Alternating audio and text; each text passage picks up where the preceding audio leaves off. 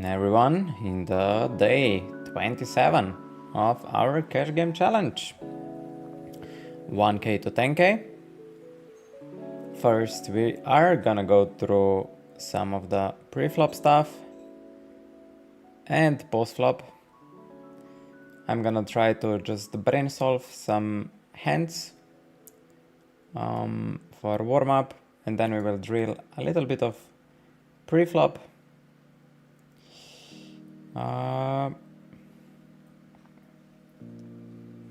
Anything else? No.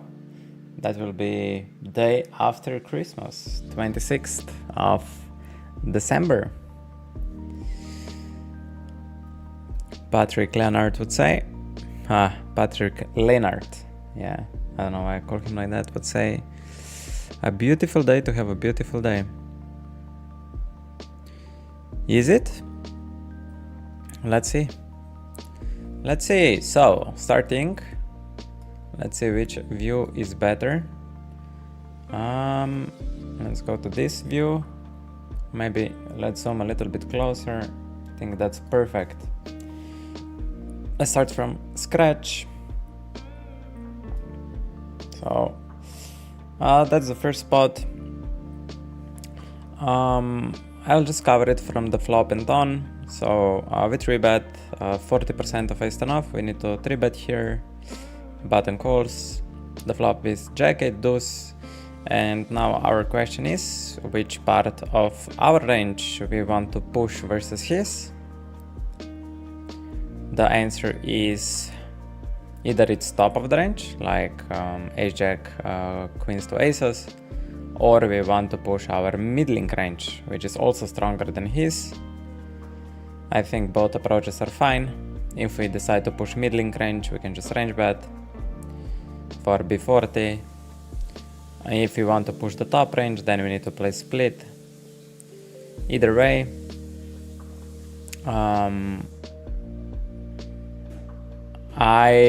for me, it's just easier to push the top and play a split strategy. So if I have here queens to aces, I would just 20% roll.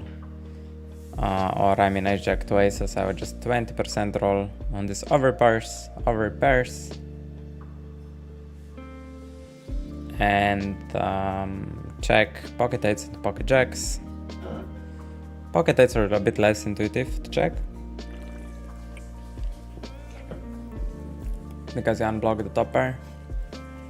Maybe I would just 20% roll on eights, ace jack, and all the over pairs.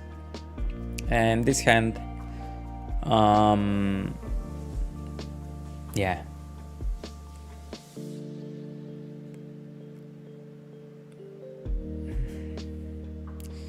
It's for sure bluffing to some degree.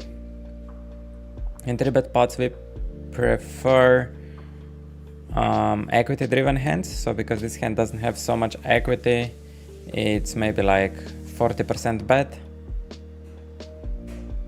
Right? Now I can also think about my opponent. Do I think my opponents are defending well? Are they doing any mistakes?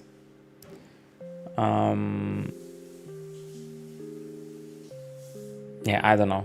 I honestly don't know. Like, maybe they overfold slightly on the flop, but then I don't think they do overfolding on the turn. Maybe some. So maybe betting 80% of ace 10, it's better to just be a little bit more aggressive in every note than solver is. Next spot. Oh, that's the same screenshot. Next spot, oh, that's still the same. Pocket fives. Can we zoom out? Is it possible? I didn't want to do that. Okay, we just go. I'm gonna control minus out. So we're here. Sorry. Okay, we're on the big blind.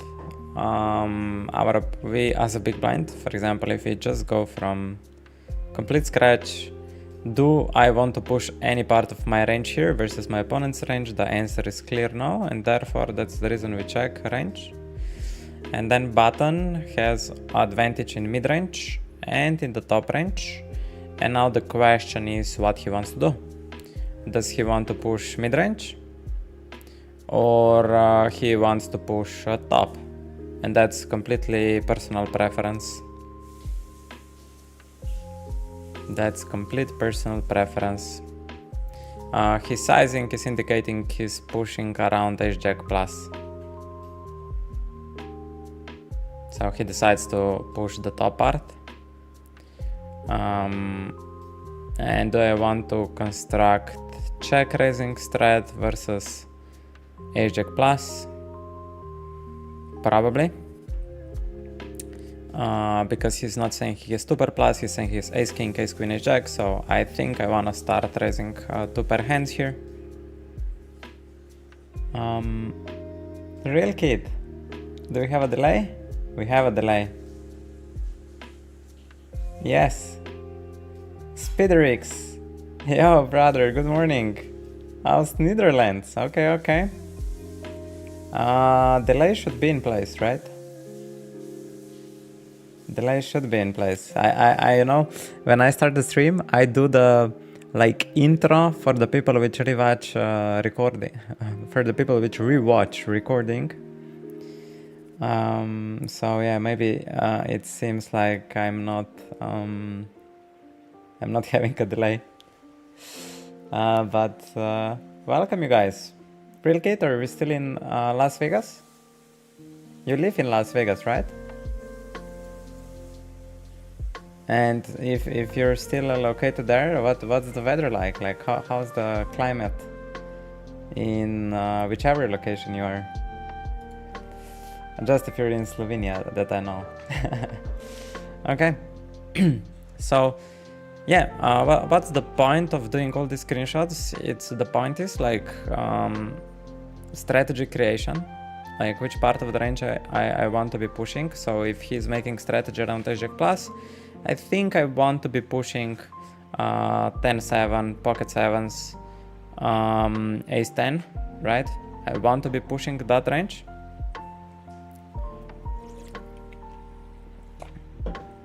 And I want to push that range around 70% of the time. Makes sense. What size? I don't know, like 20 blinds. That is pretty much struggle. Now, how do we defend versus ace-jack plus? That just needs to be trained. So I think I should do a lot of solver work on like finding bottom defense, if we assume opponent is at least competent to bluff some hands.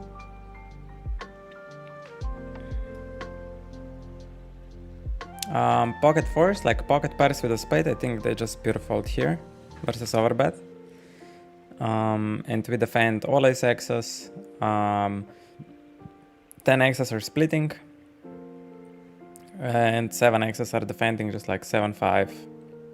This 7 X's with backdoor diamonds you defend, and then 10 X's with all backdoor diamonds, maybe the weaker 10 X's mostly, and then 10 X's with a spade, and the rest you fold. That's what I would think. It's a defending range. Ace king. Under the gun opens. Small blind 3 bets. We 4 bet ace king suited on the big blind. He calls, and that is the flop. And now the question is which part of the range I want to push. I want to push aces, ace king. That's majority of my range. I have just a little bit of ace queen suited.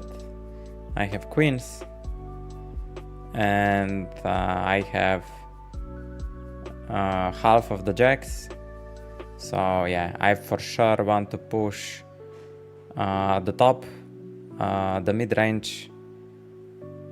Yeah, I don't think I have advantage in mid-range here. He has probably full frequency queens, jacks, tens, king queen suited, king jack suited. So I just want to push the top, it feels like. And when I want to push the top, how much I want to bet when I'm pushing the top. Probably just flop is 40, like I think half pot makes sense, like I went. And then I need to protect my mid-range, so hands like pocket queens, ace-jack suited, king queen suited. So I want to protect this range, and I would bet 80% of ace kings here and the rest put in check. That's just, I'm not saying this is correct approach, it's just like a strategy creation. So I'm just trying to create a strategy on the spot. And king 9. We open from the button, big blind defense, it's friend of the stream. That hand I need to analyze actually in the Discord server. Exclamation mark Discord, if you would like to be part of that discussion. So we open button, big blind defense, and on the flop I have an option, right? I have an option.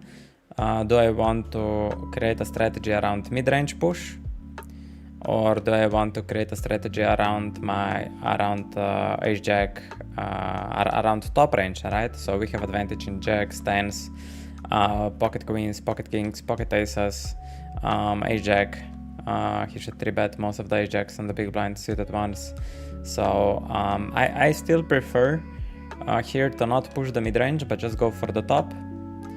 And king 9, I would assume it's a 70%, 80% bluff.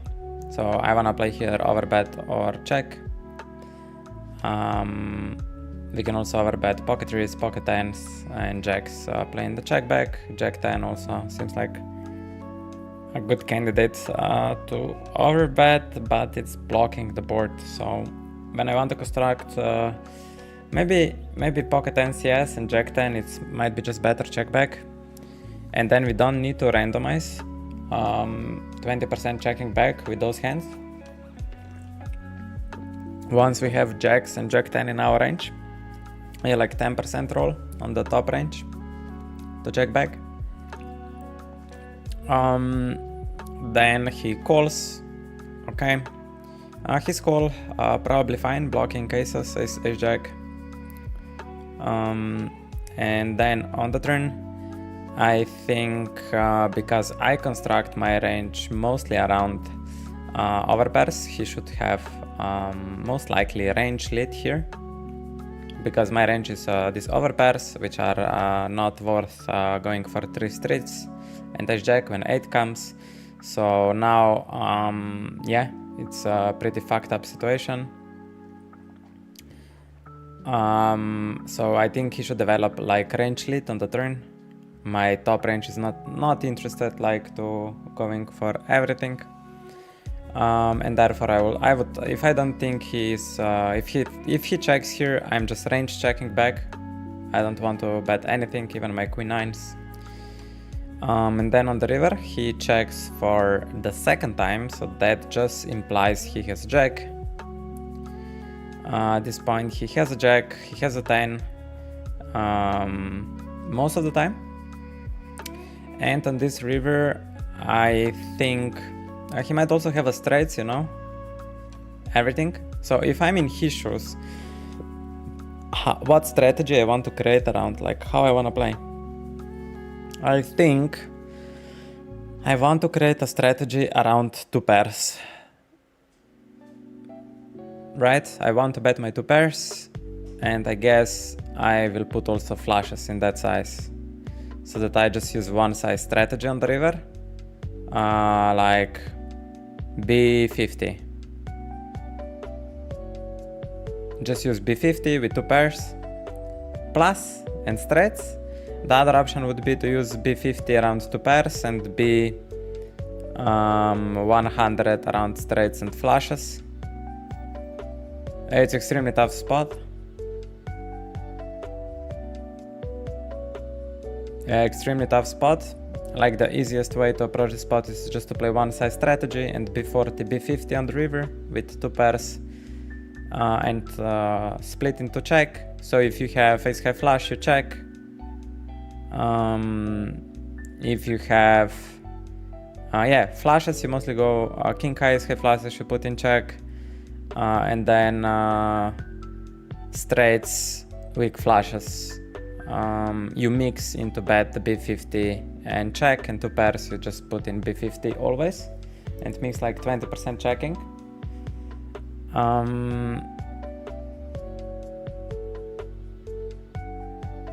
That's how I would play, and then check all of the 10x's and weak jack x's, also other jack x's, and then as on the river so now opponent tells us he's mostly on a jack or a 10, with a little bit of mixing of strong hands, of course. And I think when our opponent tells us he's mostly on a jack or a 10, we just bet all our overpairs. So we want to have one size for our overpairs, which is half pot to b67. I like half pot for overpairs. And then the other sizing.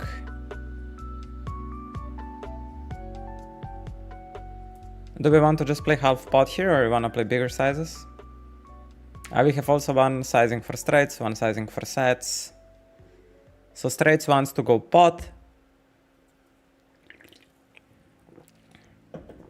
So I think it's fine to play half pot and pot, and we just put all our flushes into the half pot. Oh no, weaker ones into the pot and stronger ones into the half pot. So the king 9 with the flush characteristics, I can mostly play it as a pot, and some of the time, like low frequency, I put it in half pot, that when he raises me, that I just back jam and make all the other flushes indifferent. And that was so most of the time I should go pot, and sometimes I should put it in half pot, and then when he raises me, just back jam.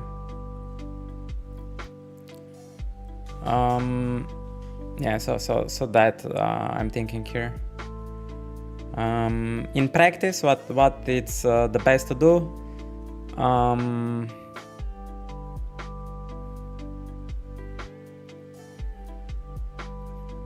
Probably, it's so hard, man.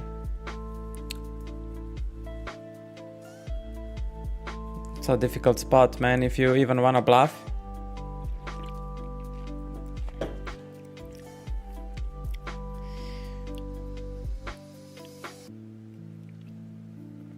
Like in practice, like when I play this spot, I was thinking where I rep the most value. The most value I rep in a half pot sizing, right? That this is where all of my overpairs are.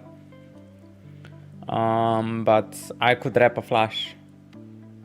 I could rep a flush and just pot the river, or do a slight overbet. Yeah. His hand on the river versus half pot blocking aces. It's probably a randomized call. Yeah, interesting. John Baggio and Real Kid, yo. So I live in north of Las Vegas, and the weather is very warm this year. 6 to 16 Celsius, low to high, no snow. Wait, Vegas has snow? I didn't know that. And so it's like a perfect weather, man. Vegas in winter, it seems like a perfect city. Sunny all the time, right? Or mostly sunny, and it's not too hot. It must be perfect in the winter. And then on the summer, you just travel to Europe to cool down. John Baggio, betting range for B25 for the ace king hand. I barrel the turn with king 9 with king of spades. Ace king hand. We had ace king in any of the spots. Don't remember. Maybe opponent had ace king. And king 9 of spades, you barrel the turn. Okay.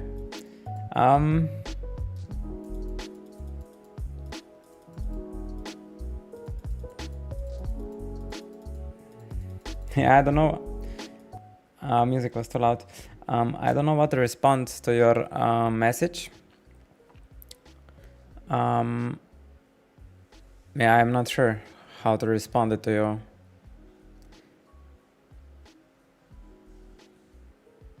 Yeah.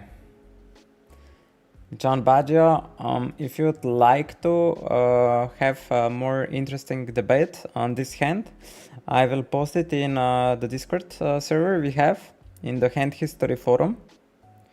And you can also make a screenshot. And I would be extremely happy if you post it in hand history forum. I'm gonna show you like how you can do it. So you go to the Discord server. If you're not there yet, !Discord. And you go to, I will try to zoom you in. So you open the server and you go to here, Poker Study Zone. And you go to hand history. And here you create a new post and you name the spot, button versus big blind, or however you want to call it. And you can write your thoughts, like how would you strategically play it, what potential exploits are versus our opponents. I would be extremely happy, like anyone watching this or watching a recording, you guys can join the discussion. Okay, I think that's also one interesting spot. Like there's endless of interesting spots. So cutoff versus big blind. On the flop, the question is, do I want to push my mid range or my top range? Like, do I want to push jacks to aces? That's one approach, to just push jack to aces. And jack 9, pocket 8s, pocket 7s. And just randomize 20% check back with those hands. Or we just push our mid range and we just range bet like small. Two approaches. I chose to push mid range to range bet. Now looking at this spot, I prefer pushing my top range. So jacks to aces and jack 9 suited. I think I have it more. But then he has jack 9 off like 50% of the time. So it's very equal shit in straights. Yeah, but I don't mind playing polarized threat on the flop. And pushing my advantage. And okay, so we push mid-range. And then from his perspective, when I push mid-range, he wants to check raise every 2 pair and all the straights. And again, he needs to be like 20% rolling. Otherwise, we just assume if he doesn't roll his strong hands on the flop, then it means when he check calls, he doesn't have raising ranges on later streets, and we can just bet equity driven bluffs, and also we can bet very thin for value since he's not protected. So I guess I answered myself, like how to approach population, since really nobody rolls his value to protect his passive lines. I guess the answer is just to imposition, like just face up a bet. Just face a bet. Bet weak top pairs, bet flush draws equity driven bluffs, bet medium strong hands. Like if these guys don't roll their strong hands on the flop versus our c-bet, we can just play like face up, like you have pocket jacks and king high board, just bet small on the flop, they didn't raise, bet half pot on turn. What are they gonna do? They cannot raise you, you know? You can just create a strategy on the turn. I'm gonna bet my ace king, king queen, sets, half pot. And I'm gonna bet jacks as well, because you know what? You just raised all of your strong hands on the flop. So yeah, I don't expect to get raised on the turn ever, unless you turn 2 pair. And then on the river, I think it's also really good. So let's say river breaks, And then on the river, it's also really good to thin value bet all the top pairs. Maybe if you have pocket jacks, just bet them 1/3. If they didn't randomize on previous streets, they're nuts. I guess I can just bet shameless into them till. So I think that's the biggest punishment to the stakes I'm playing at the moment. Like just don't give a fuck about their calling ranges, because they're not capable of rolling hands, of mixing strong hands, right? If they just raise on the flop all of their value,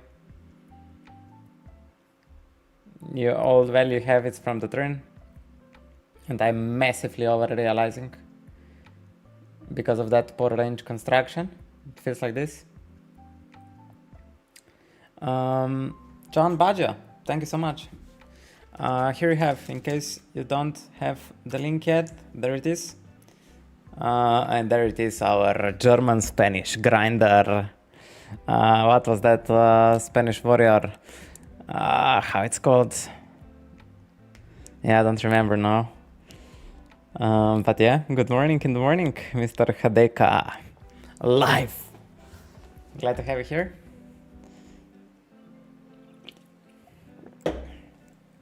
Let's go back to that spot. So on the turn, when I have a queen 10 specifically, what I want to do on the turn, I range push on the top, and then on the turn, yeah, I think I want to do exactly that. So if I have here, it's so interesting, like what you can do in position here.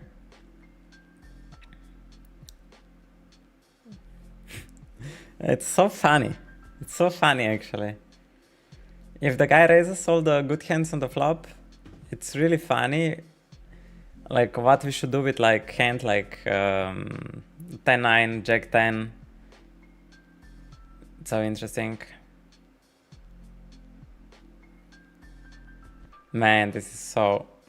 Poker is so hard to play it. Poker is so hard to play it good. Or like, what's the best way to play it?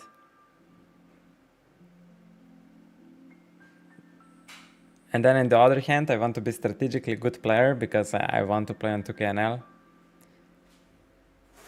I don't want to play just so primitive poker. But I guess that's part of the journey, right? So, queen comes. What do I want to do? Which part of the range I want to push? I think now we want to push our top range for sure. So kings, aces, queens, ace queens, jack nines, 10s, 7s, 8s. What do we do with... yeah, I think we just do polarized approach on the turn. And here I need to be very careful of checking some strong hands, like 20% of the time. I need to roll on pocket 10s, pocket queens, jack 9, sets, 8, 7s and 10s. I think just 20% roll on those hands.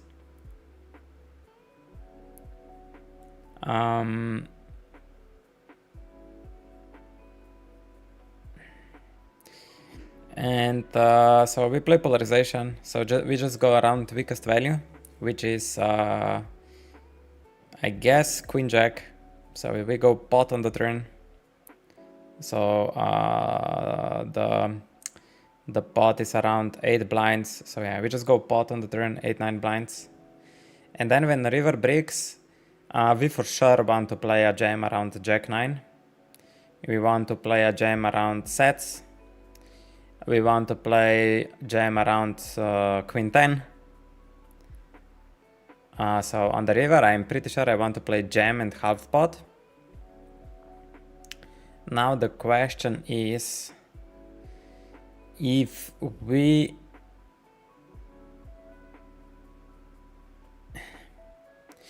can just play half pot, because if he has 2 pair, he's raising the river anyway, right? If he has queen 7, queen 10, queen 8, 10, 5, Is he not raising the river when we half pot it? Maybe not, right? If the guy has 2 pairs, he's probably not raising them when I half pot the river. He's just calling. At least most of the guys. So I think we just create a strategy, half pot and jam, and we half pot king, queen plus. King, queen, ace, queen, aces, kings. And then we just jam 2 pair plus, like queen 10 plus. And we need to mix 20% of queen 10s and jack 9s and sets into half pot sizing, right? That we are unpredictable. Pretty sick hand. Pretty sick practice, actually. What's the impact of high rake against these strategies? No fucking clue, man. I guess higher the rake, the tighter you want to be with passive actions. So that's the idea. So higher the rake, tighter with calling. You can be aggressive with raising, but tighter with calling. Real Grinta 007. Good morning. Thank you. Man, that was so fun. That was so fun to do.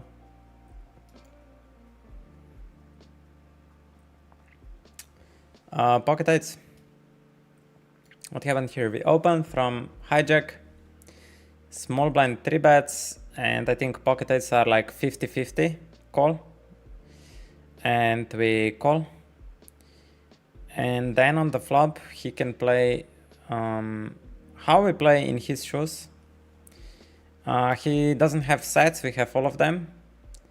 So the question for him is, does he want to push around aces and kings here? That's his question, that's his range advantage. So he has advantage in aces and kings. So he asks himself, or we, if we are in his shoes, on the small blind shoes, we ask ourselves, do we want to push our range around aces and kings? That's his contemplation there. And I don't mind it.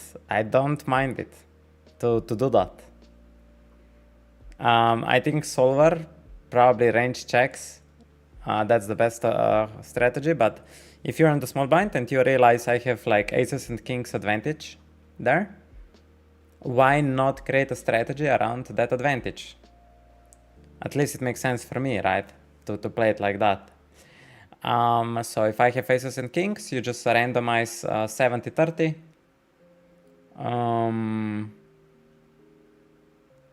With those hands. And you bet 70% of aces and kings and 30% to check.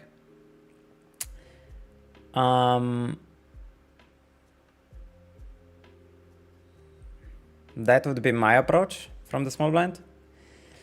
Okay, he checks, and still, once he checks to us, I think imposition strategy on a favorable board is just to step 65% of range.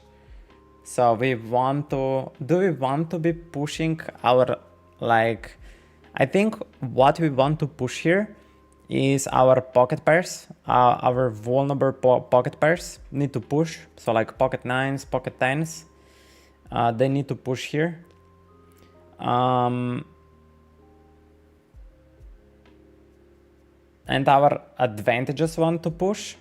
So there are two approaches here. You can around your strategy around, that's interesting.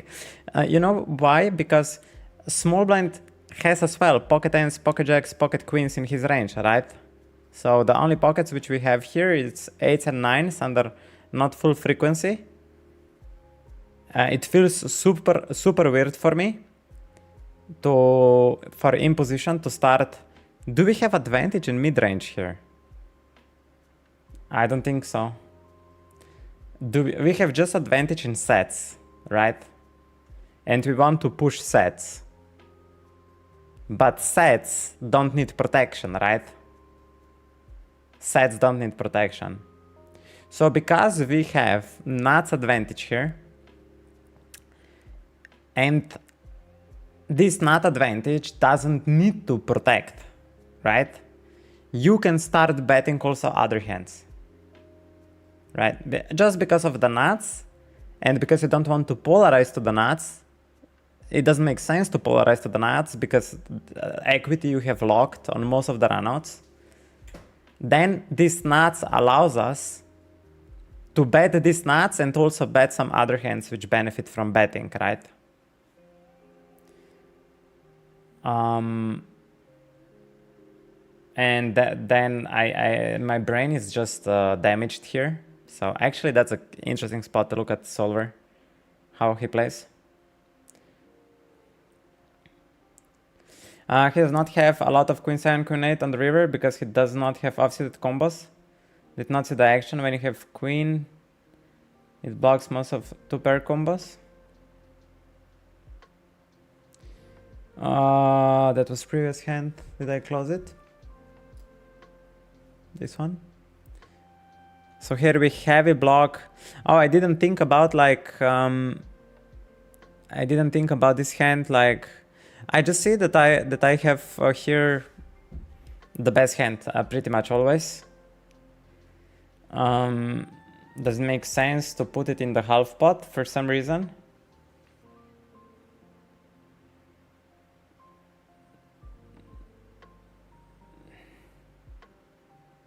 I think it's the same shit. I think it's not so important. It's not so important. You can I'm also streaming on YouTube, and if you're curious about this spot, you can just close the stream and go to YouTube when I started to talk about it. And you can also make screenshot mental fisha, and you can create a post in our Discord server, and we can have like a really good discussion there. So I would love you, man, to do that if you want. Here, you just go to our Discord server under Poker Study Zone, Hand History, and you just create a post, right? And we have one guy already helping us out. So yeah, it's pretty cool. I try to do almost every day. I try to post some spot, and yeah, I try as hard as I can to improve. So we were in that hand. Let's not lose track of thoughts. Yeah, I'm not sure. So the mechanic here was we have advantage in nuts, but our mid range doesn't want to push because we actually, I think we don't have advantage in mid range versus small blind. But because we have advantage in nuts, we can put some mid range there, which needs a lot of protection.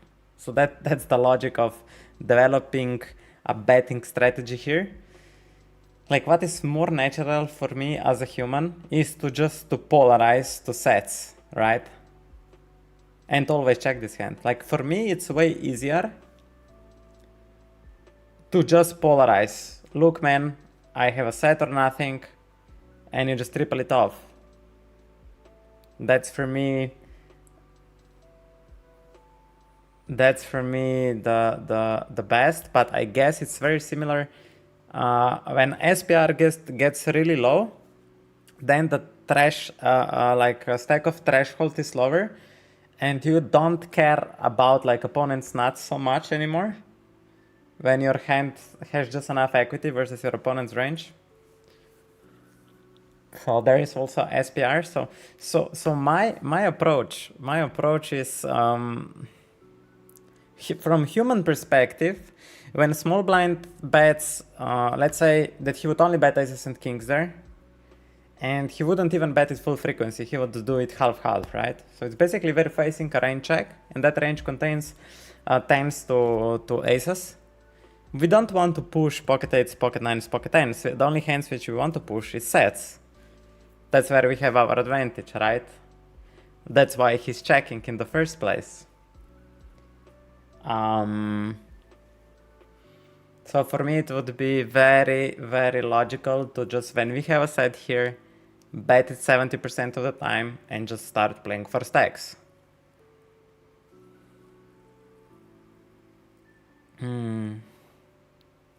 This action might be good to do live sometimes for interaction, then short break before play stream. I think I can do that. We can do stream with no delay, actually, and then just restart stream with a delay for play. So that I study live on stream, then we do a break, I go to breakfast, and then I start the stream with delay and we just start playing, so that you guys know when I'm on no delay, it's studying, and then I just switch to delay. I think that's a really good idea, real kid. If others that are watching love the idea, please let me know. Send me some emoji at least if you like the idea. So idea is that usually I'm studying in the first 1-2 hours anyway. Do it no delay, and then go to breakfast and just stream with a delay, only poker. I think that's pretty cool. Okay, we have shit ton of screenshots, but I cannot do everything today, and I think we are getting into the waters where I'm studying too much and not playing, and therefore I'm just lacking practice. Like, I just don't know what is actually happening because I'm so in my head. So I actually need to start playing more and studying a little bit less. What a problem to have, huh? Because I see whenever I'm studying too much, when I start to play, I don't know what to do anymore. It's just, I'm just burning. We didn't do for a very long time like pre-flop ranges. That's also something, like I'm not even fluent in pre-flop. And I'm a bit irritated that I'm not mastering pre-flop. So where is my biggest weakness? So what we'll try to do now is we will try to find my biggest weakness in pre-flop. To table view, let me see. So we make it somewhere around that, maybe more center, like this. Let me just see if trainer works. How you guys see the trainer? Yeah, it's too close. It's too close of a zoom in. EP versus. Yeah, that's fine. It's fairly visible, like this. So where we are the weakest? So let me look at my study plan and let's see. RFIs, I think I'm pretty good. Versus RFI, small blind and big blind versus all positions, button versus EP. I think versus RFI, we are pretty decent. And today is Russian Cash Friday. I totally forgot. On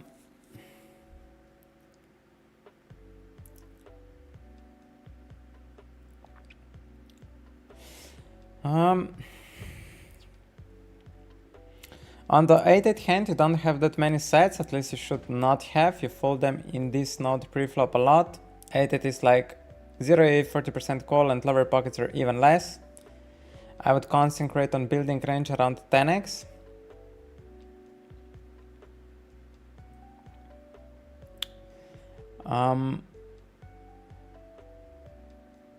Yeah. Mental Fisher. I mentioned with pocket 8s that I did 50% call in game. So I knew that pockets were mixing, but now that I was breaking down the spot, I didn't take into the account that we are defending sets under frequency. So we open them under frequency, and then we also defend them under frequency, right? So 4s, 7s, and 6s, once we open them pure, but we under frequency defend them. So like Mental Fisha said, maybe the small blind should just not range check. Small blind should just play a strategy around pushing the equity around pocket tens. Yeah, like you wrote. And when small blind checks here, we are building a polarized approach, right? Or we don't want to play. We don't want to polarize. We want to... No. Oh my god, that's so fucked up, man. That spot, I guess I'm gonna post it in the blog. I'm gonna post it in the Discord. Mental Fisha, thank you. That was pretty useful. And yeah, I'm gonna do it now. That was actually pretty cool. So let's make a post on that hand where it was. Here it is. Let's make a screenshot. Oh, we already have a screenshot. Where is it? Here. Let me save image. Save image as desktop. And then we post it in the Discord server. New post. And we will mark it as a... Here it is. Title, small blind versus hijack, 3-bet pod. Hijack, strategic overview. And then we select 3-bet. No, that's not, that's simmer text, 3-bet pot, flop, yeah, and both lines, attack and defense, so it doesn't matter. And I'm just gonna post it here to review later. So Mental Fisha, yeah, if you would like to get involved here, I would love to have you there. And now let's go to preflop. Now let's go to the preflop, to table view. Where I have it here. Oh, yes, Real Kid, you're right. Just a bunch of practice. Just a bunch of practice, and eventually we will be good enough.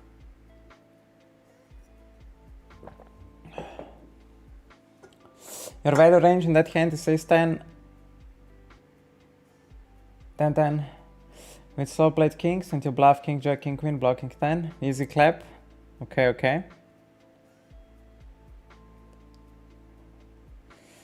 Okay. I'm gonna review it after sesh. What I was asking myself today in regarding preflop, where I blunder the most, where I have the biggest blunder, in which preflop tree I'm blundering the hardest.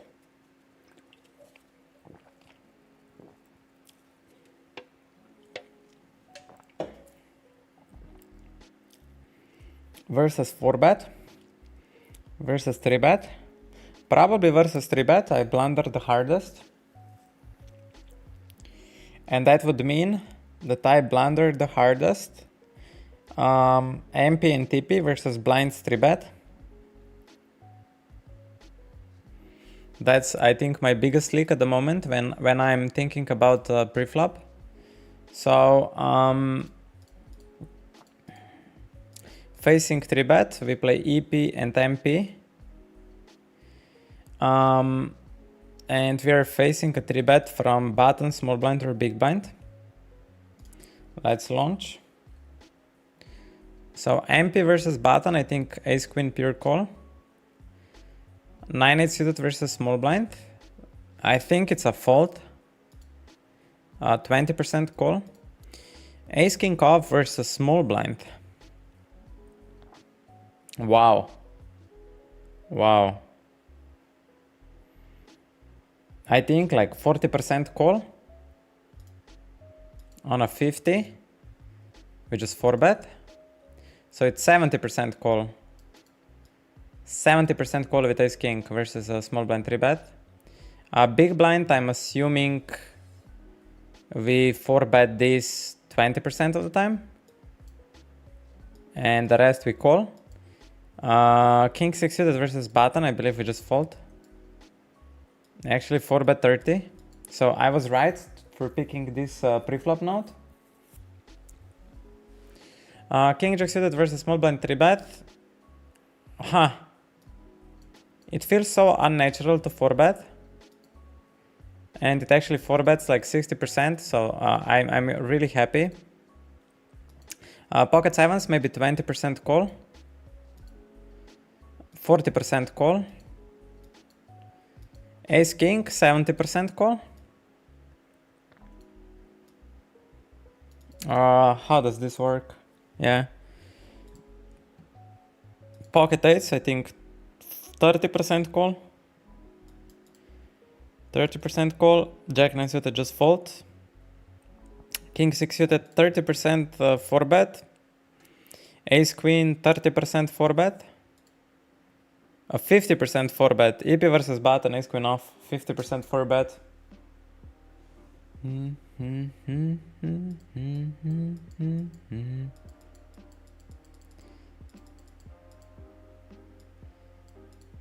Pocket eights.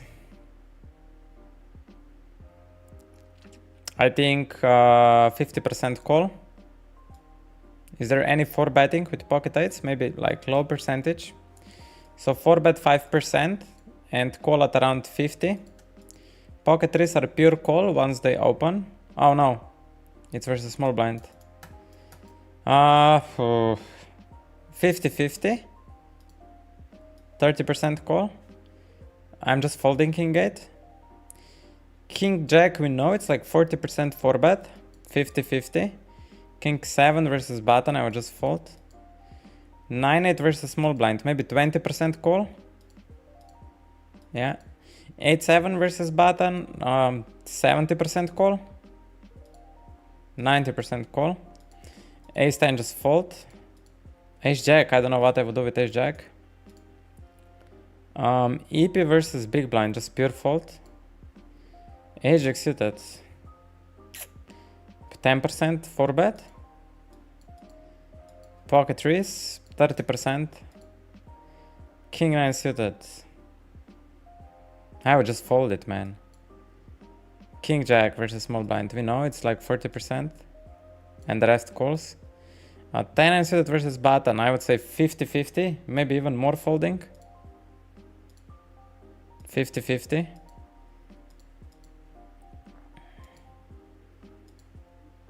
Maybe like 5% calling or something.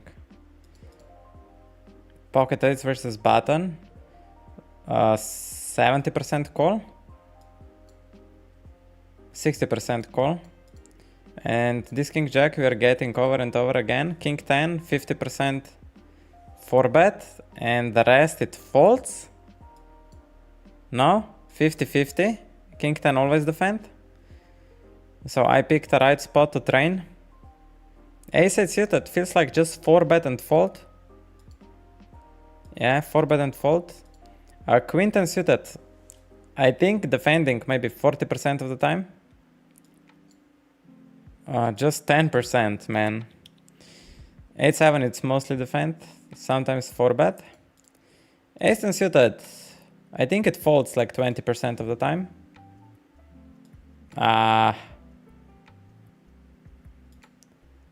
No, it doesn't fold. It's a 90% call. Pocket kings versus small blind. EP versus small blind. Pocket kings. Maybe 10% call. 20% call. Let's look at these ranges, man. So EP versus small blind 3-bet. EP versus small blind 3-bet. You guys see it on the stream, yeah?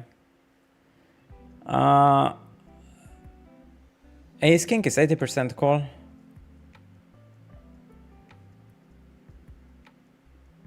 And then bottom is Ace 10 suited at 50-50. Suited connectors are mostly calling. Suited Broadways are all over the place. Ace Queen off, 4 bets. EP versus small blind 3-bet. And then versus big blind. Ace Queen off just 10%. And we just 4-bet Kings, 40. Ace Kings. Yeah, not a big deal. MP versus small blind 3-bet.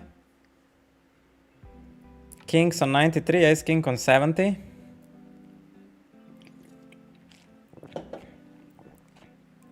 And MP versus big blind 3-bet. Ace King mostly calling, huh? Interesting. Yeah, I think it's enough of pre-flop today. We just start playing and we're gonna review all the screenshots at some point.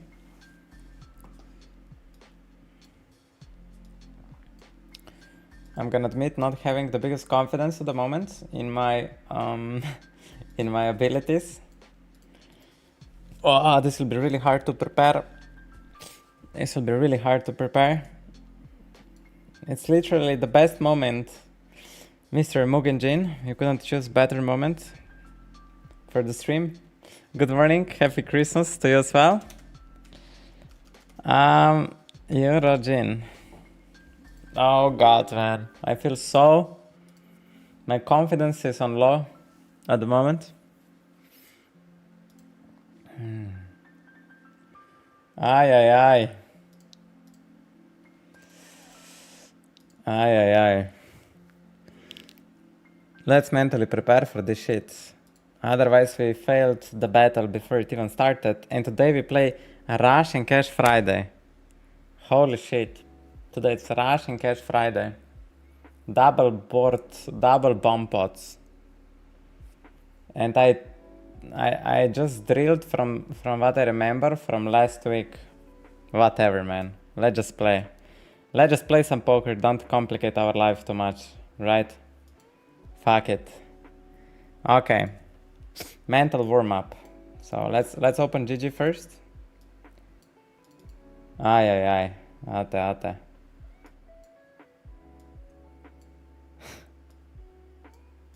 Like the more I know, the more I know about poker, the more clueless I am.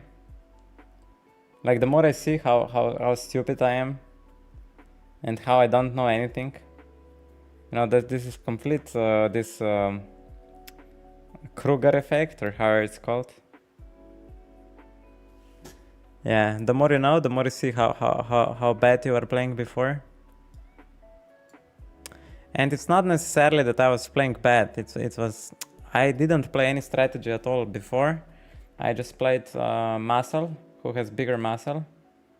6 minutes till collect of giveaway. We need to start the streamer mode. And today we have Rush and Cash Friday. Rush and Cash Friday today. We need to open the Bankroll challenge on the side. Yeah. Holy shit, we're playing Rush and Cash today. I can't believe it. I can't believe it. So, okay, let's see. Update title, done. Update profit and yesterday, done. Check stream delay, we have stream delay. Open Bankroll challenge, done. Check if in the right category. Let's check if we are in the right category. Just a second. Twitch. Dashboard. Stream manager. Edit action. We are in the right category. That's perfect. Let's move that to the other screen.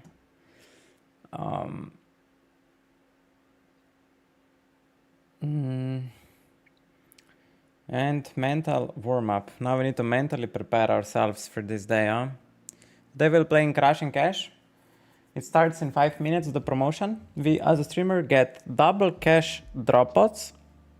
The goal is to play, I think I'm gonna play 3 tables for start, and then add the 4th table if I will feel comfortable.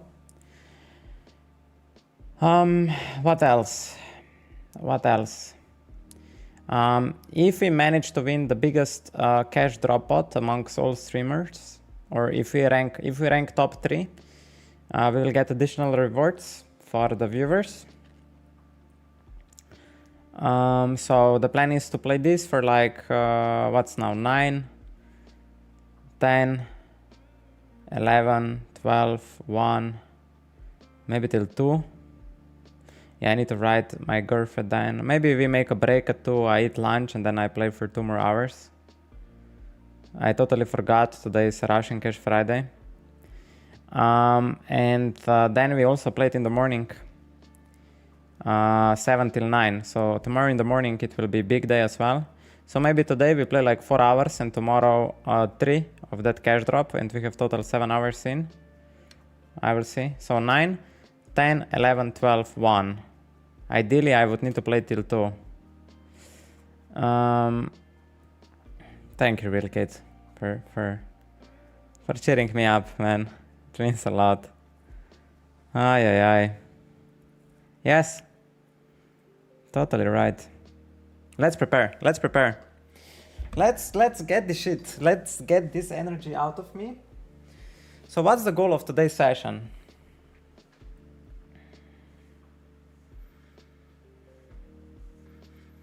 It's to fucking fight, man. You're playing poker all your life. Just fight. Just play. Just be there. Think about ranges and just follow it through. If you will punt stack, so be it. The only thing which you can control is like how much effort you put in, how much you try. That's only measurement. That's only fucking measurement. And like how you react to outcomes. We want to become a warrior where we did the prep, right? We did the prep. We played poker for I don't know how many battles we played already. Now it's just time for fight. I don't think warriors complicate too much. All the prep was done. Now we go kill.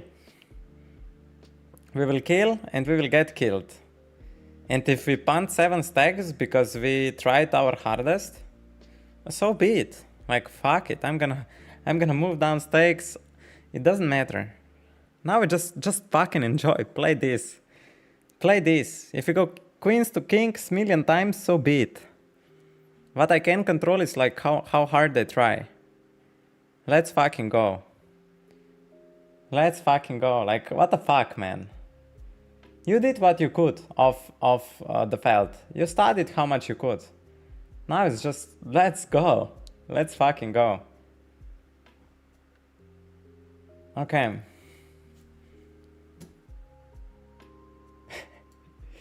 Let's fucking go, man. Why am I so much complicating? Rush and Cash, brothers and sisters. Today's Rush and Cash Friday? Yeah, 26th. Makes sense. There we go. I'm not gonna complicate so much with ranges. I know in Rush and Cash you should be way tighter. I'm just gonna play normal ranges for what I usually play. I don't really care. We just play what we are used to playing.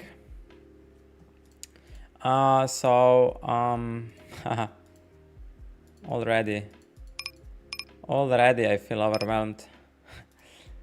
Just that I step in. Pocket jacks, I think 70%. So in here you should like check 70% of queens. Pre-flop, I mean call.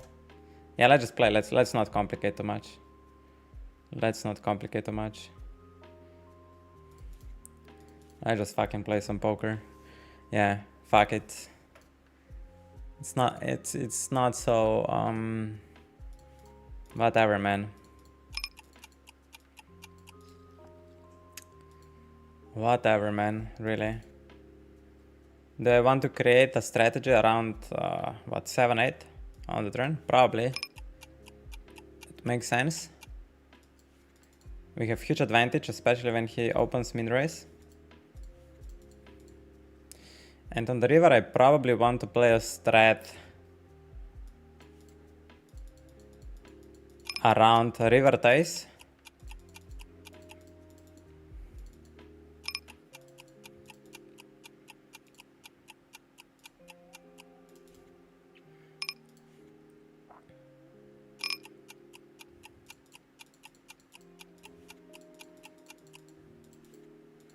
Oh, that was interesting spot with jacks.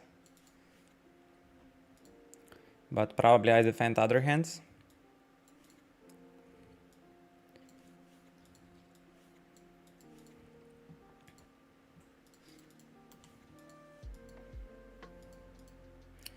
On 98 we call.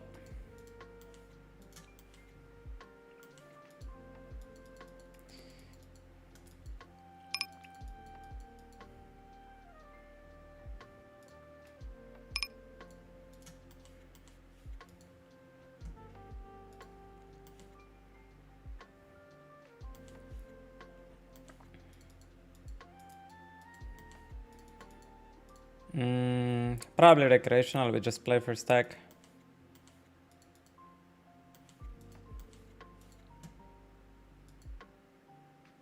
Ah, super natted, man.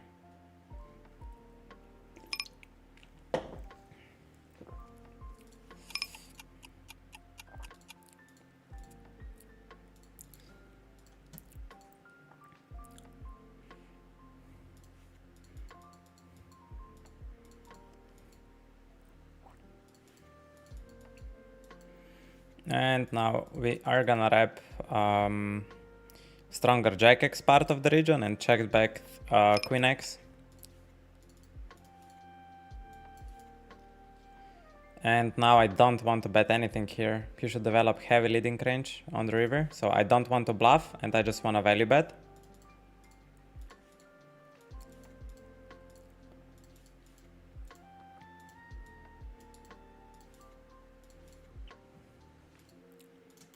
Let's fucking go. No mercy.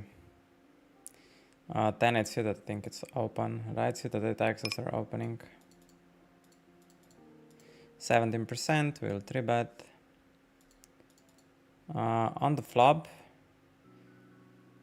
I wanna create strategy around my... Yeah, I'm gonna play like this. He has ace king. I'm just gonna range check with ace deuce. I'm gonna check everything. And 10-8, we're gonna bluff on the river. I'm just taking my time because it's a very complex spot.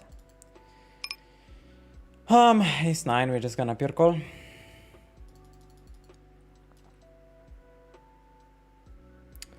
We need to keep in mind that we're range checking on the flop, so we have a lot of ace jack, ace queen, all the better hands. And that this hand, it's probably a pure fault. We have so much other range to defend here when we range check.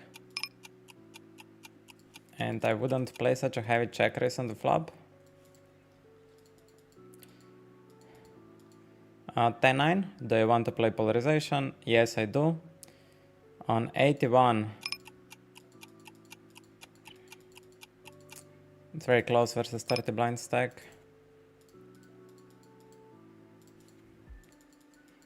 And now on a 5, I'm just gonna raise it up and jam the river. He should play big leading range there. So I would never bluff the river, probably.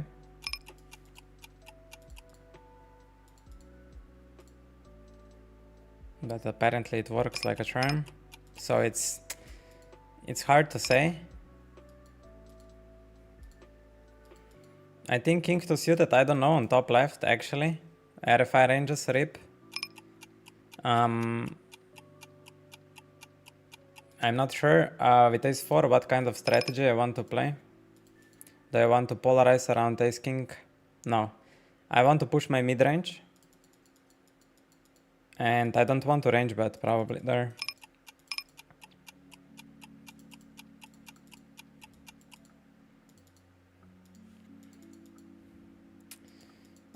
Pocket eights on 14 with nothing. And 99 on jack 9.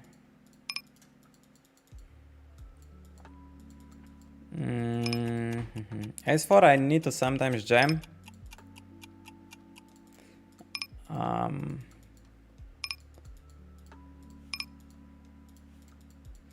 And pocket eights we call. I don't think I play any leads here on the river. He has huge advantage probably in 5x.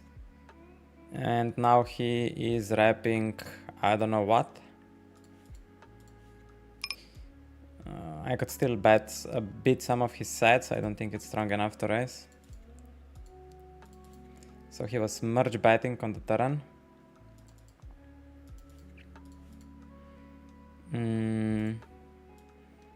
22 on 10-8 suited seems good enough.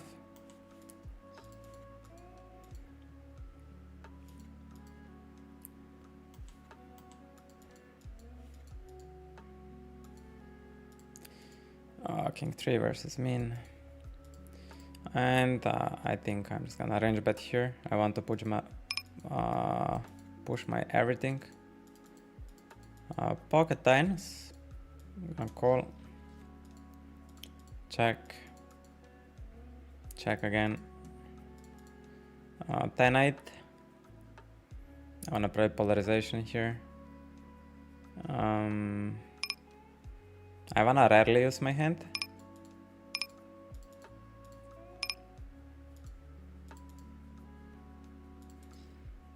I would play just call with pocket tens.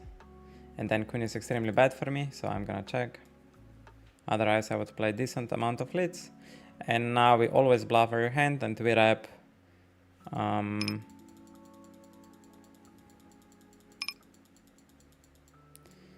probably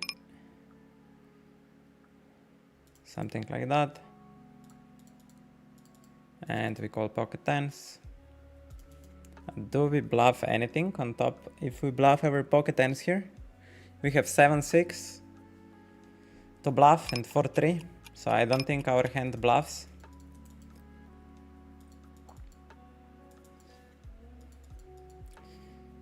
He's saying on the river he has sets. Once he would bet again. And ace-8, I can just push everything for 1BB. Luca, yo. Good morning. 4 tables of Zoom, too much? Okay. I'm gonna listen. I'm gonna listen to my boss.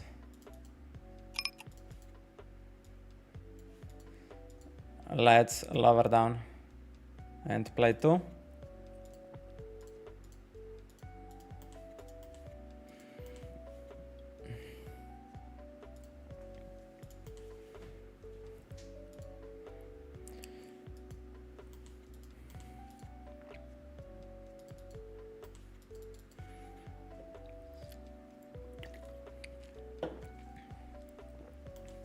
Queen 4 on 40, no, on 29.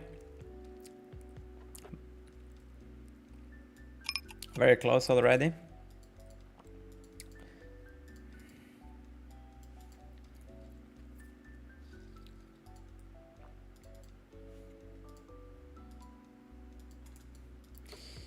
I'm on 47. I still wanna raise my 2 pairs here.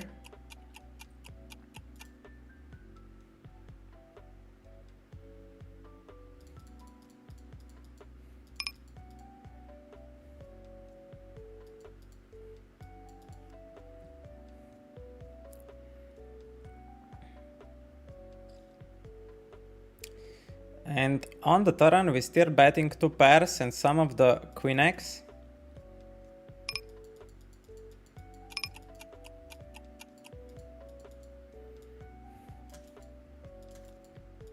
However, I'm gonna check this hand pure because it's the weakest queen X.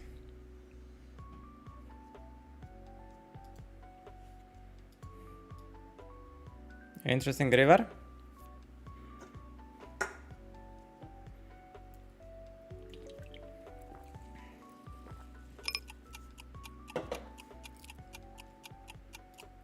Interesting river.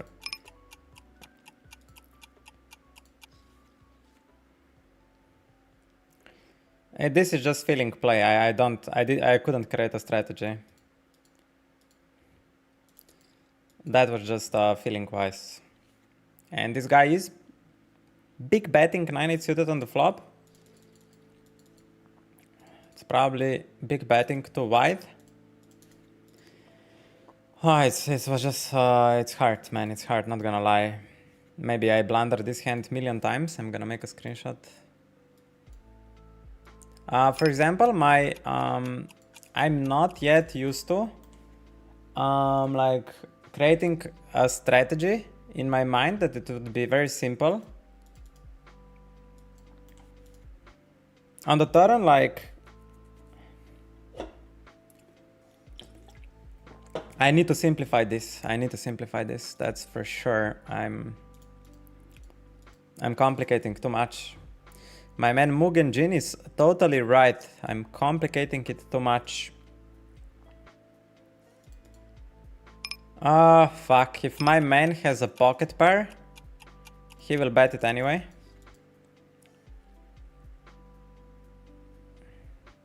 If my man has a queen, he will bet it anyway. Or a bluff. Most likely has air.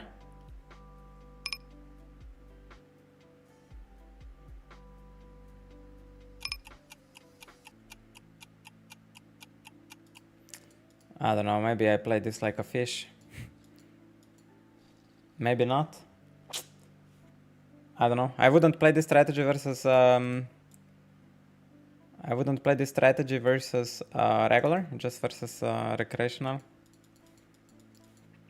I don't know if he has something, so I give him 3 times opportunity to bluff.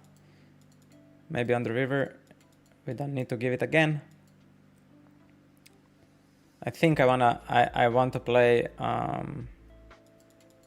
One option is to range bet small, one option is to range check, but I would prefer to play strategy around polarization. Queen 9 versus min raise, I don't know what to do. On the turn, same thing. Betting around queen. B40, like around queen 10. This hand always check. I'm gonna defend this. I think I should sometimes fold this, but not on 13. I think I don't play raises.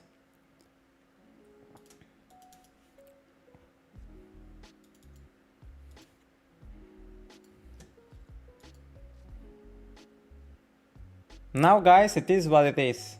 I can only make screenshots. Now you guys cannot teach me like how to play poker, you know? Now it's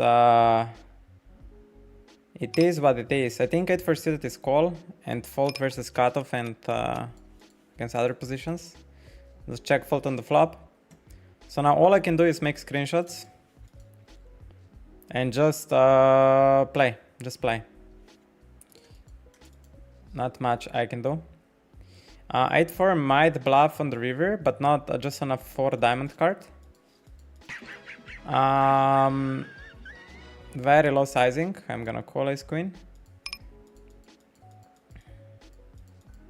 Yeah, I'm not sure if I bluff this here. I'm gonna make a screenshot like how to do it on the river. Ace queen on 77. I'm gonna check back.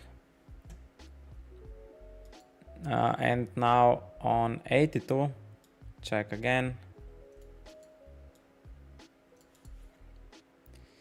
And now if he has a flush, he raises me anyway.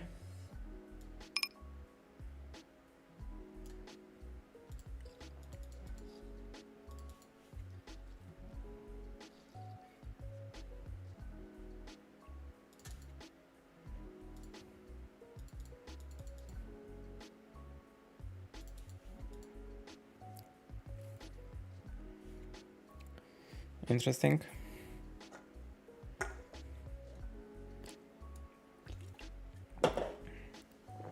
I'm mostly betting their king, ace, queen, but yeah, sometimes you need to protect the checking range.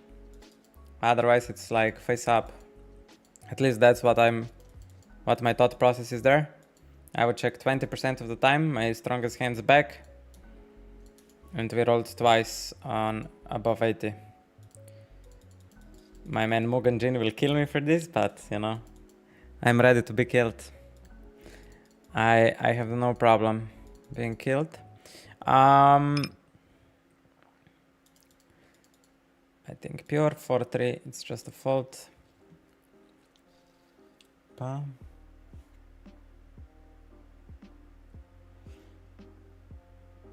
Yes, sir. Mugen Jin is my supreme commander. Oh, I need to ask my girlfriend for a pulse.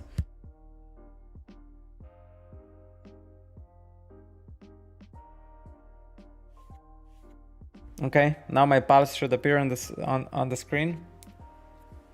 Yeah, my man Mugen Jin is my supreme commander. I need to listen to him.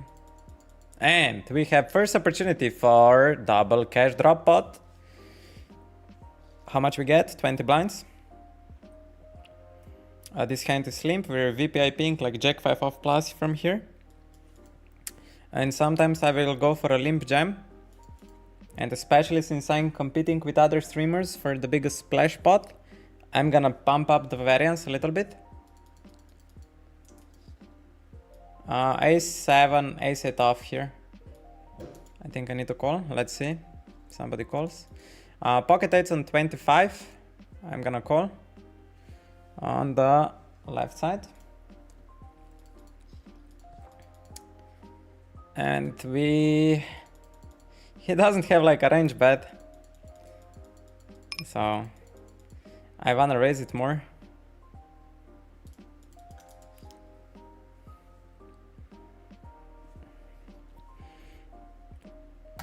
On 84 check. Huh.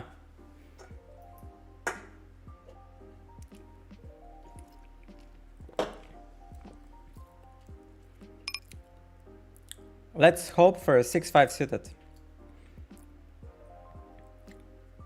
Let's hope for a 6-5 suited.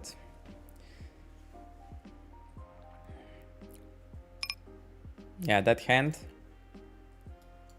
definitely worth screenshotting.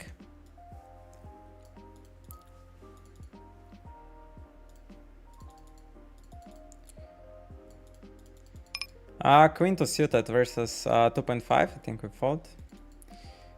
9-7. This guy shouldn't have much strong.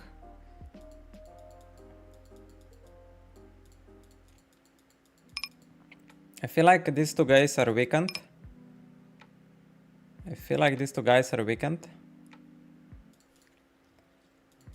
That's not the best. The question is if you wanna ever check jam here. But no, it's just recreational in the pot. Doesn't make sense. That pocket 8s. Yeah, I don't want to think too much. I just wanna execute on my instincts. And this is like pocket queens with a diamond. Or a bluff.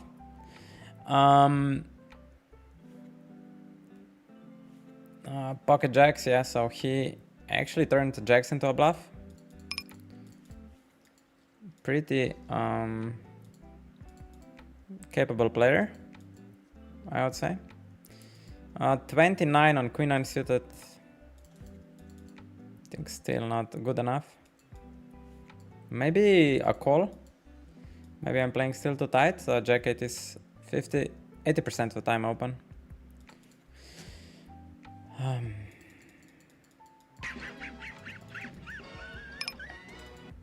Yeah, I don't want to comment hands for the past. I will analyze it after session.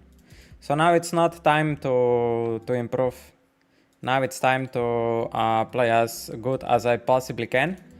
So all I'm asking from you guys, I'm very much encourage you to make a screenshots, you know, with your phone, with your tools. Make screenshots of spots which you think were very poorly executed, and post it in our Discord server under hand history forum. If you guys do that, I would be like, yeah, like Kid in the Candyland, you know. So yeah, I encourage you to make screenshots wherever you feel something was very wrong, and just make a post in our forum. If we make that forum light, you know, if we light up that hand history forum in our Discord, that's biggest W for me.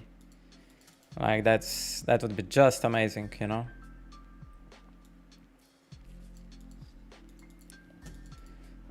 Very low roll. I would do it probably like 35.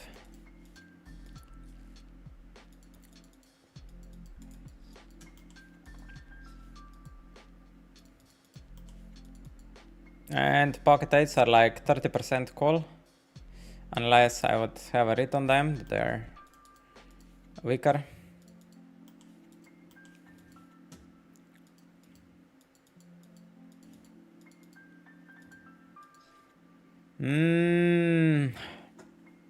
Yeah, I don't remember how to defend versus EP.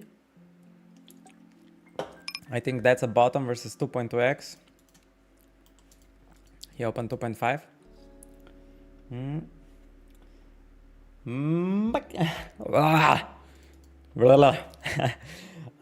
MC Trick Troll. Merry Christmas, Ata. To you too. Been watching your streams on my journey. Profitable at 10 NL, just trying 30 now.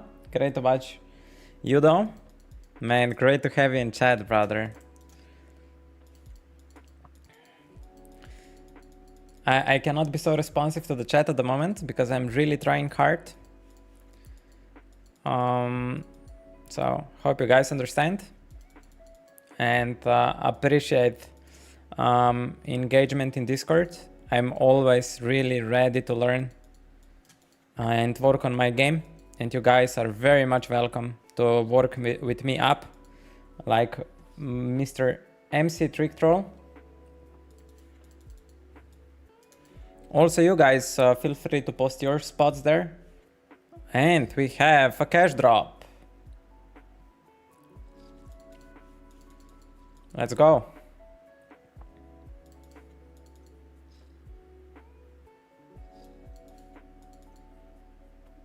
Yeah, we can't do much. Maybe it's close to calling this. I think Jack 10 I would need to call here. Let's see what they stack off. Face suited. Seems probably better call than a direct jam. And I need to make a shortcut on my stream deck for 2-table layout. Ace King on 92. We're gonna call. I'm not showing you, right? Yeah.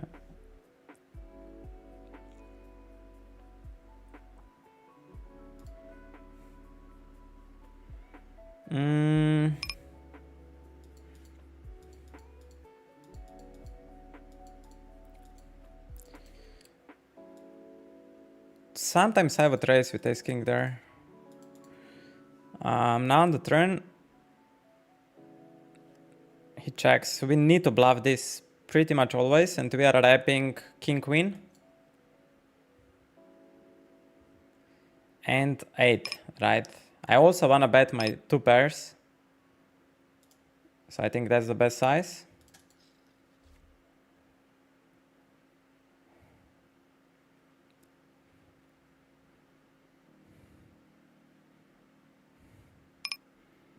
Man, also if you have King Queen, I think you wanna bet this.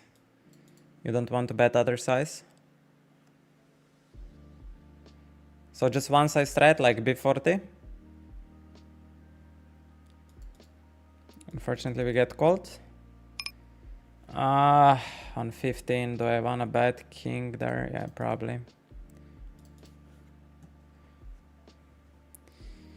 And on a 70, I'm gonna put it in check.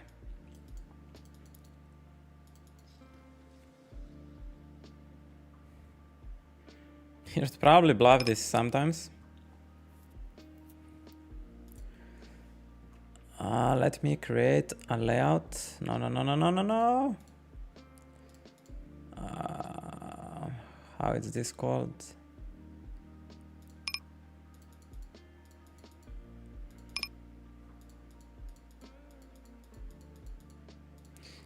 Just a second. Global sit out on next blind. I just need to fix something on my stream deck that I can switch between layouts. 8-7 check and sometimes a bluff. We will see on what number we roll.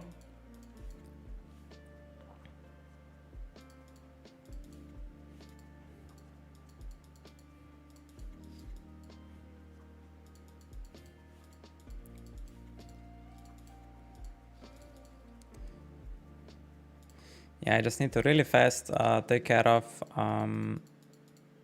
because I don't have currently hotkey. Maybe I could just sacrifice this on the right side. Probably I can just sacrifice this. It's the fastest solution to table view. Let's open here. And let's change the image.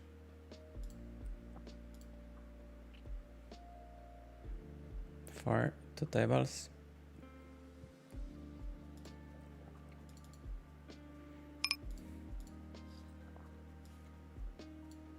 Okay.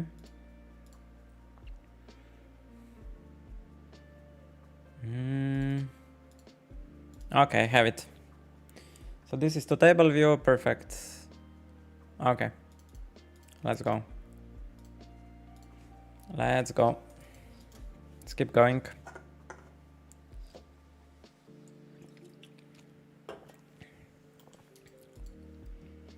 Pokemon, good morning. Good morning, Österreich. On a 6%, we will go for a 3-bet. So far, 3 cash drops or something like this. Pretty sick. For first 25 minutes of play. It's going great.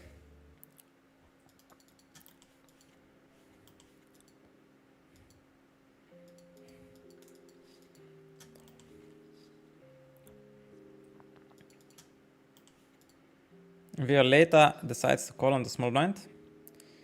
Pretty unfortunate board. I think I just wanna like range check back. And king queen feels like a range check back.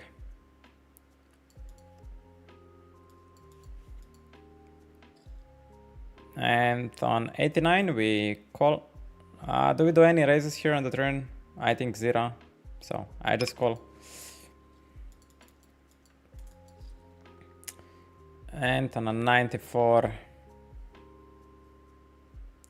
I'm gonna give up this time. I'm gonna bluff this a lot, but on a unfortunate. Maybe he would rebluff back, I don't know. I would bluff this probably decent amount. But on 94 I just gave up.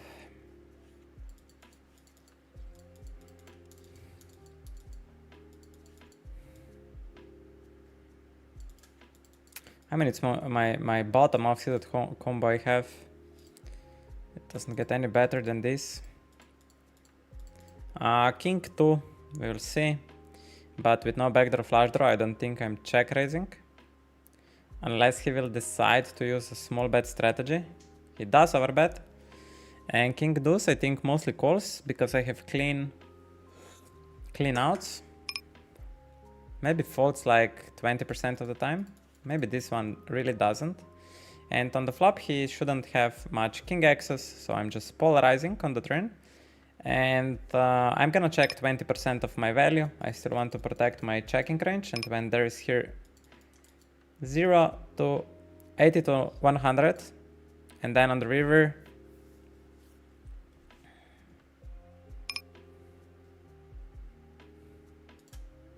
I'm gonna bet this hand.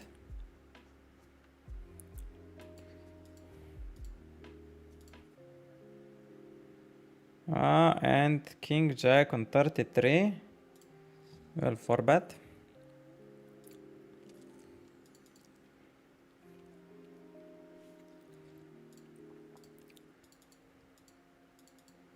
So I'm mostly donking the turn polarized around the king, but sometimes I also have an ace, which I don't want to donk. So if I always bet the king there, then my my range is just yeah, not the best.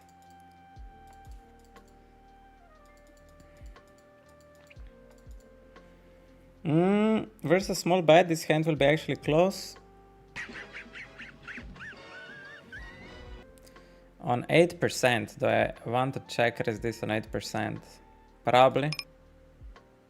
Around King Jack, maybe like King 10, if I lower down the sizing.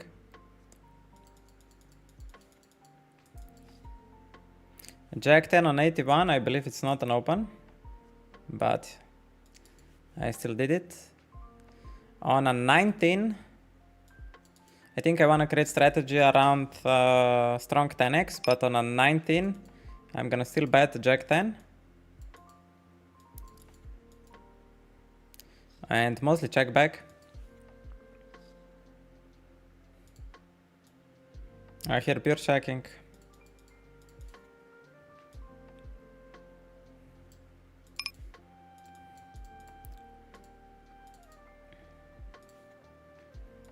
And on the river, I would sometimes turn it into a bluff. And this is extremely bad hand to call. So I'm gonna pure fold it and rather call ace 10 over pairs, stuff like this. On below 10, I would just turn it into a bluff and back jam. And small blind versus big blind, I will create a polarizing approach around ace 9 plus.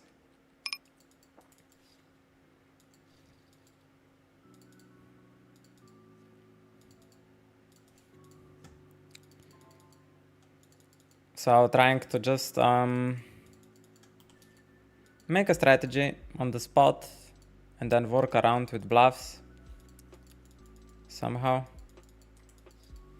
And Zobot X, thank you for the follow. Welcome here.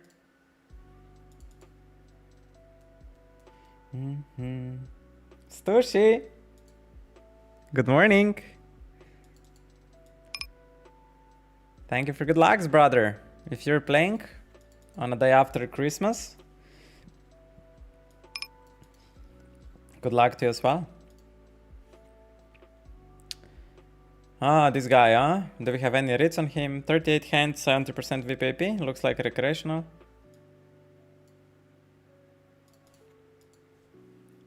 That one option is to bluff him. The other option is just to fold. The recreational, very likely fold spades. Only if I go all in. Do I want to risk versus recreational that he will find enough folds? No. Let's fold.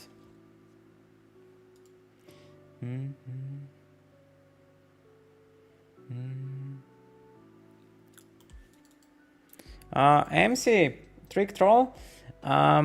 If you have any opinions and feedbacks, I really can't learn now while I'm playing.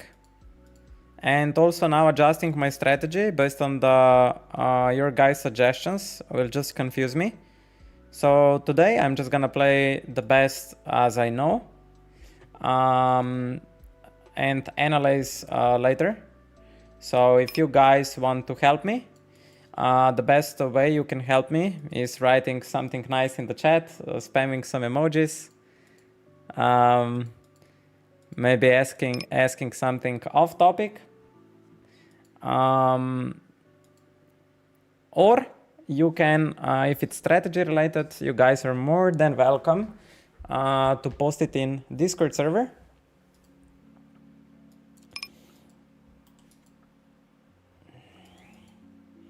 Under Poker Study Zone, hand history forum we have, and please, MC Trick Troll, you can post a debate there. I would be more than happy. On a 60, I'm gonna check. And on a 35, we are gonna bet and construct strategy around straights, 2 pairs, king, queen. So B40. Voyonik Woody, hello, hello. Good luck to you also. Now big blind leads. Mr. Zander, very tight guy into 4 people. It's usually, yeah, do I want to make recreational ace fold? I could. Is it risky? Downside, it's big. If the bluff doesn't work, it gets really expensive. I think 10% of ace 5. Ace 9 on 18% versus min raise. Huh. I mean, now it's 23. Probably versus this position less, under 15. And Wuchi Poker God. Looks like he might be too wide, so we'll start with the check. Snap check means probably weak, so we'll value bet ace queen. And check called river against jack 10, 10, 9.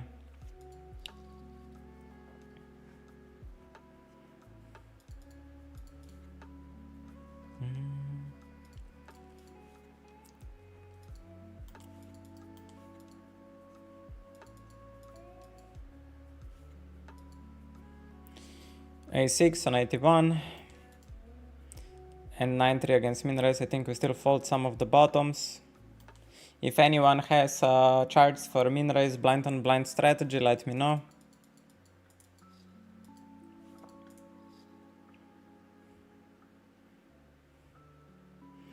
I don't want to push anything. I'm gonna start with range check.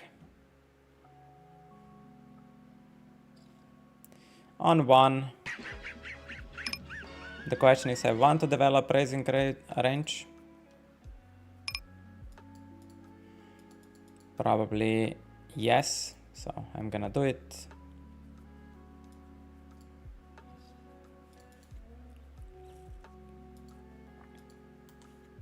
Thank you for the follow, Mr. Zoon. NNNN. Welcome here. On 84, we will call 10-7.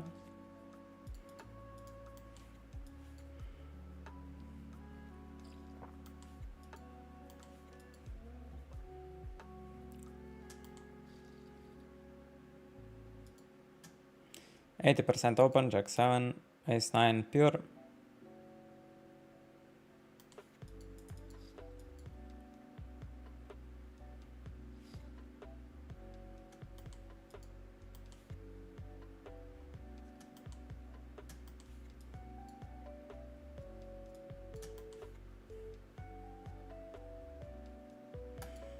I'm not sure, king 2, king 3 suited. I think it's king 3 suited bottom, but I'm not exactly 100% certain. Okay.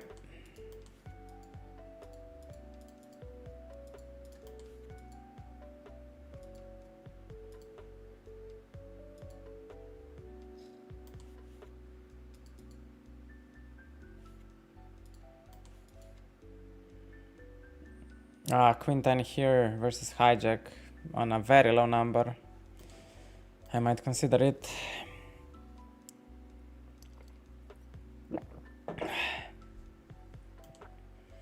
It's 7, like 40% of the time.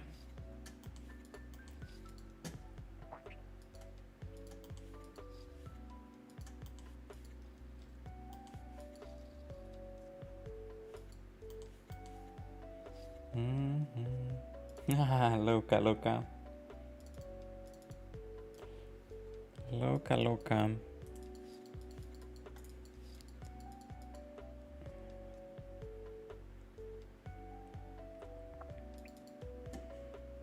Do I want to play polarization on this flop? Yes. around queens, kings, aces, and ace jack. And ace king on 8%, we'll go for it. And we wanna play polarization as well here. I wanna play, now the question is, yeah, I think I wanna play it around king a7 plus. And on the turn on 82, we check back ace king.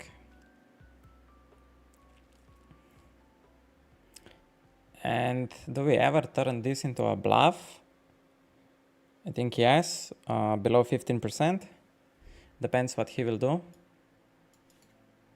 Check. On a 28, we just check. I think we always check here. We just take our showdown versus king queen, ace queen.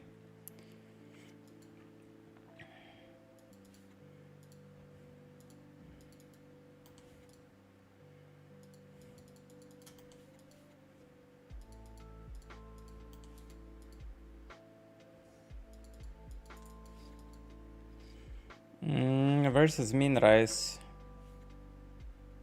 I think 9 X's are folding. We can start with I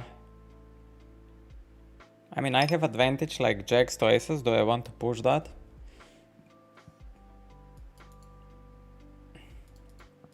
I'm not sure. Do I want to bet here after they both snap check? I don't think they will bluff much these missed pockets which they have, like deuces to sixes. So this is mostly Broadway flush draw or ace high. I don't see much value, even if he would reopen.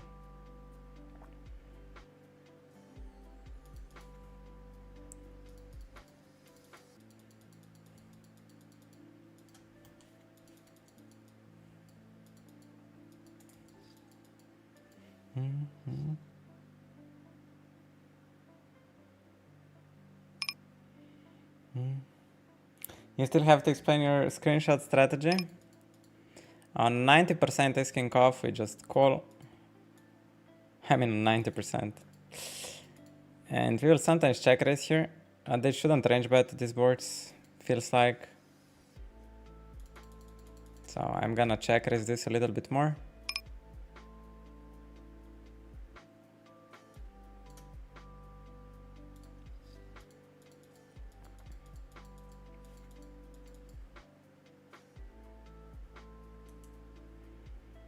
And that turn, maybe if I have ace or a king in club, I would continue barreling. It's pretty good turn for me.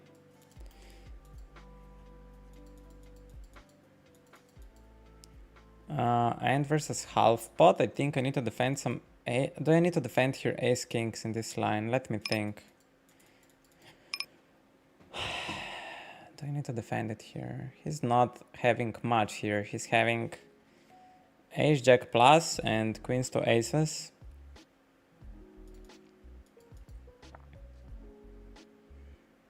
Do I need to defend some ace kings here? Probably not.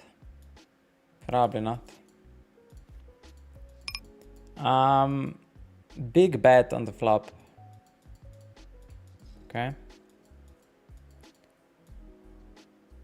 I think never raising jack 10 versus big bet. Maybe like ultra small percentage. He's saying like you have ace 10 or jacks or queens. And now you overbet. So this is now a set. On a 77. I think jack of diamonds I wanna fold. And call without blocking draws. On a 30% we will 3-bet 10-8.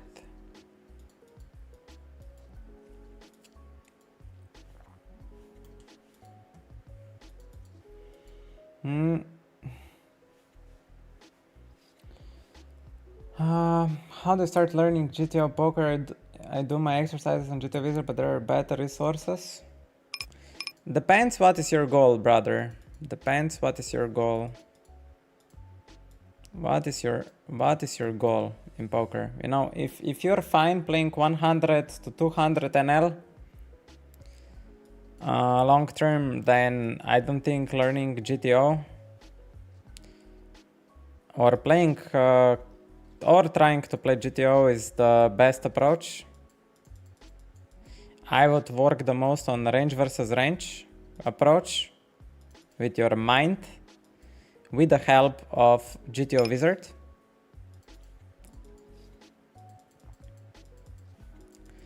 On a 30, I think we call 70% of ace kings or 60%, but on a 30 we will go for a 4-bet.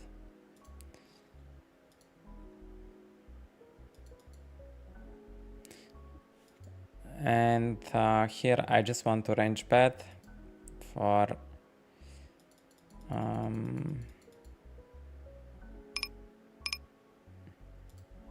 something like that.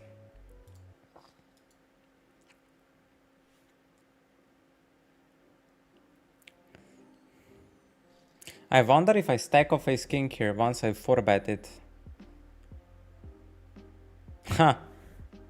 That's interesting. We have an all-in with Kenny Koenig. We are free rolling on the left table.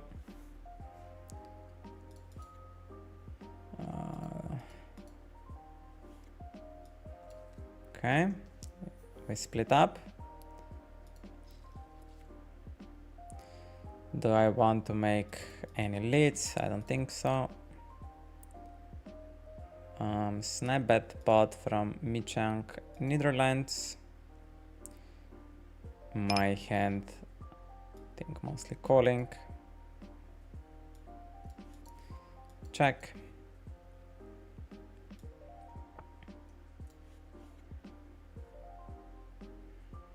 On the flop he was saying he has tens to aces. Now he's saying, yeah, he can still bet tens to aces.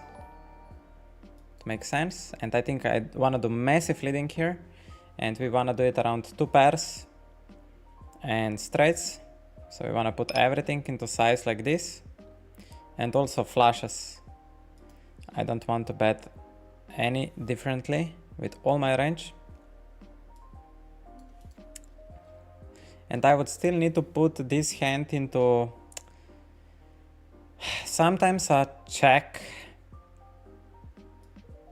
because I also time to time have king 9. So I need to be very careful in those spots to not leave my checking line completely naked. And Lawrence, ALQ, thank you for the sub on YouTube. Appreciate you. Good night, Luca.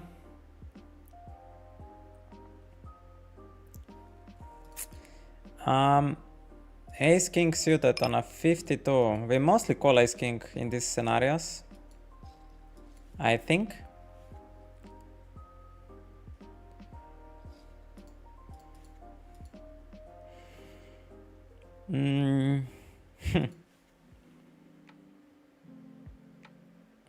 He has advantage in kings specifically.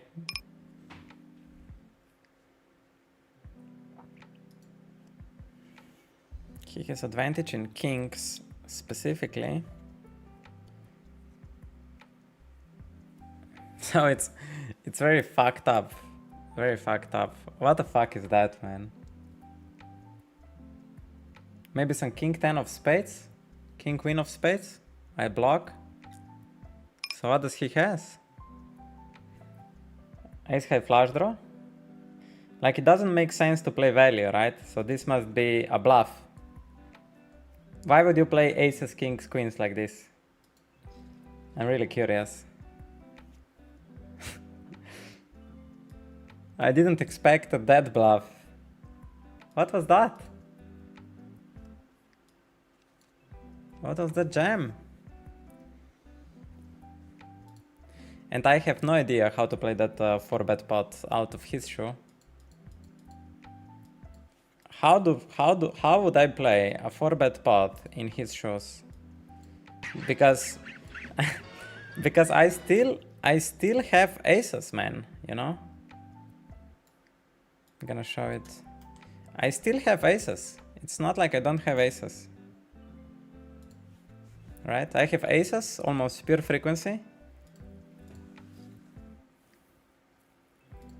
So the only advantage he has is in pocket kings.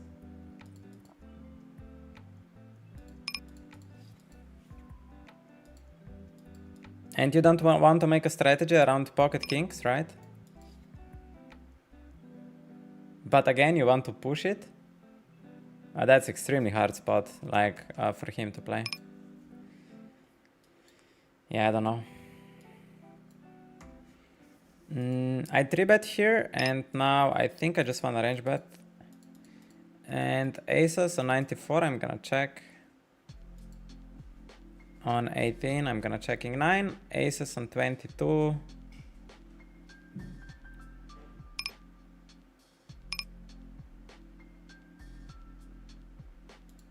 Let's raise it on 22. Do I want to still reopen with aces there? Probably yes, because people are so not protected in calling nuts. This is exactly what we were talking before. And on the right side, he needs to find unintuitive bluffs and floats on the flop. But then on the other hand, he's saying he has king queen. And then what he would bluff? 8-9 suited. Yeah, I cannot find bluffs. Like, he needs to float ace queen on the flop to have bluffs. I don't know, man. Such a weird spot, man. Like, that spot is so weird spot.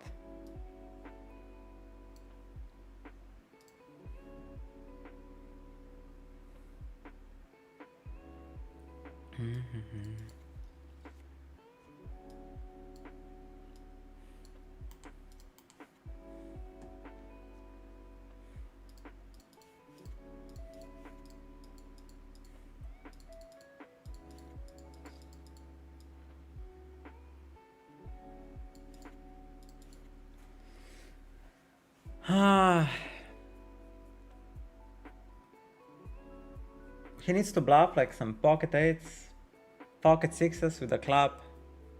He needs to bluff there. And he's really wrapping some ace king, king queen, king jack. He's not wrapping so much value, man. Yeah, I need to, like, he's really not wrapping so much value. So, I mean, in spots where I don't know, I should just, like, just defend, man. Small blind squeezes. Small blind is squeezing.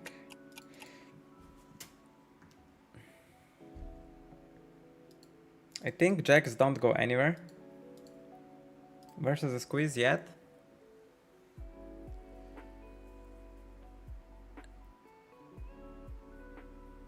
I think we mostly call jacks here.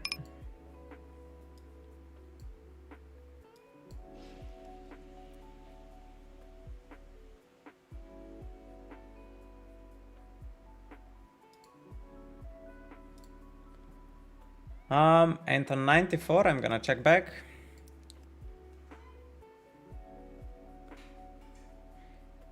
And I think we're jamming. I don't think he gets aces so much. He's mostly on ace king, ace queen.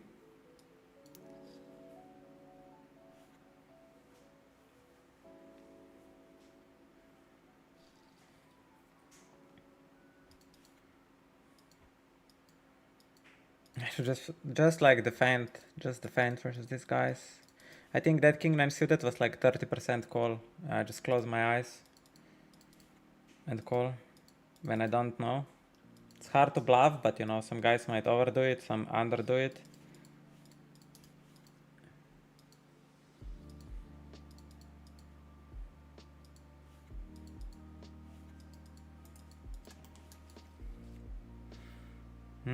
Sibas 1221, thank you for the follow.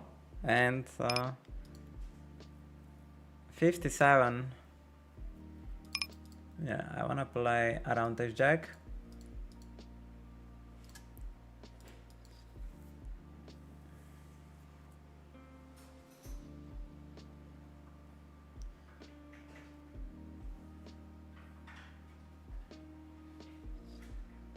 And we get limp 3-bet from Thailand. Interesting. Very interesting. 4-3 suited on the button, I think we fold. And now he checks. Limp 3-bet check. On a 5? Yeah, I'm just gonna polarize. To king queen.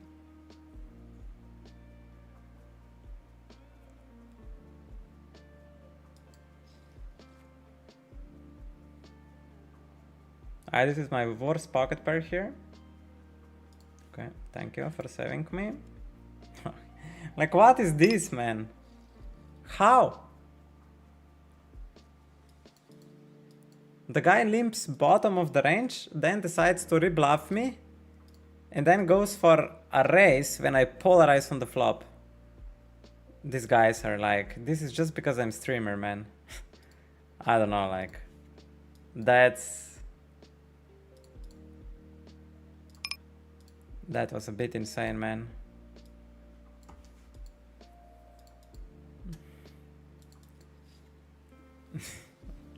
Mamma mia.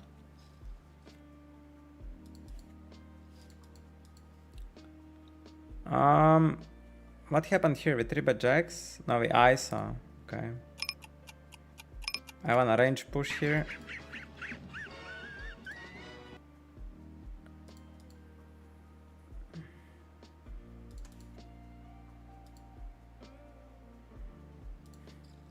This is exactly what we were looking on a study session. Is that no, whatever, doesn't matter. Doesn't matter. It's too complex to explain.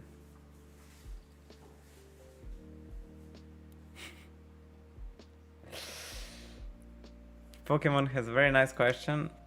Brother, I have to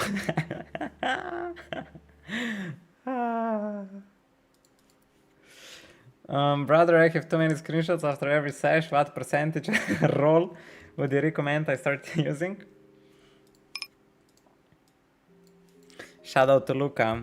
Can somebody post that clip from me? Like, that's most iconic clip which summarizes our channel. Let me find it. That's the most iconic clip of this channel. I'm gonna post it in chat. Copy. Let's open it.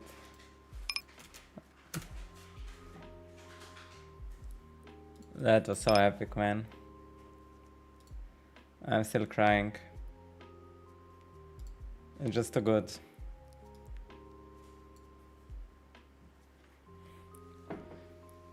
Just too good.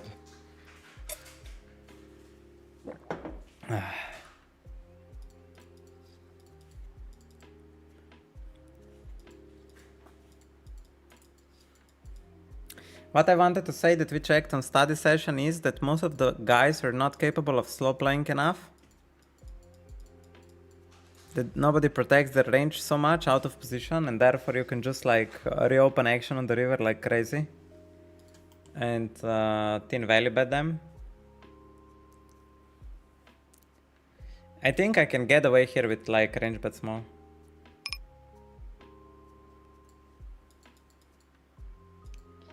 But maybe it's better to check raise. Exploitively. Extremely bad card. Extremely bad card on the turn.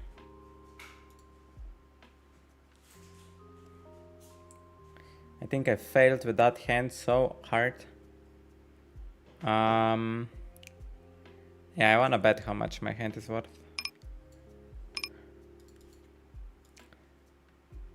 Very interesting. Maybe versus population, I just want to go for a check raise with that hand and forget about all the theory. because they will overstep their value. And then I will get just more money in before board changes.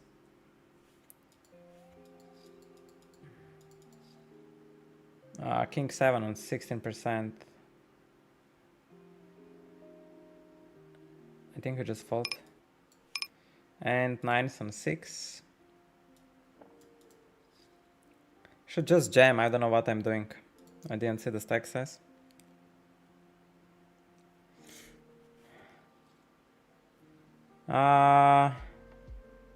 It really doesn't matter. If he has a queen, he'll bet it himself. I guess like this. Let's play it like this. Pretty nice. Do I want to push around jacks to aces? Probably. On a 21, I'm gonna go for it. He opens the river. Come on. Come on. 65 on the turn. Shouldn't have much 9-7 suited. Queen 9 suited some, but not much. So I think I'm still betting.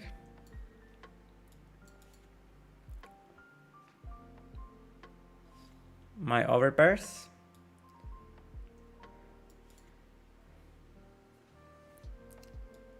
Just crazy.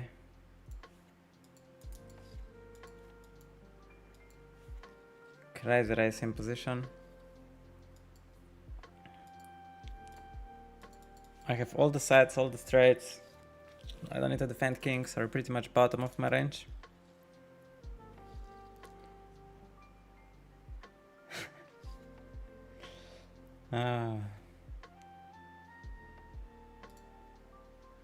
How is NL50 so far? NL50 so far is, I think, amazing.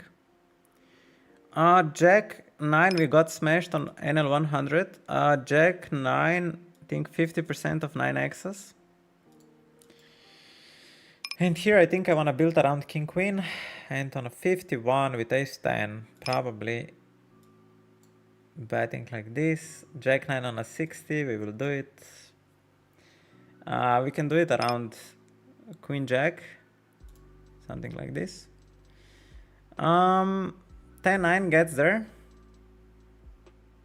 And I think I still want to push around ace queen plus. So we just go b40 and I wanna bet my all over pairs. On a 3, I still have my 2 pairs and some of the 3x. So I bet like this. The guy raises me. I have double gutshot. Sometimes I will 3-bet this, but not always.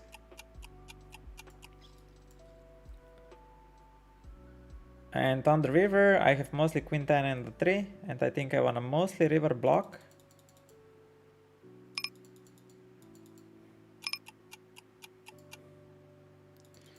I mostly want to river block around 3 and queen 10. Maybe something like this. I don't think I want to construct any other strategy. Get snapped called. This time we fold from ace queen. Yeah, I don't know. Should I bluff some other side?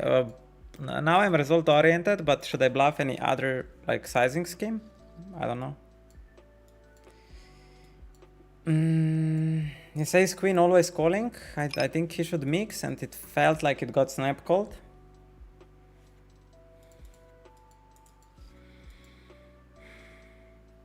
I feel like I wanna still bet my queen 10 and 3x, which I check raise on the flop, so I don't want to construct strategy around full houses and flushes, because he will anyway raise flushes and I can back jam. Yeah.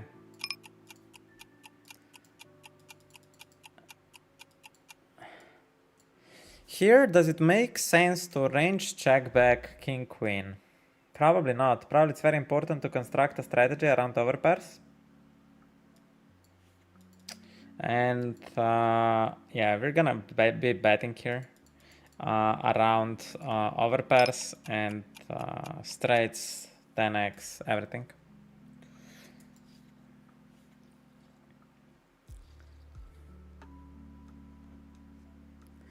And we're not gonna bluff on this number, especially with king of diamonds.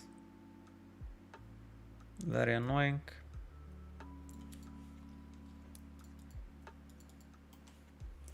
Very much annoying.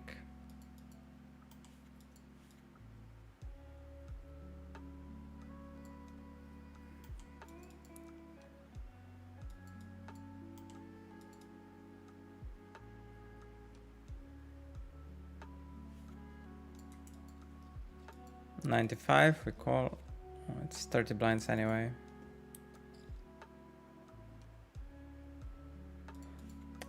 I could feel I could get away with like very small raise to get him fold like king jack, king queen. I'm risking very little, but I don't know like it's good or not good. If he floats me, it's disaster. If he folds, it's good. So maybe just trying to be a little bit more selective with my hands choosing. I think 30% of the time king queen there.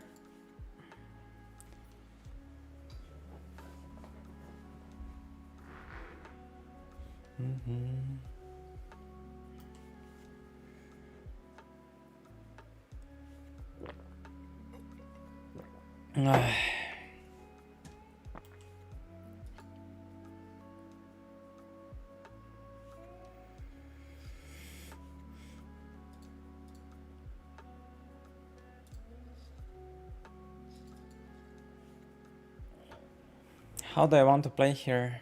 I have advantage in queens, kings and aces. So now is the question. I don't think I have advantage in mid-range, so I want to play polarization on the flop. And my hand never bets. I should check 20% of aces, kings and ace queen back. And now he plays polarization, which makes sense. I like it because I'm mostly on a mid-range. And jack 6 feels like a mandatory bluff. I also still want to bet my 8, so I don't want to polarize to straight or better.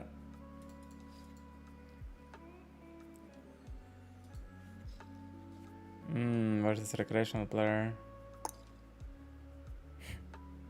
Donks on ace king board when he just limp called. Yeah, I don't know, like I have no idea. I have no idea how to play there.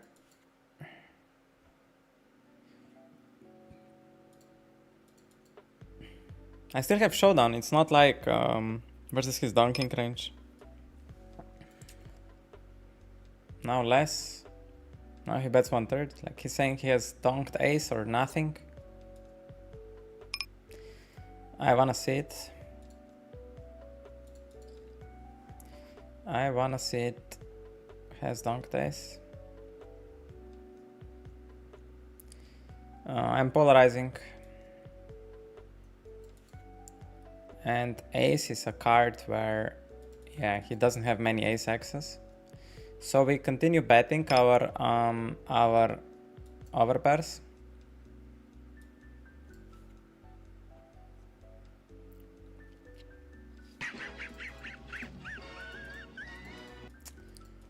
Oh yeah, yeah.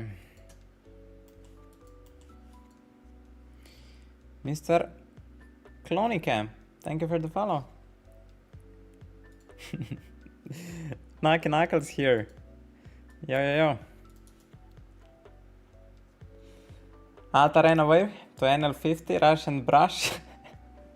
And my man Jikusek eating whales for breakfast. Let's go, Jikusek. I left your territory to you. That you can clean up. That you can clean up the pool.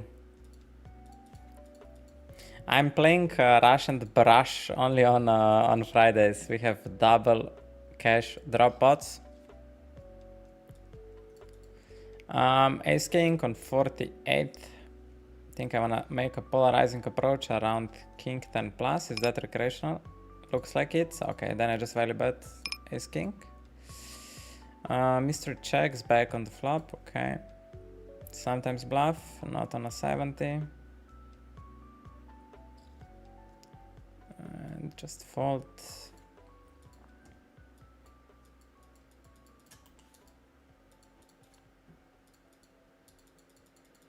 9-8 suited. I think it's not. It's like 30% open.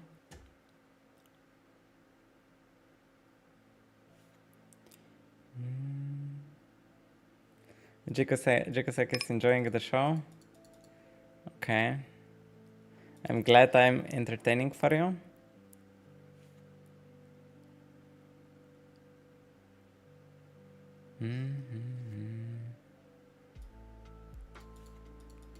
Oh god. We have what? Kings and aces advantage here only. Mid-range advantage we probably have, so we can get away with like a range bet like this. We can get away with that, probably. To just bet our entire range like this.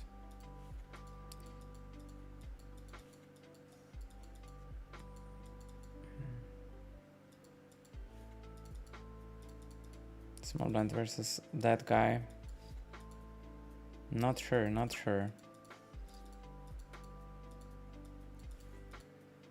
Nines definitely on a 12.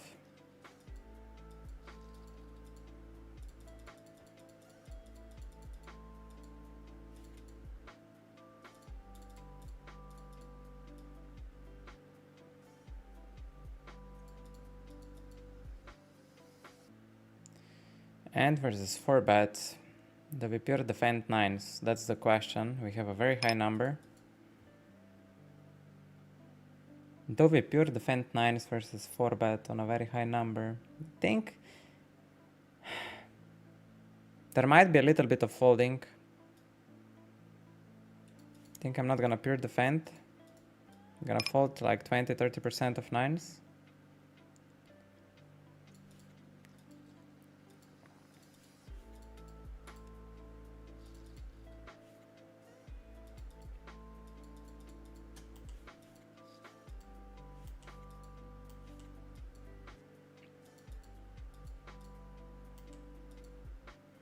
King queen in that spot, I'm not entirely sure how to play king queens. I think it's like 20% 3-bet, but not sure.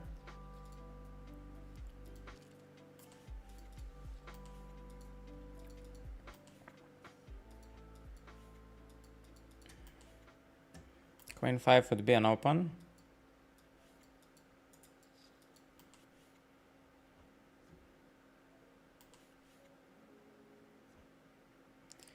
And I don't like polarizing approach here because he is probably having some ace kings pre-flop in his range. I only have aces and kings advantage, so I just prefer range betting small.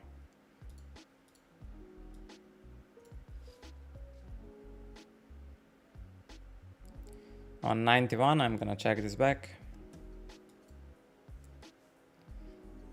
Barreling 0 to 80. And we are beating his value, so, and not worth enough for a raise. That's extremely thin value bet.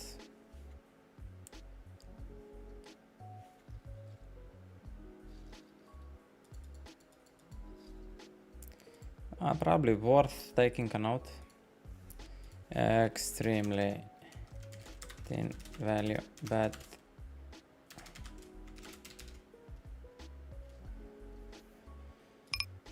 Okay.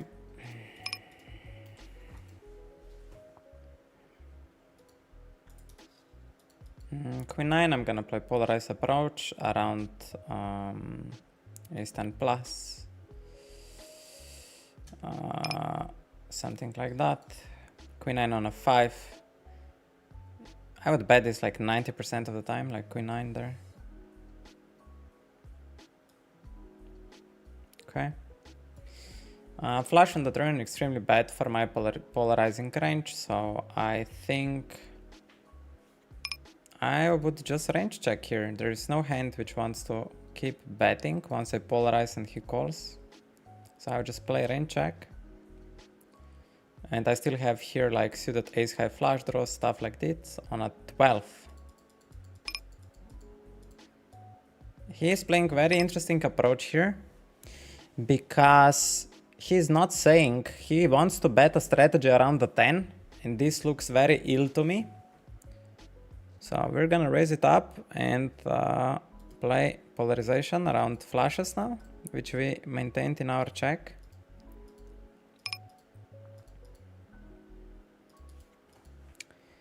And queen 9 we hit. So on the turn he was like saying he wants to still bet. He didn't like polarize to a flush or something. He still said I wanna bet like some 10x's or something, or 2 pairs, right? So we just jam with the blocker here. Hope to not run into flush.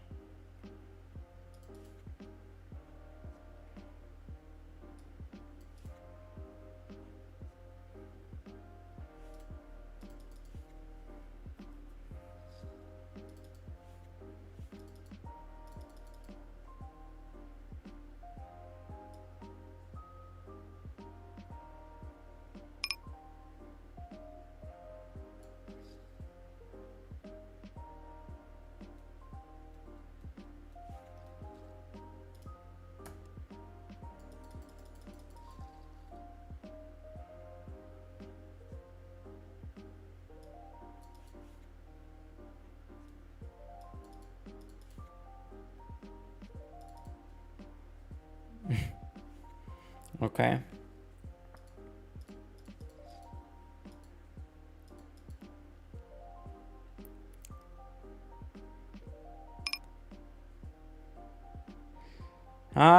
We don't actually have a big advantage in ace jack sector, but we have all the sets.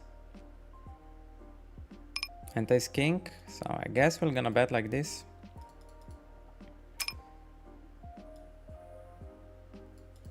And on a 12, I still wanna bet my ace king at this point. And my sets, so maybe like something like this makes more sense.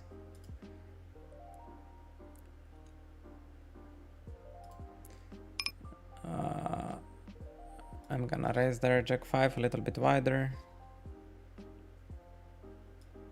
Interesting.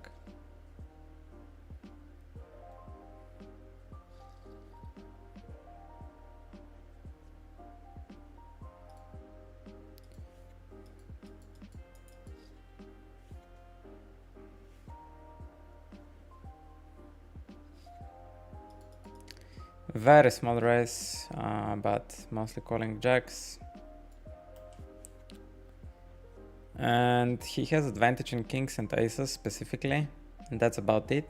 So one option is to leverage his mid-range over mine, which is decent strat.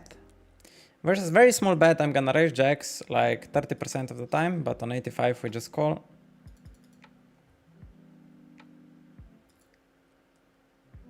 And on the turn we are mostly raising jacks here. 67 is reasonable enough. I think he's wrapping only bluffs here.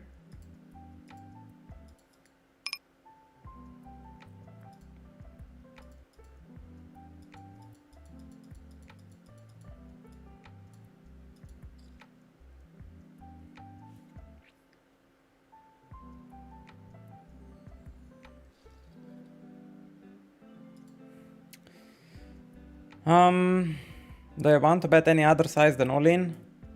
No. He's saying he has, I don't know what, man. A bluff. I don't know.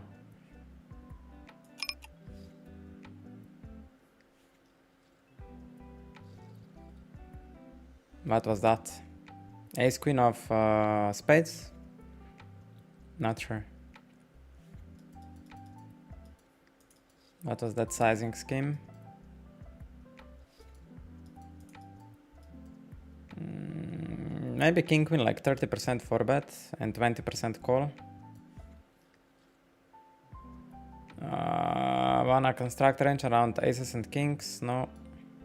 So just range check. And pocket sevens on 95 versus B40. I'm gonna pass. into 2 players.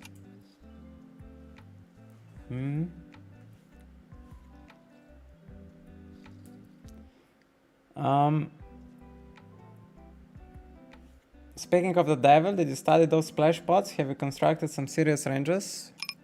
Yeah, I did study splash pots like approximately 1 hour. So I have a rough idea how it plays.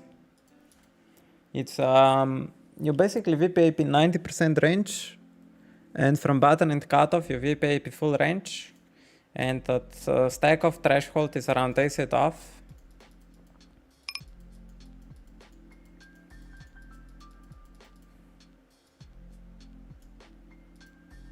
I think I just wanna polarize versus small blind. I don't have mid-range advantage, just top.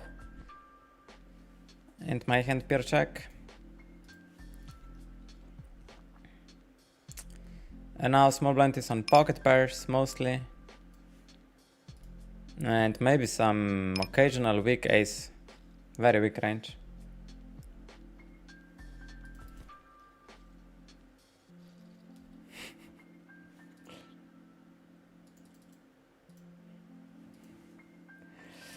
Ojej. Dzień dobry, dober dan.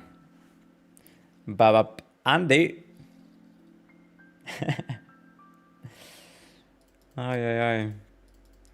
5% on pocket eights, I believe on 5% we do it.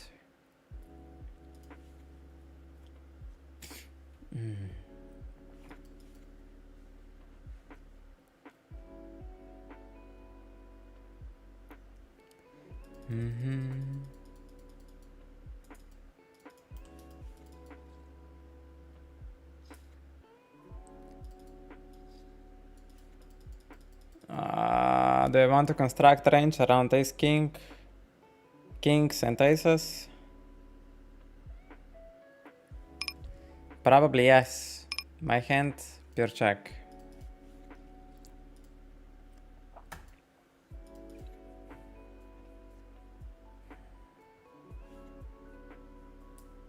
On a 41 I think we bet and we construct our range exactly around our hand.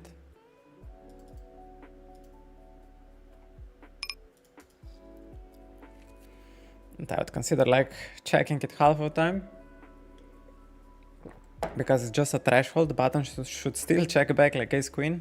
It's not like he should pure bet it on the flop when we check to him. And jack 10, call on 99. And check fold on the flop. I don't see what else I can do there. This was a long time no splash pot.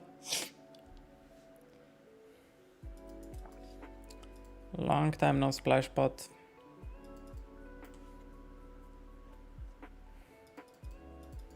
Long time no see.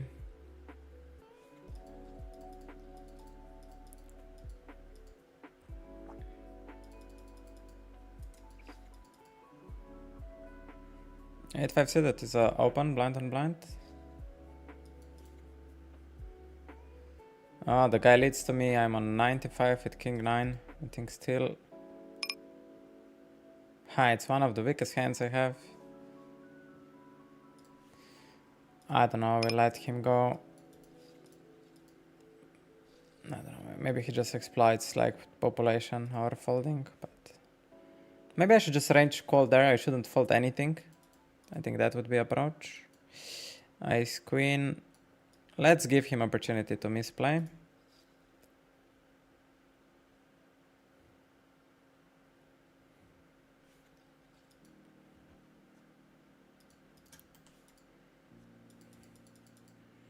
Everything I do, like if I raise less, I just lose a lot of money on paid rake. So the only hand this hand makes a lot of money is if he overpays his hand worth. I don't see how else I could make sense of it. Skinnick. I don't know why I'm going so big.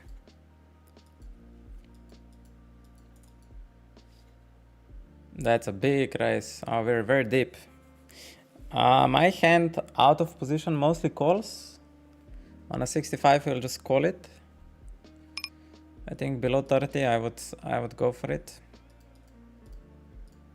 And we check everything. My guy has just advantage in aces.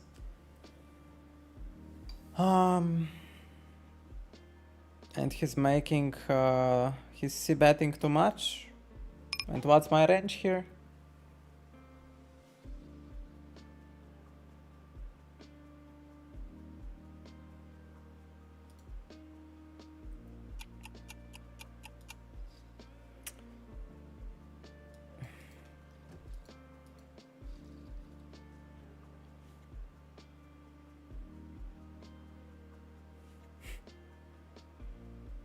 I need to think. If he would have ace high flush draw, I think he would have just fast played. So we are playing here versus king queen, king jack. We're playing here versus king queen, king jack, ace king, pocket jacks, reduced. He has queens, so we don't lose versus match. I think we just jam. SPR is kind of big already. If he has like queens or king queen. I think that's what we need to do.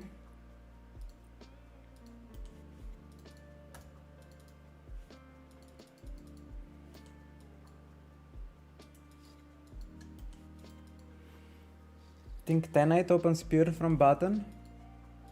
9-8 70.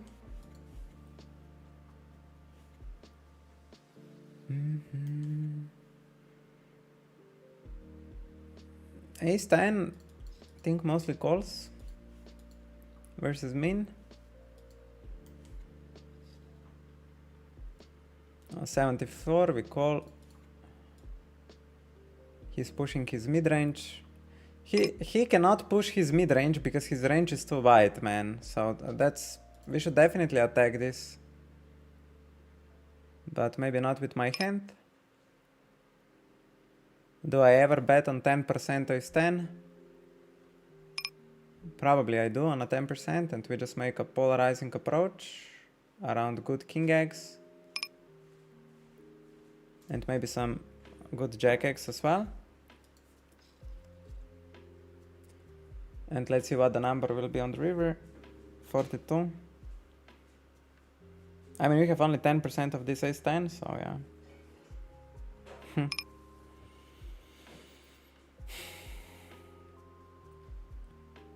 I think it just doesn't have queen 10, so it makes sense to jam.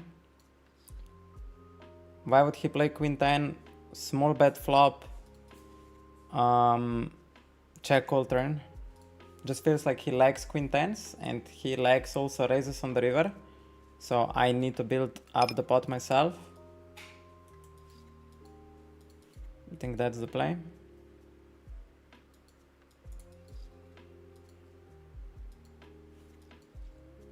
Not sure. Not sure. Ah, flop. Flop, flop, flop. Do I want to... No, I don't. It's actually disastrous board. I think this hand mostly checking. I would bet like half of the time here.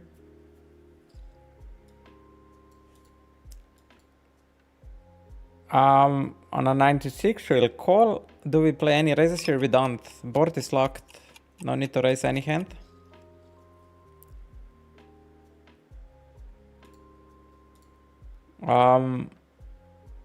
He's saying he has an ace.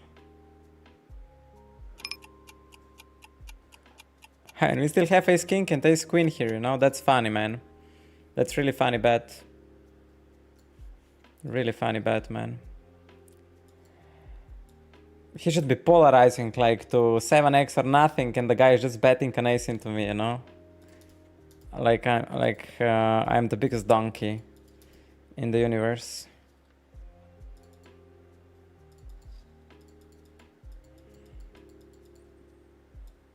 So I think why we need to bet some hands there is because big blind is a little bit wider. Big blind is a little bit wider on a7-7. And our mid-range wants to do a slight push there.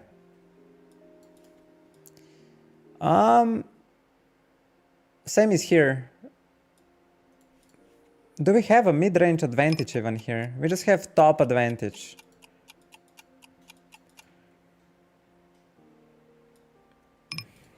It's really interesting strategy to just range check back here. Because I feel like I'm not like advantages in mid-range. I have just advantage on ace-king and aces and kings, right? On 95, I'm gonna check again.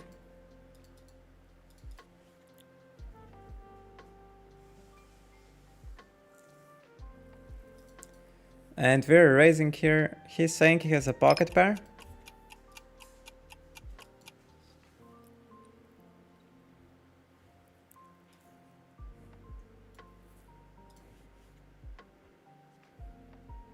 Such an interesting spot. Like, how can you believe me? How can you believe me?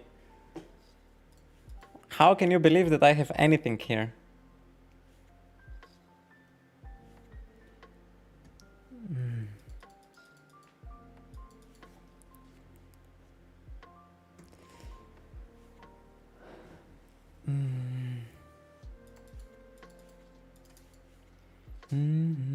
Posture check. Yeah, Jigsek. Thank you. Thank you for taking care of me. Risk Maximus. Yo. Germany is here. Do I want to push here ace queen and ace king? Probably. So I'm just gonna push ace king, ace queen advantage and check jack spear.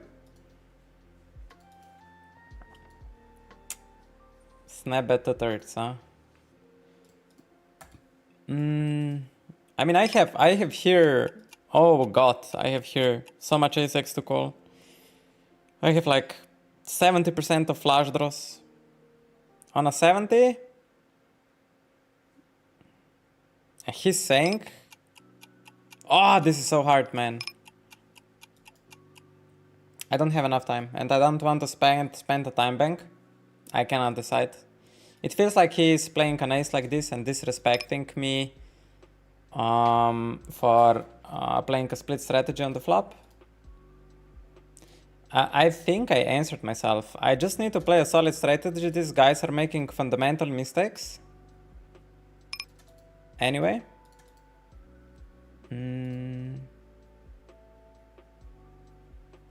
What is he saying he has? He's building strategy around those pockets.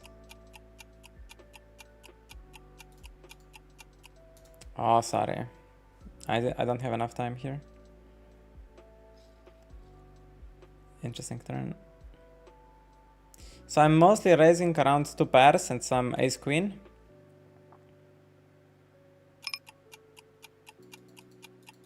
I think 8-7 doesn't bet on the turn. That pocket jacks, okay. And I believe this 8-7 will sometimes check jam here again. It's a very complex spot. I have queen 8 in my range, and I think with queen 8 I go again for a check. And 8-7 will jam. I would jam it 20% of the time actually. We dropped on 5, and with queen 8 we go for 49. Like this.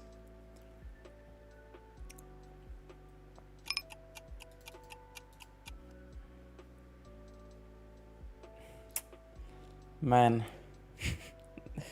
what am I what am I doing? What am I doing? Tian Zun, hello, it's the Jack 9 spade. I discarded correct.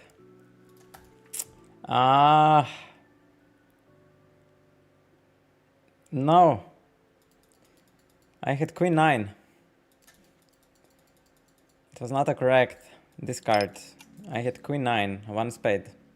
A straight with a flush blocker. I think I just bluffed with ace king off.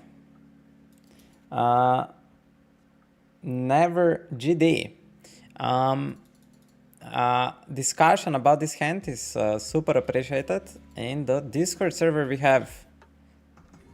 So if you think it was a very interesting spot, I would be extremely happy if you post the hand in 9-2 on cutoff. I think these guys will not be aggressive enough. I can get away with overlimping. I'd be extremely happy if you post the hand in our Discord server on the poker study or poker zone category under hand history forum. If anyone would like to discuss any hand, I would very much appreciate if we continue discussion in the Discord server. King 8 we just call. And we face another, like, I don't know what he's saying he has. He's basically wrapping. He's saying he has here a flush. Or like ace king, ace queen with a club. Yeah, it's extremely weird. So we just need to get ace queen like this. That's the most value I rep.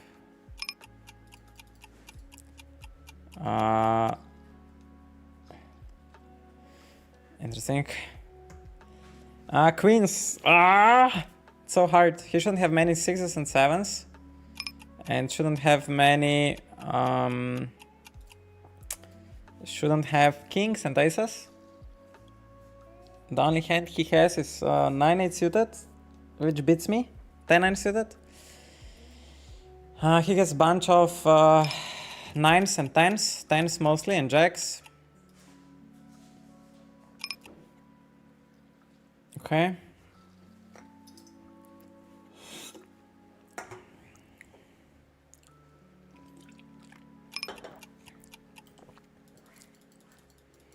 Oh yeah. Lady.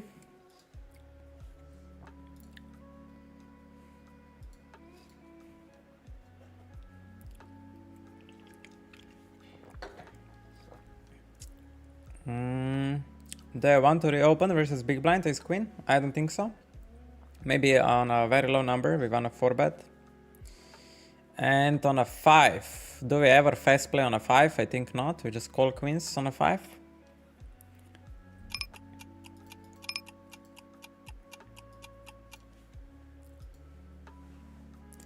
Sandro Pinasco, majority of his range is ace king.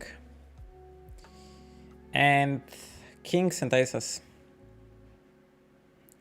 On a 74 I'm gonna check back.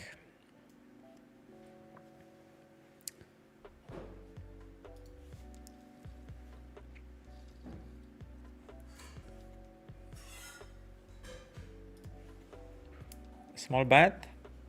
So now he's saying... Oh, he's not saying anything, really?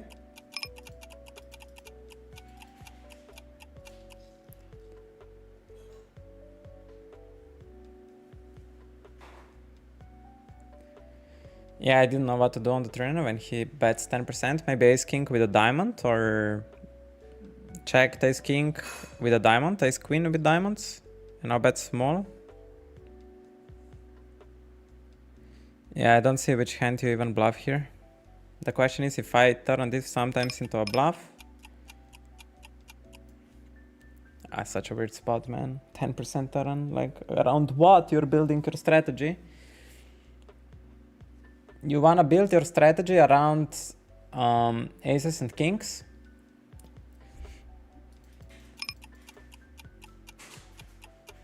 It's so weird, man. That spot, like, it's worth training on. Definitely, I'm gonna make screenshot. Mr. Argentina guy, if you would like to, if you speak English and you would like to work on that spot, I would be super happy if we do it.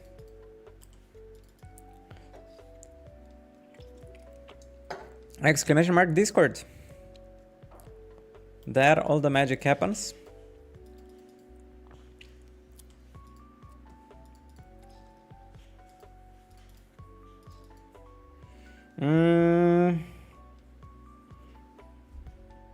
Do I wanna push my medium range here? That's the question. Do I wanna just range bet here and push medium? I don't know. I have more kings, queens, aces, ace 10 offs. And this hand on a 27, I think we wanna bet now around exactly this hand and some straights, sets.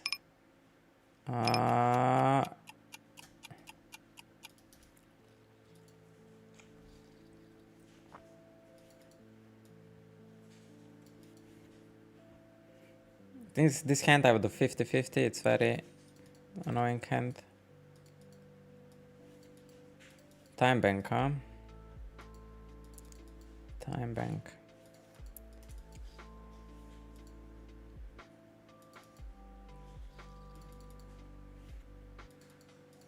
How I would play river, no idea, man. Probably I guess around sets which you have advantage of, and that's it. So just bet around your sets, and the raising he should do. They very much split the nuts. Just gonna check there. Pocket eights on a 70. A little bit deeper. I'm gonna call a little bit deeper.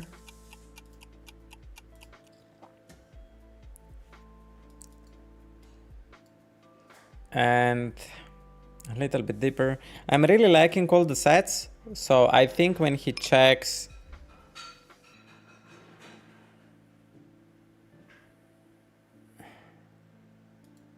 yeah, I don't know what to think of it, man, really. I don't know what to think of it. That spot, I don't know how to play.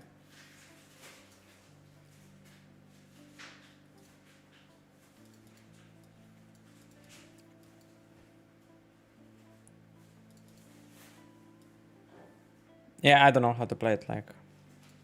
He cannot play a range check, he can... I really don't have many 3s, 5s, and... But maybe I have pure frequency 5s and 6s there. Because we are a little bit deeper. And then he can play a range check, and then my pocket 8s. It's so fucking hard spot, man. Yeah, I will learn. I don't know what to do. I will learn. I will learn. Do I want to push my mid-range here versus him? I have mid-range advantage, and then I have advantage in kings and aces. Yeah, we just push mid-range B25. So I just range bet B25. I don't have checks. I feel like he's bluffing here. Which hand wants to raise like this? No. So it's only a bluff.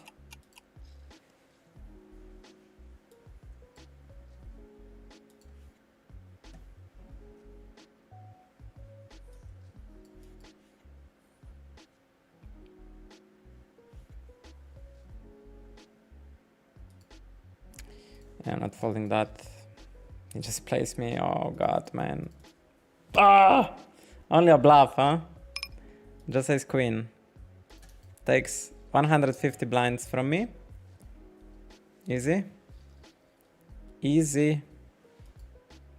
That's how I play poker, right, Jikuseki? Just raise when you have it and you get paid from a streamer.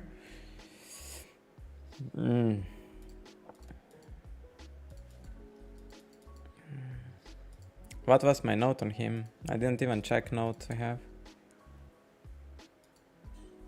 Can raise tin for value pairs in position versus small bets. So that he's capable of tin value raising. I mean, he's capable also of value raising any top pair. Yeah, it's whatever. It's no way I'm folding there. I saw so much random. On a 99, we're gonna check queen jack. And I'm gonna play polarization around ace queen plus. And here I have a lot of like, he's saying he is betting an ace, and I have here a lot of like ace x's. I rolled really high, so I'm not gonna raise this time queen jack. But maybe I should just forget about rolling and just go extremely aggressive. And now he's saying he has an ace for a pot size value.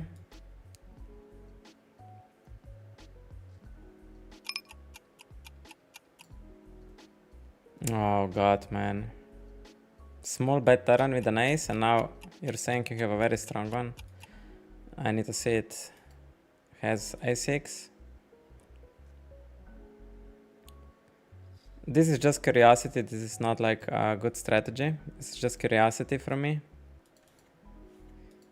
Because on the turn he's saying like he doesn't have a strong ace, and then on the river he's saying I have a strong ace. But maybe he just thinks that guy doesn't check any ace axes on the flop, and my ace is strong enough to bet for pot, which could be the case. Especially when I call the turn, some of my stronger ace axes are eliminated. So it has some sense. Ace 8, it really sucks even on a 6. I think I don't want to bet this combo. And here's the 3-bet pot on ace queen board. Our only advantage is ace king and aces, and we don't have mid-range advantage. I think I'm just gonna play range check back on this board. I'm not gonna c-bet anything.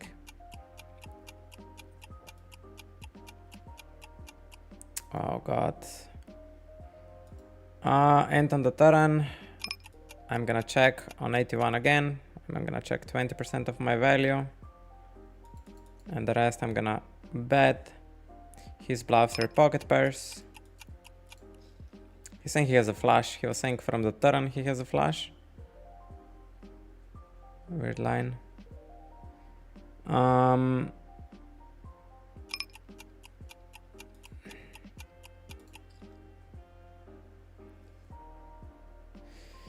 Maybe it's too thin. Oh, what I wanted to do. I think that ace 6 play was really good from him, because he filtered my range twice. So he basically checked me on the turn. That spot. I'm gonna show you. And again, I should just leave this hand behind and should now learn how to play a strategy. But it's really interesting. So with the small bet on the turn, he said, look, if you have a strong ace, you will raise me now. And then when I only call, he went for a value bet. So basically, oh, he had a 2 pair. I didn't see. I thought he bet like a weak ace on the river for pot. Whatever, ignore me. I just didn't see the 2 pair. Whatever. Queens. Yeah, let's not stress too much about like how the hand were played. I make screenshots and we're gonna analyze later. Now we just do what we can do. Versus recreational, we just start betting big king queen. Keep betting big on the turn.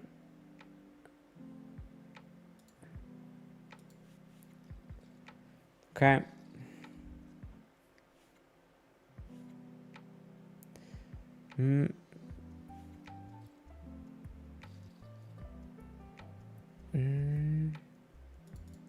Yeah, it was ace king pot. It was a 4-bet pot.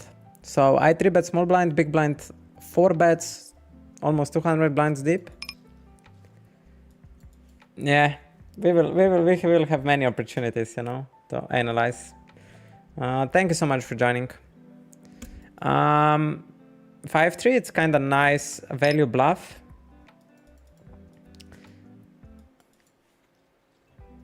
But we have 100 there. And now we just have showdown.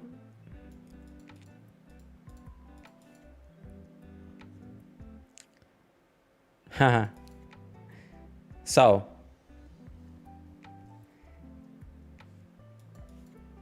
What on earth do you have that you check on the flop, on the turn, and now it's worth 2/3?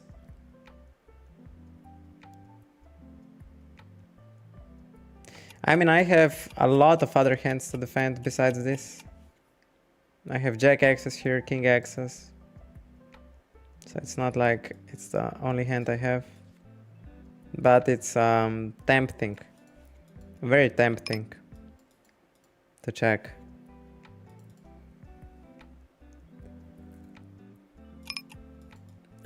Queen jack. I'm gonna check this time. And He's saying now he has actually Queen Jack plus.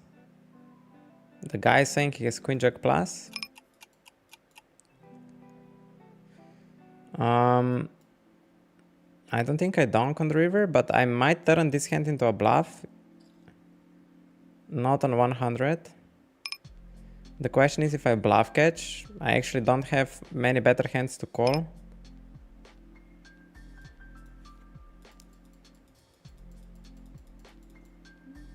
Oh, his bluffs are ace-x give-ups on the flop. That's are his bluffs. Otherwise he doesn't have bluffs here. And my hand should call. Like, this is just me folding range. You saw a very nice example of streamer folding range on the river. I shouldn't play like this, man. I shouldn't play like this. But how can I give the guy respect? How can I give the guy respect that he randomizes on the flop some of the ace-x's and pocket pairs? And then delay bluffs on a brick turn, man. How can I give respect to people that they would actually do it? I cannot. It feels I'm crazy. But I never know, like, the guy might be bluffing. I don't know, man. That line is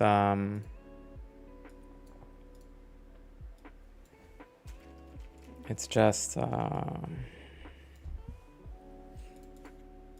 chaotic. Chile leads into me. I make a screenshot and we'll analyze it. Isco, I see you. I see you in the chat. This is something random, or he's saying he has like weak ace or something random.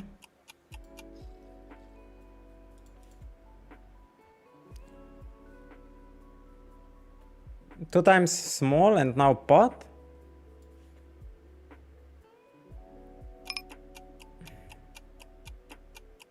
It's probably underbluffed, but I'm gonna still pay him off. Ace queen. Sneaky, sneaky.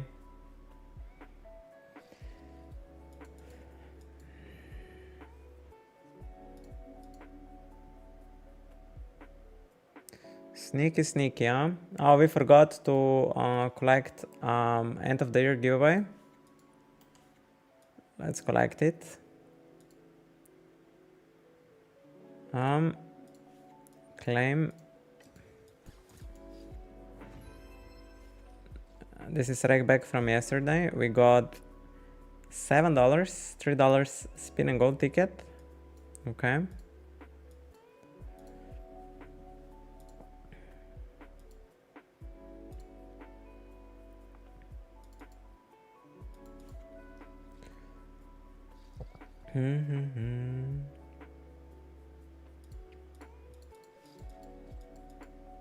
So what we spin? 150 bucks? No? Just 6? Okay.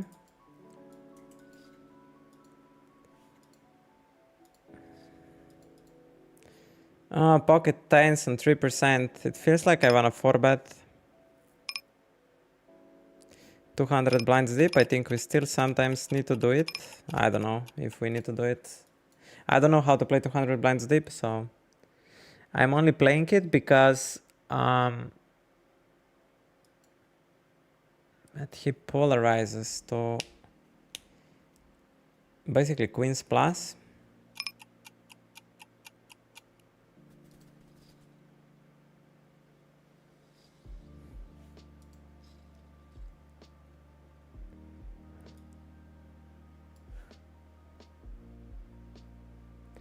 On a 59, I'm gonna check back. I'm gonna bet 10s like half of the time here.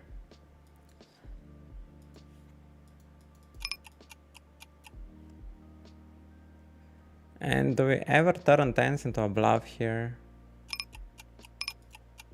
I think we're turning into a bluff rather like ace king, ace queen. With a club.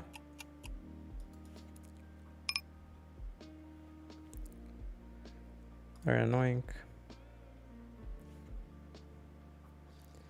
Yeah, I'm not sure. I'm for betting like pocket tens 200 blinds deep under frequency. It doesn't feel right. It feels like you're more polarized to kings and aces, and you don't randomize those pockets anymore. On a 30, we will open fours.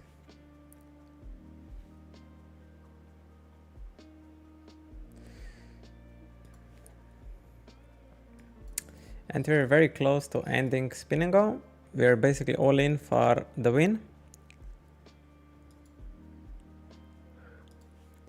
And pocket fours on 14. We will play, I guess, polarization around ace-jack.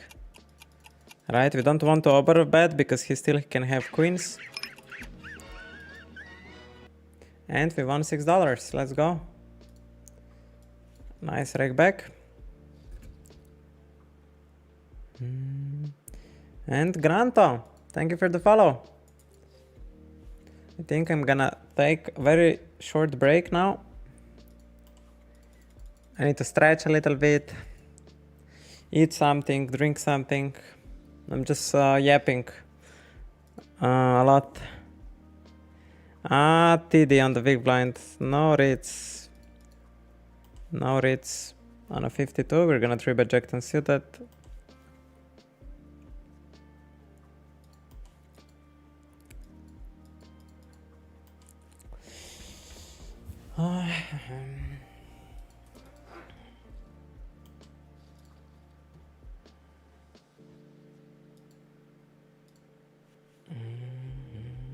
Lufthansa, I remembered now about this word, Lufthansa. I don't know why I remember now this. Lufthansa. They have good marketing, huh?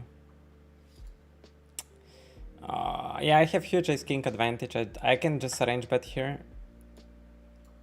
I can just leverage that ace king and just arrange bet small. I don't think I polarize. On a 17%, we will 3-bet from the big blind. Ajax suited. Against Firmer from Mother Russia. On this board, we just have ace king advantage, so I want to play polarization, and we don't have mid-range advantage, I feel like. So I'm gonna pure check ace jack. And on the turn, that was really fast.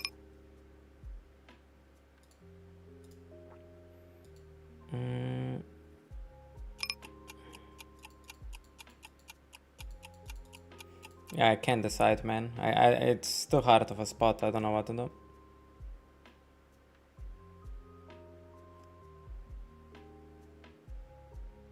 And ace king, I don't know what to do once I 4-bet. Do I then just stack off, or I sometimes fold? This question I had before as well. Like, I don't know what to do.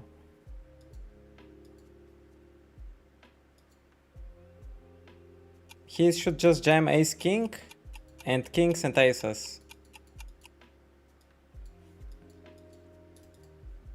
Anyone that play regularly Zoom format, please let me know if you are calling off here ace king.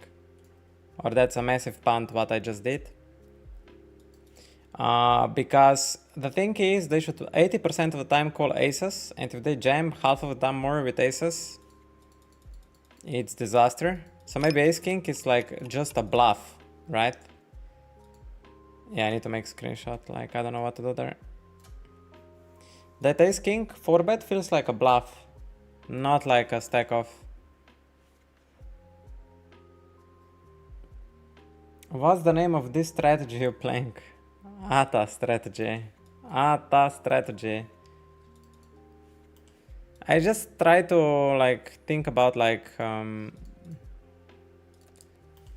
what around which part of the range I want to play it around.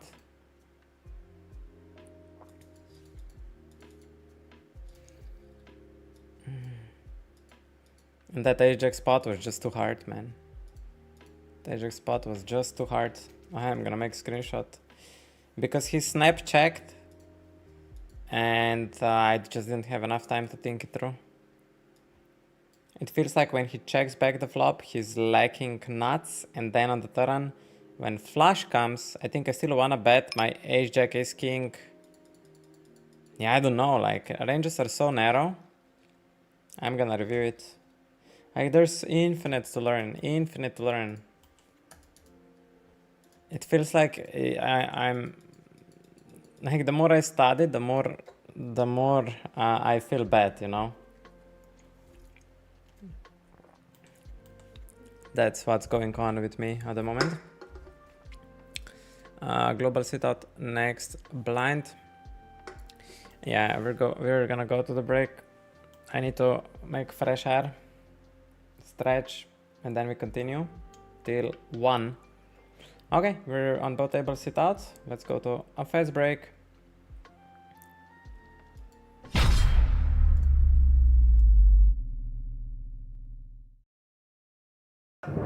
Yes! Novak is winning another place! Quickly! Yes! It's called blood spots! Matli! Thank you! Back on the turn! Bam on the bell!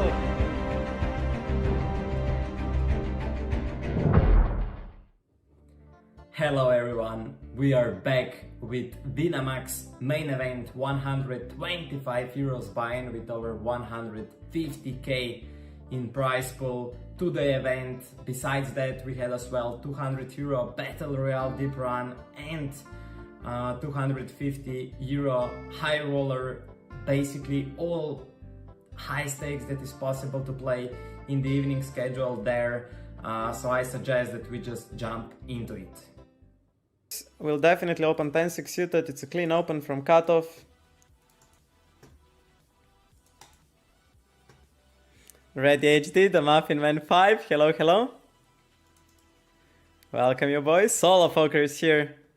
I got FIFA 22 for PC. It's Phrygian Heartman. It's different dimension. I know. You can add me. AtaTheGreat 1 on Origin. A with a big letter. And he 3-bets me to such a small sizing, like Chris Moorman. What the fuck are you doing? Isolating the recreational, I assume. Have couple of options with 10-6. Raising is one of them. We'll call ace king suited. With beautiful backdoor, we're gonna raise Chris Moorman. Just make ace king indifferent without any club. We take it down there. And he folds. That is problem. When he's exploiting himself at the moment because he treats me as recreational, makes small 3-bets, plays me in position, and then he overfolds flop. And yeah, he's just blundering a little bit. Over adjusting, thinking because I have 30k cashes that I'm like a big whale. I cannot blame him for that. With a full house, we check 3 times.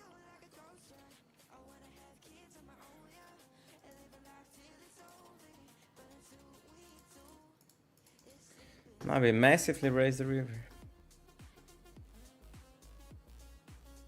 He calls, very nice. That was a king. Yep. Beautiful. In business and calling ace queen. Pojar 27 shoving. I think we need to call it off in the monster stack 50.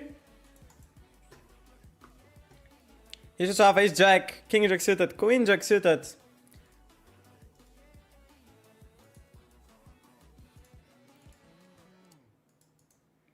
Let's see what he does. Jacks, just jacks. Opa! Opa, melee! King queen suited opening. Ace jack suited will drop in a call.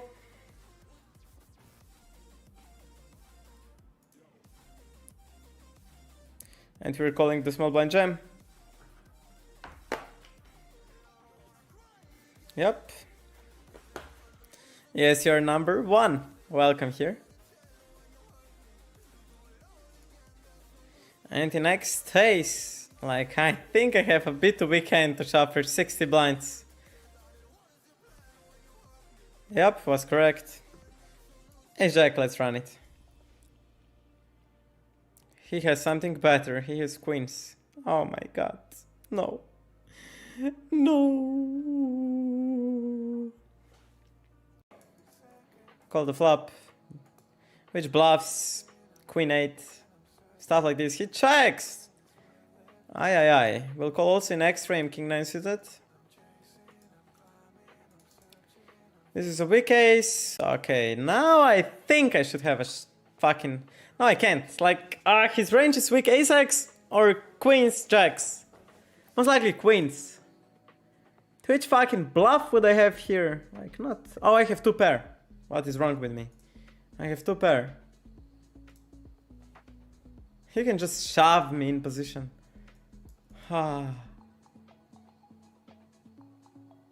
Which fucking... I would need to turn 10 into a bluff. Let's try. I think I need to value bet here. A6, okay.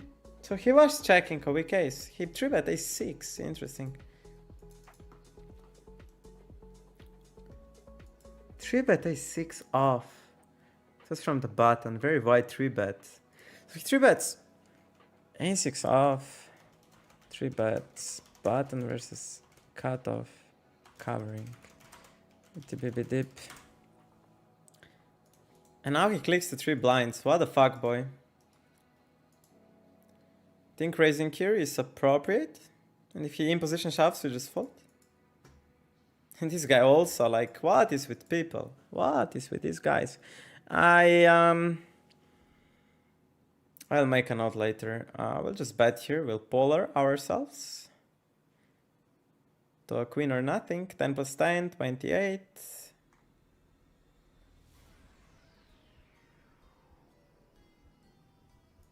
Let's try.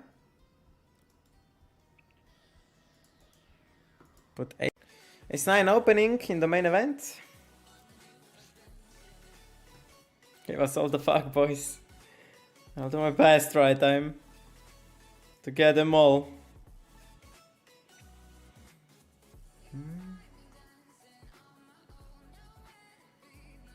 Ace-9, probably checking back. 3-betting ace-king on top left. And now it will be fun. If he checks, we check again. He bets, we'll call. The river 9 or an ace would be nice. It's not so hard.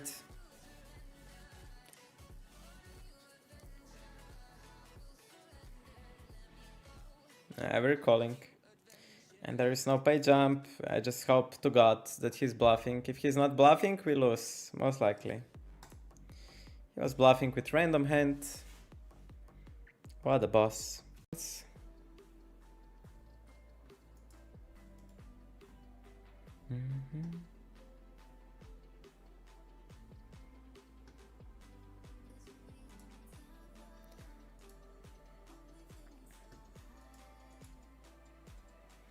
Six will open up, King 9 will fold. 38 players remaining. We logged 448 euros at the moment in this one. A6 will check. This guy should have ace queen. We'll check again a6.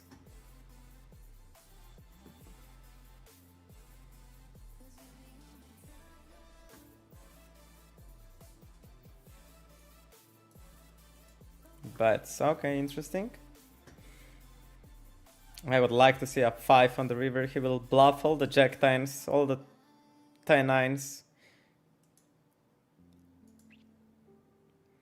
I'm practically top of my range. This guy calls behind as well. That's fucking worrying.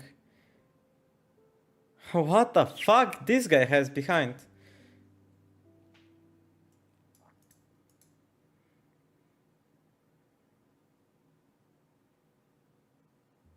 Would he ever check like ace 10 on the flop? Oh my god! Oh my fucking god!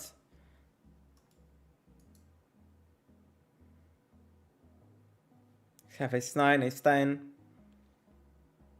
Problem is he can have ace 5. Not so often, mostly he 3-bets.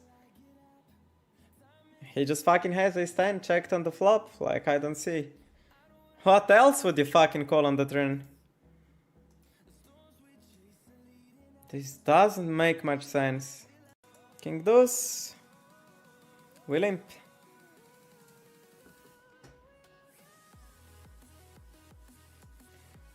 Check all once on the flop if he bets small. Check again. So many bluffs possible.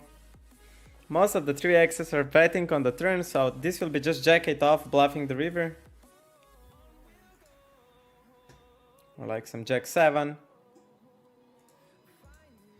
Jesus Christ of this game.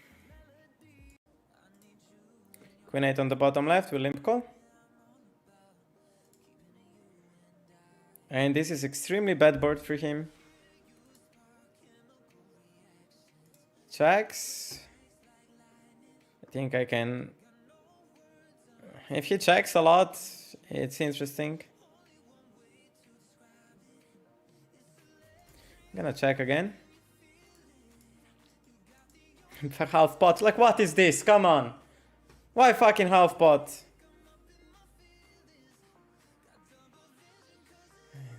You're never betting a jack half pot. What was that play?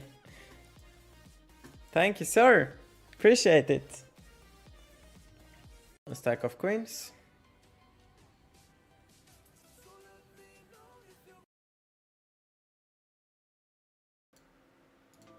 Okay, here we are. Regarding ace king preflop. Never fold. Bratzel man, not sure. Granto. We have, I think, ATA20 for DTO. If you would like to get some discount on the training tool from Dominic Nietzsche. Okay, let's play some pokers.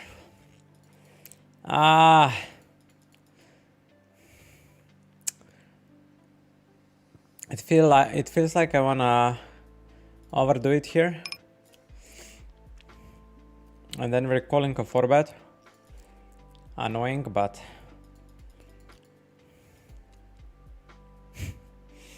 just direct jam, huh? Why would you direct jam anything besides? I'm gonna call sometimes with pocket tens here. I was thinking like 1/3 of the time. Just that he doesn't get away. Like some players only jam ace king here, and then some guys like also jam kings, and then it gets worse and worse on a 20. I'm gonna build polarized approach around the jacks plus ace 10. I'm mostly checking this, but on a 20 I bet.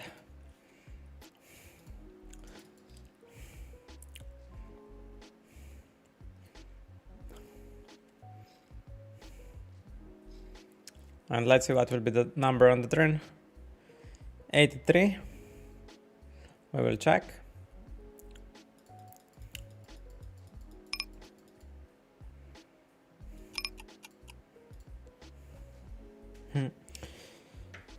We have like 20% of all the value which we check back.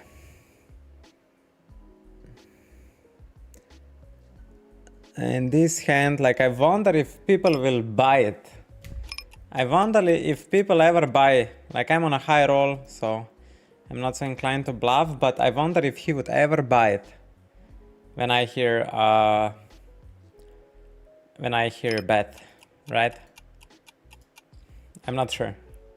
Like that line is super interesting, actually. Like how to play. I didn't see on the left side straight board. I just saw two pair. Two pair. I think the bet is not the bet either way. That king 9, I'm gonna screenshot. We'll try to learn. Ah man, poker. Poker went from like high confidence that I'm like god of this game. It went down to I don't know how to play anymore. It feels like I'm losing my mind slowly. That's how poker feels at the moment.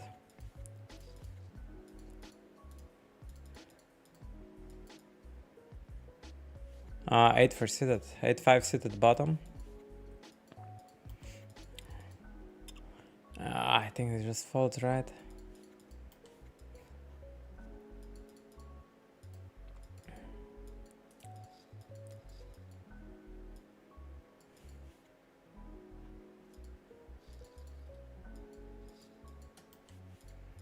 Would open on 40.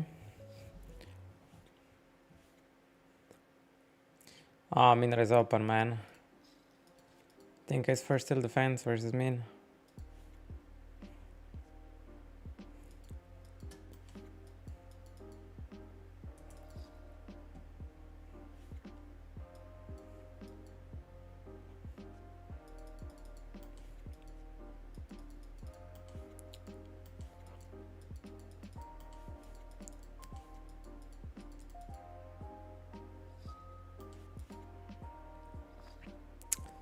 Ah, 5-3 suited open, 6-3 not.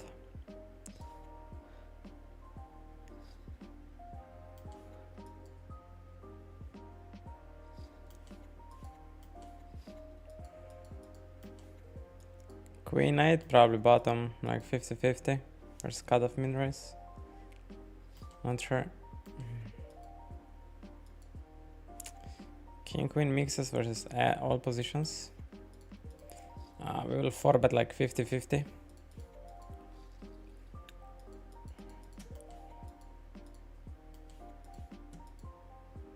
Three's open, cutoff.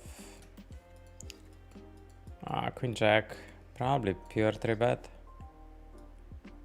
Maybe like 10% folding if. This is so fucked up board. And the only advantage I have is in ace kings and aces. And then mid-range, I don't think I have advantage in mid-range. On 11. On 11, he's saying... What? It feels like I wanna raise on 11 there. And just polarize. Or I want to merge raise. Also some ace axes, probably. I wanna also raise ace king, which I check back on the flop. Some of the time. Like now, what I'm thinking...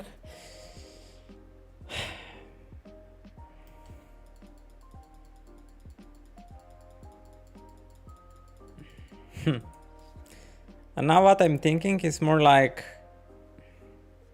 Yeah, just try to play like solver does. He knows which part of the range he wants to push the best. But it's also at the same time good to know. Like I think what the framework with which I should have developed or should develop is just okay, in that spot I don't have probably mid-range advantage, so I just have some top of the range advantage, and that allows me to bet like 50% of the time. And then I know the global frequency and I just play my range. So I shouldn't complicate so much. Man, like the solver is so smart. Because you come to the same conclusion as he does when you really think about the spot, right? I think global frequency here, we wanna push around 10x's, so we wanna bet like B50. And this hand would bet maybe 5% of the time.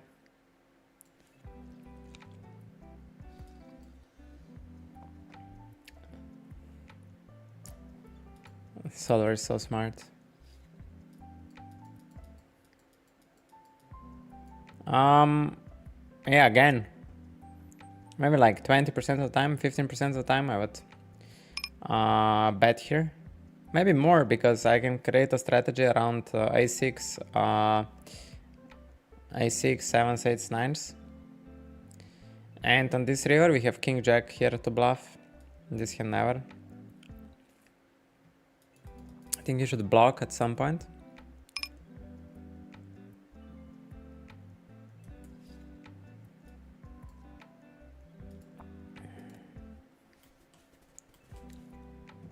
Man, that queen 8, I think it's on 25% open, and I opened on 34. A little bit sloppy pre-flop. I think above 90 it folds.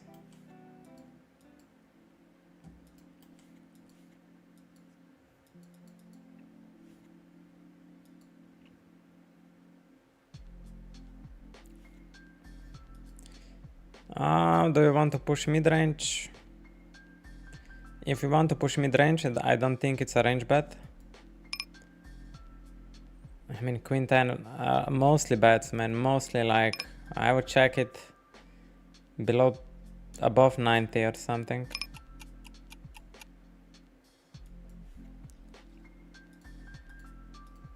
It was very close to checking it back there. But maybe we can just get away with range bet. Yeah, it's... Poker is so complicated when you start thinking about it.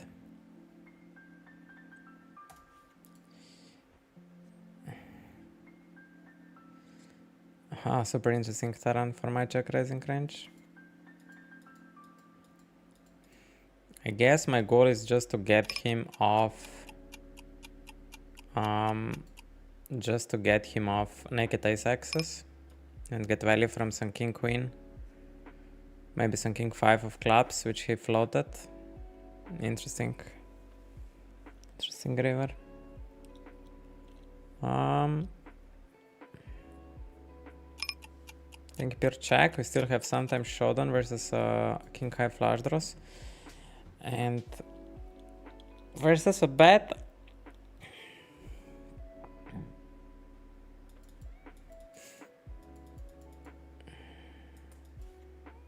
However bets. So he's saying he has full house.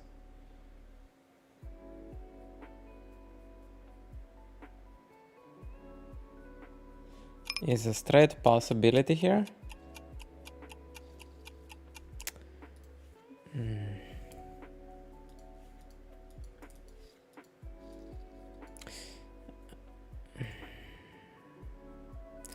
Ate is just super confused, you know.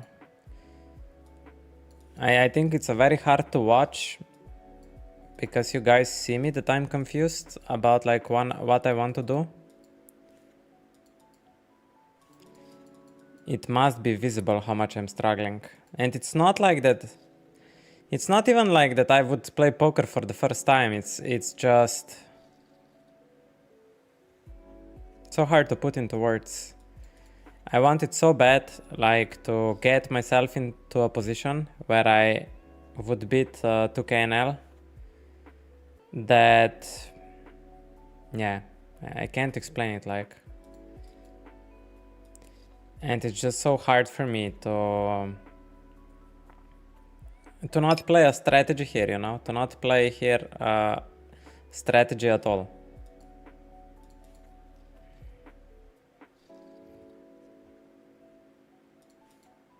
Like some of you guys which play, I don't know, NL50, 100, and you see me like check 20% of the value somewhere and blah, blah, blah.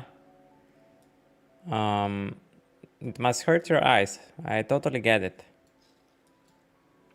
It must completely hurt your eyes. And if I would play NL 100 or 200 and watch this bankroll challenge, I would be like, what the fuck are you doing? But on the other side is a goal to play on 2KNL, you know? So, of course it must seem like, how would 2KNL player approach this, right? That's what. But he needs to have also the knowledge, but I guess I answered myself.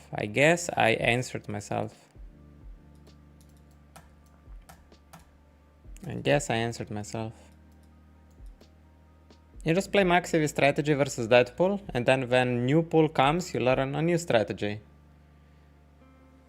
And you need to be adapting always.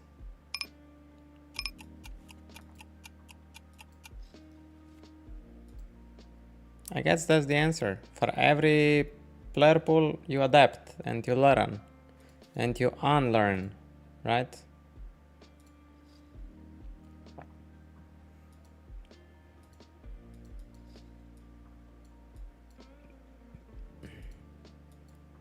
I'm gonna keep battling here around king 9, ace 9 and some 3x's.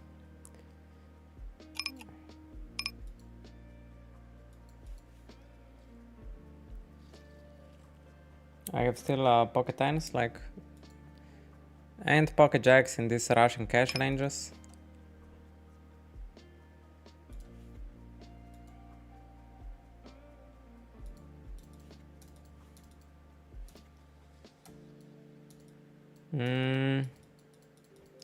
I think I still wanna bet my 9 versus ace king and ace queen, like b40. But this hand rarely bluffing, like I think around 20% of the time. Maybe maybe I should sometimes bluff this. I don't know. Maybe I should sometimes bluff this hand, you know. Definite spot worth checking.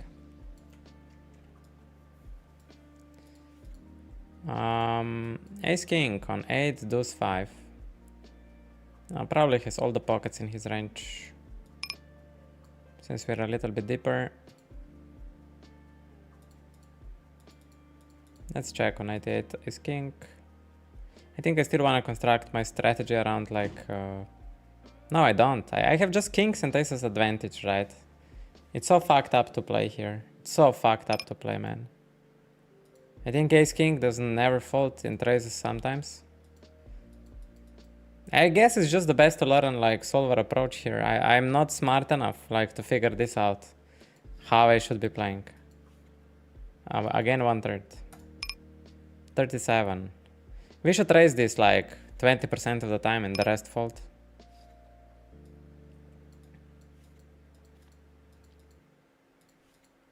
Yeah, I don't know. It feels like I'm going against myself. With strategy creation on the spot. That was my idea, you know, that I would learn mechanics to strategy create on the spot. I don't know. We will see through time. What do we want to do?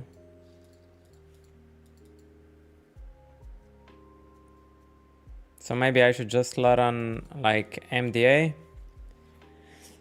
strategy versus these guys, or I don't know, like what's the best approach. I guess that's why I have mentors. And I should just listen to them. They managed to grind up from 200 to 2K NL, and they know what needs to be done.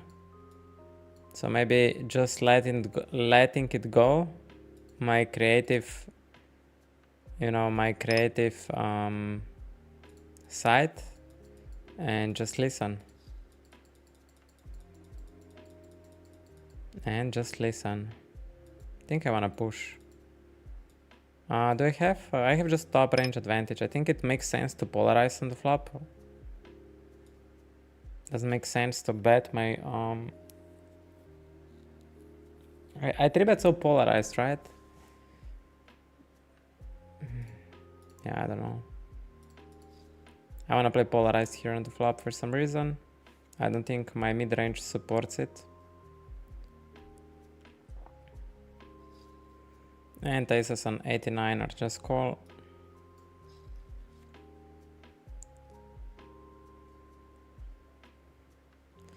King 6 on 15 will just start delay bombing my queen X.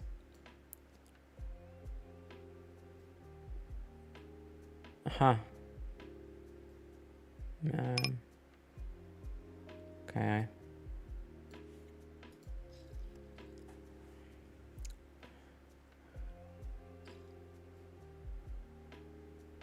I mean, we rolled very low. Do we want to fast play aces on a very low roll?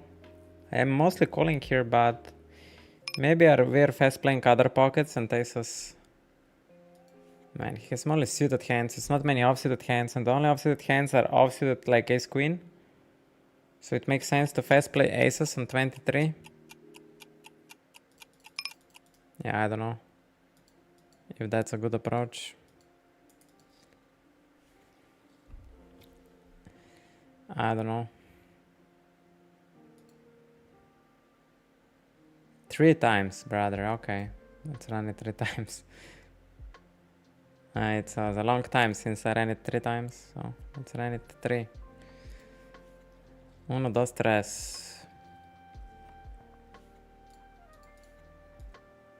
Yeah. I guess I came to a point where I just need to listen to mentors. Because I will be Bobby Fischer, you know, of poker. Otherwise, we have some chill music. I guess making a strat around ace 10, so like betting B40 makes sense, and sevens, even on a low count, I'm just gonna check back. Snap checking twice feels very weird, like he's surrendering. If you would have value, you would at least think about it, right? No? Cyber Tony. Weird. Pocket first. Weird.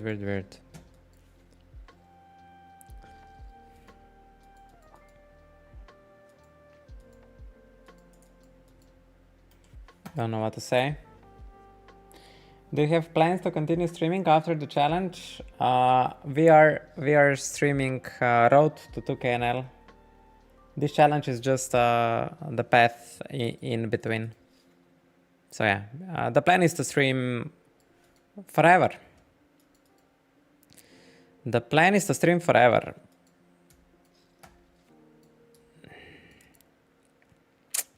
$39.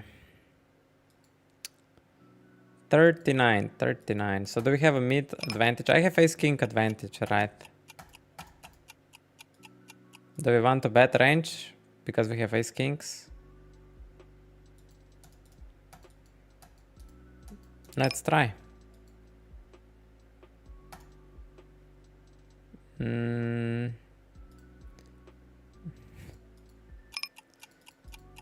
Very big raise, honestly.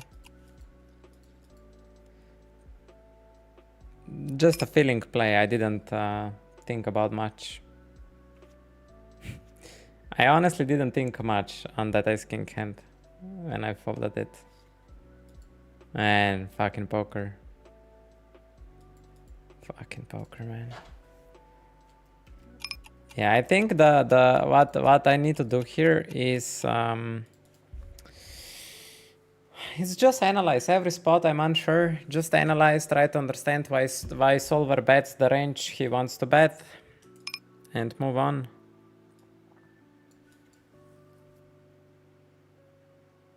When you lose all money, 2 days ago, where I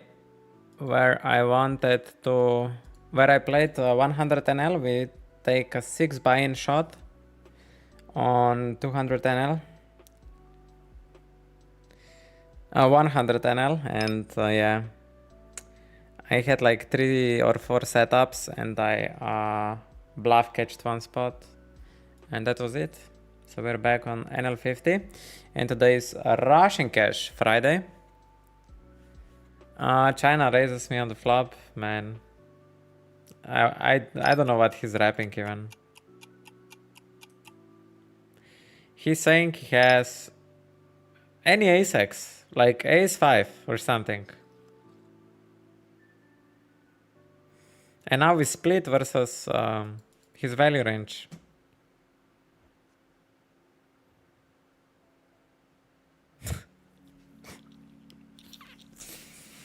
I can't fold. I legit can't fold. Like, his story doesn't match up. On the turn you rep weak ace, and now you rep 2 pair plus or full house. Like, I just don't understand. His story doesn't add up.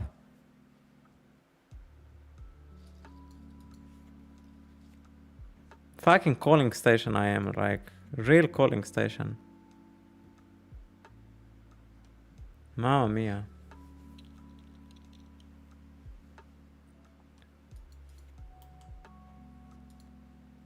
And again, I'm sitting like a corpse, you know? Again, I'm sitting like fucking corpse.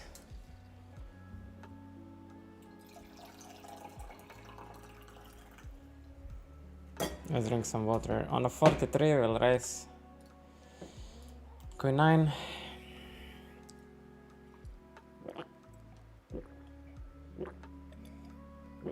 Ah. Mm-hmm.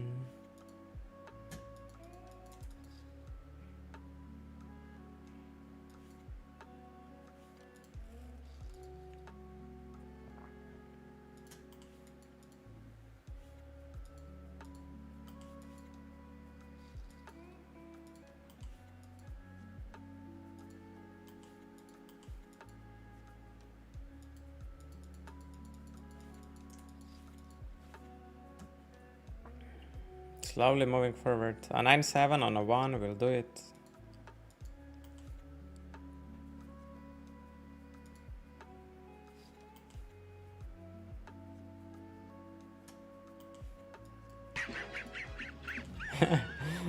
Laos, Poland. Thank you for the follow. Sorry, I'm in a trance. I'm in a trance of this, how it's called? Kruger effect, you know? I don't know how it's, I'm gonna Google it up. Kruger effect. Dunning Kruger effect is happening right now with me, you know? We rolled on a very passive action with ace king there. Not too passive, right? I shouldn't 3-bet to this size. I should 3-bet to like 30 blind size, 200 blinds deep, so that was not the best with ace king. That is really a mess. That was a mess. He shouldn't have 5s and 3s and deuces in his range, so we just built our strategy on queens plus.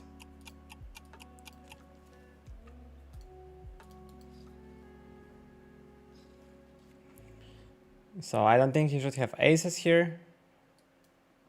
He has mostly here jacks, 10s, 9s, 8s.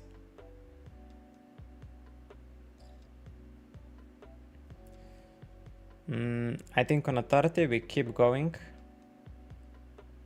We keep going for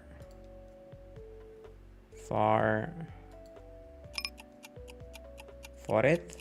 I don't think does jamming make sense. Let's see. When I roll 30, not sure. I'm not sure, guys. No fucking idea. Ruthie, you have a black name. Couldn't read you, brother. Couldn't read you. Welcome into chat. He's saying he has an 8 or 10 high bluff. Okay. King high bluff. 9-4 is very close to defending, man. Maybe 9-5 off. If anyone has min raise charts, please let me know.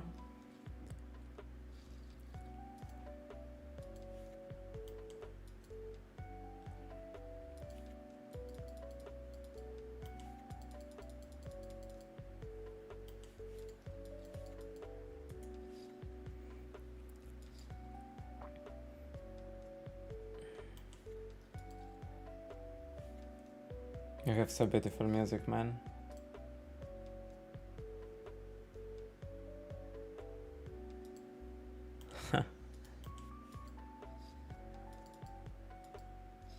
We cannot forget to take advantage of WSOP sprays. So guys, top right corner, promotion.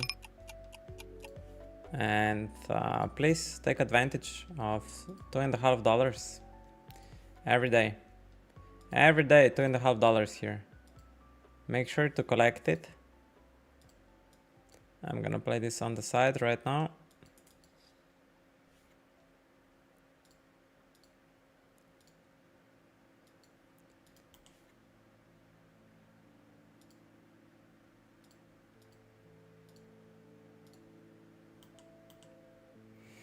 I guess I can show it like this.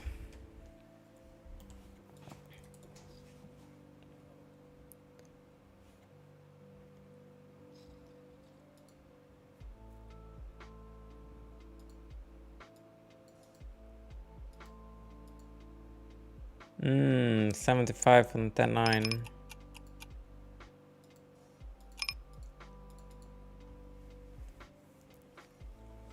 I think I wanna bet like 70% of the time.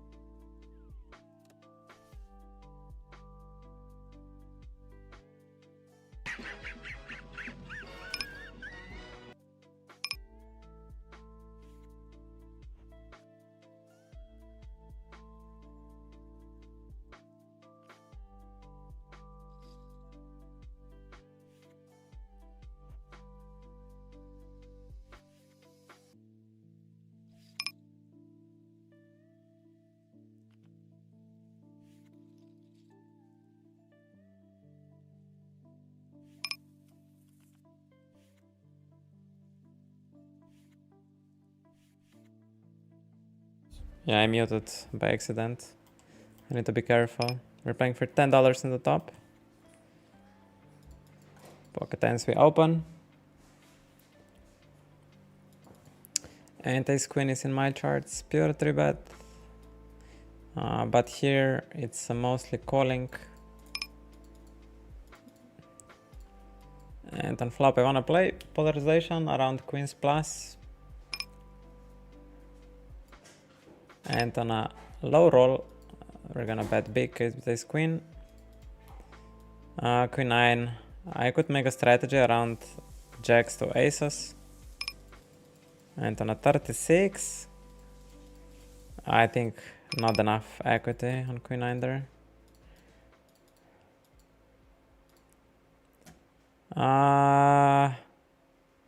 Versus half, queen 9. I think sometimes defending. 10% on 5s, we call. He can just push his... yeah, and 5s will call with a club. Are they always calling? I don't know. Queen jack, I should just jam. Shouldn't play it like this. And now we don't have bluffs here. So I'm just gonna polarize if he checks and target aces. All this stuff.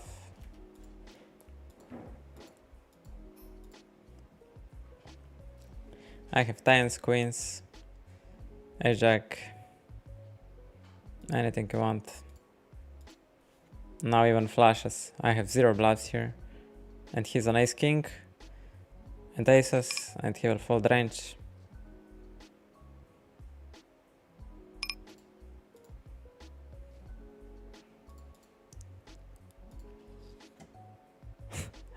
How you find donk jam here? Are you crazy? You must be legit crazy to find a donk jam here. Holy shit.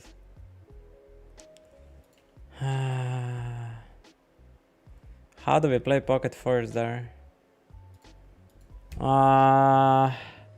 He checks back on the flop. Pocket threes will bet itself. No, I need to go for value here. How much my hand is worth, like 37.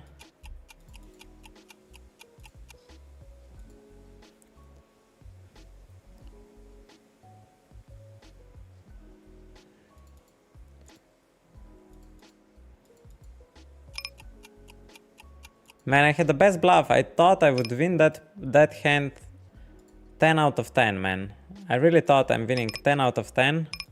That pocket fives, and then he donk jams the river. I'm turning aces into a bluff. I don't know.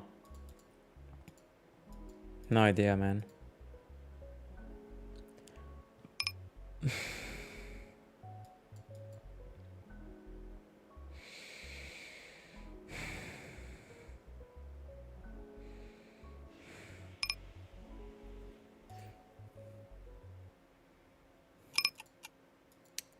On a 7%, we will turn it into a bluff, and we are gonna rep straight plus, so we just polarize.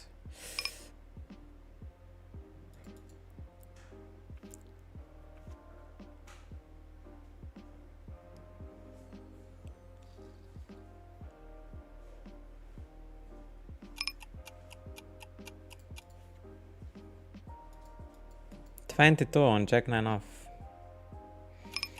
Could be. Maybe like under 15. Am I again muted? I'm not. Okay. Please that. Jack 9 on 1. Do I want to play around kings and aces? No. Do I want to play range bet? Probably.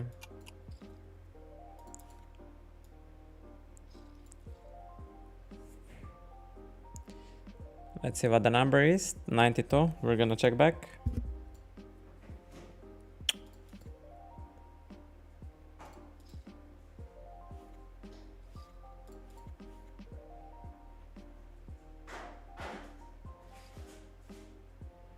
And now we wanna make a strat around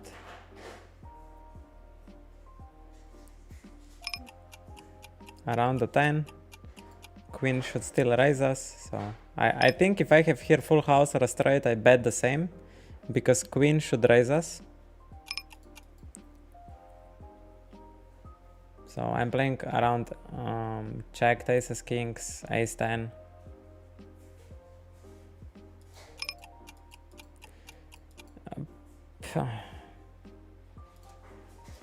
Yeah, I don't know why people can't, why people are overcalling.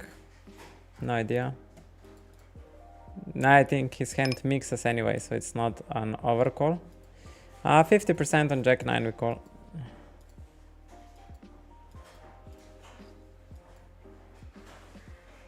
Versus Slovenia. 37.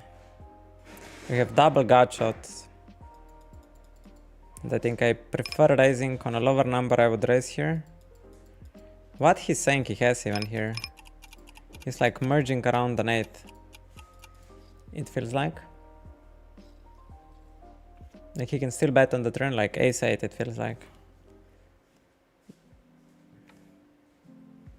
He checks and I will reopen with jacks and 9s. And what size you can go with jacks and 9s? Probably like B75.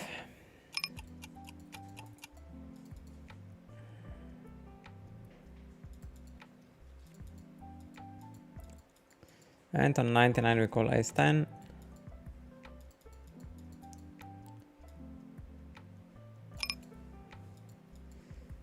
And with backdoors versus B40, I think I call. I don't know what he's trying to say with that sizing scheme on the flop, that he's over bluffing. Snap it on the turn, our hand just pure faults. Queen 6 will jam. Am I muted? No. All good. Playing for $10 on the top. No. 5.7 blinds. Queen 4 off. I think it's in. Maybe queen 3 off. Queen. No.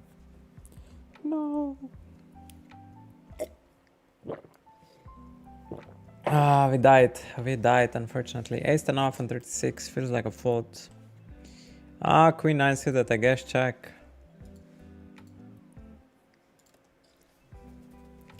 And the call. I think he's over c-betting, man, and my queen high is just nuts at this point. Let's go. Chippy poker. Chippy.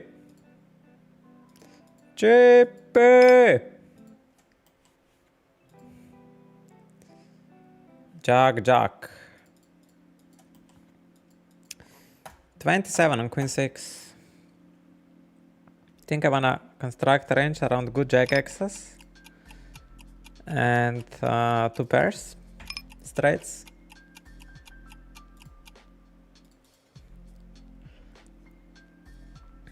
Nine is disastrous card, man.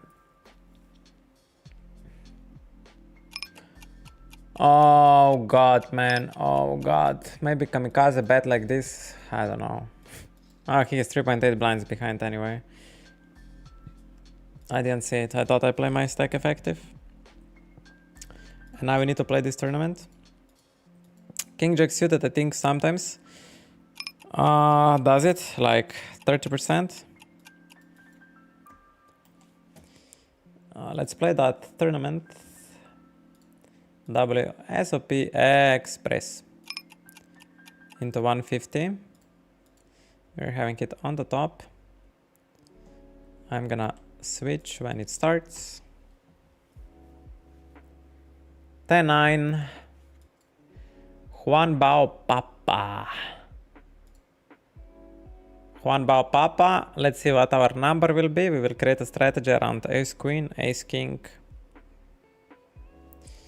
Will we? Do we want to create this strategy around Ace Kings only? Ace Queens he has? I don't want to do it, man. I don't want to do it. It's such a narrow range. I would need to play like 2x pot. Fuck it. Let's create around Ace King. Let's create around Ace King. And on the turn, I'm gonna bet this, and we have all the... I'm gonna do polarization again. So now it's against Ace Jack, Ace 10. Ace 9, pocket 9s. On 77, I think I shouldn't do it. But I went for a little bit of an overbluff. Naughty Ate, huh? Shouldn't do it, but still did it. I actually don't remember how many deuces I can open here. On a 51, it feels like I still wanna do it. Around Queens, Kings, Aces, Ace Jack. Just that bottom pocket. And King is interesting. Out of many reasons, because he doesn't have many King X's at all. Actually, it doesn't have any King X's. I should just go polarized on the turn. I should actually just overbet on the King with my Queens. I hope to see Queen 10 or Queen 9 or 10-9. Here's Jack 8. Ace King again. Do I want Ace King and Aces again versus small blind? Let's do it. 2x pot. That deuces. Yeah, I think here he just doesn't have many King X in the pocket deuces spot. Here. He just doesn't have King X on the turn, and if you have here Ace Jack, Queens, you just go geometric on the King. Like King, it's a irrelevant card. Completely irrelevant card. 54 on Ace for suited, will call.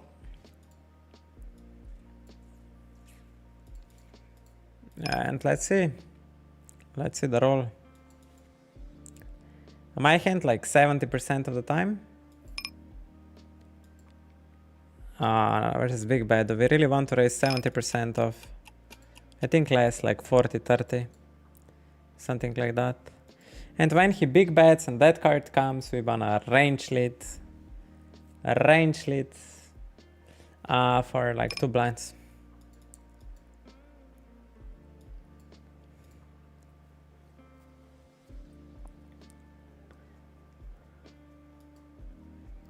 With deuces, we can range bet. We wanna push our medium range.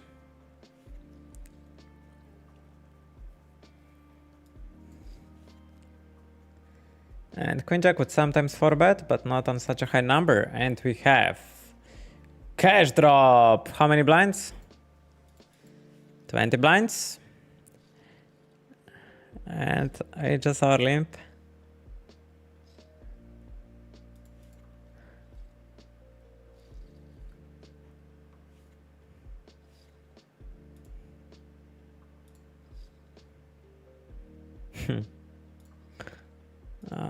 Okay.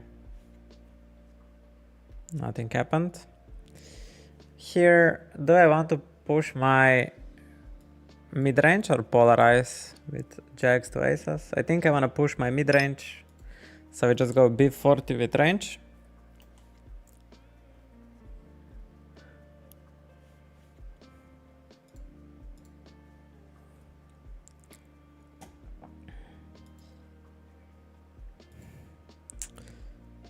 I'm gonna isolate this.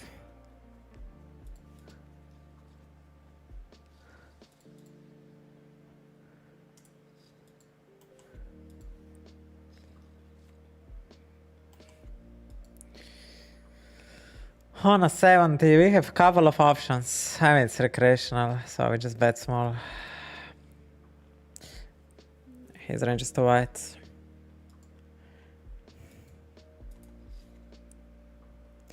Chippy Poker, House Mother Russia. On 96, we'll check back. We'll play B67 around King 9 plus, approx. On 96, we check. I should take way more time checking backhands because it's hard to split.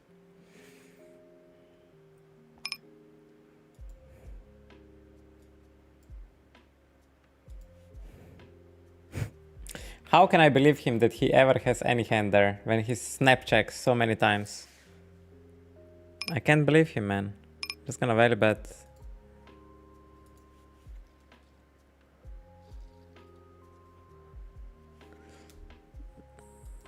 Snap check, man.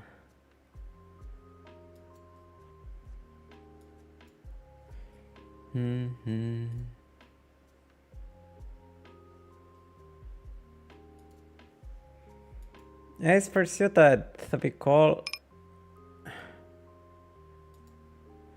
And at 7, I'm not sure on a 44 if we 3-bet. It's somewhere around there. Giladi. With backdoors, I think I need to defend.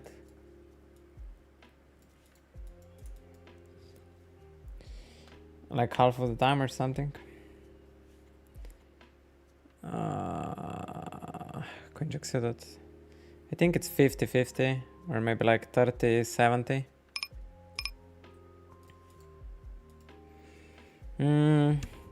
I have here probably he checks back. So he's saying he plays polarization on the flop and doesn't range bet.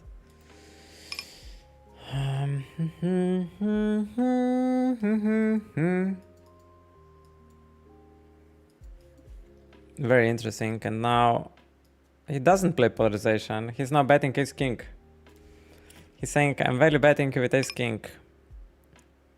That's what he's trying to say. Interesting. I'm gonna learn in that spot like how to play it. Man, it's like I'm so sad that I'm so bad in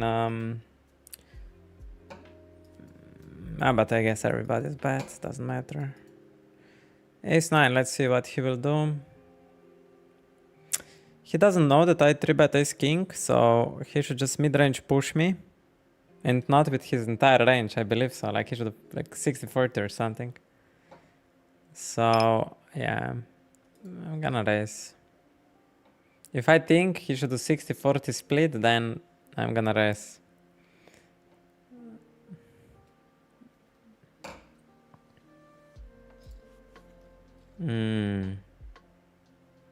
Interesting. Interesting.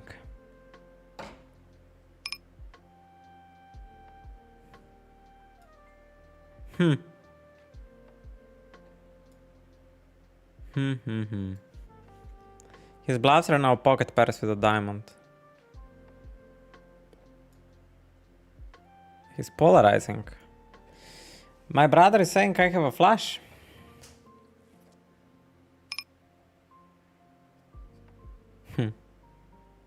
Interesting.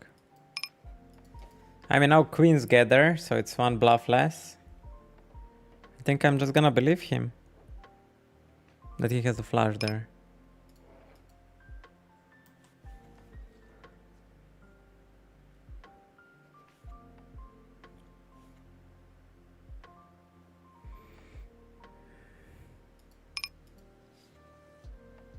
Ace king? Jack 10. So he floats me with Jack 10 suited on the flop.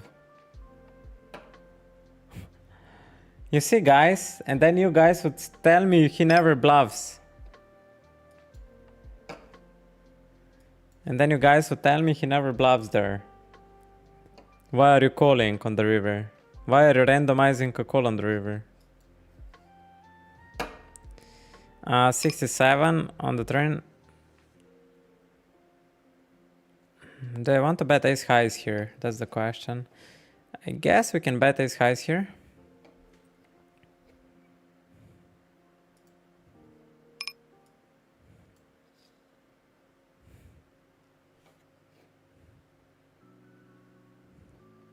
I don't think you call so much with the flush. Tank so much with the flush. Are you? With flush draw? Tanking? I will for sure value bet here.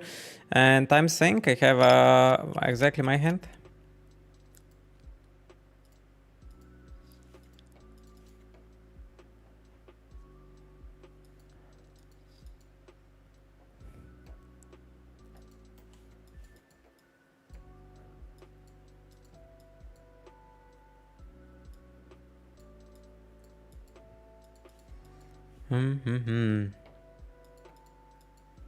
We're still in the tournament, by the way. Hey, Ata, what are all those tickets 150 worth? This is for GG Masters, or you can use it for GG Masters, or you can use them for satellites to WSOP brand. And you can qualify for some live tournaments.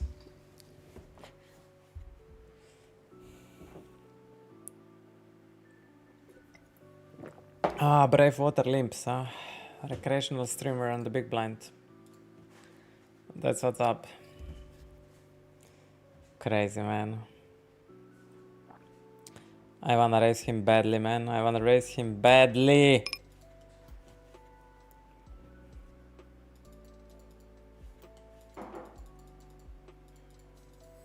I think King 2 suited is not open. King 3 suited plus. I'm not sure.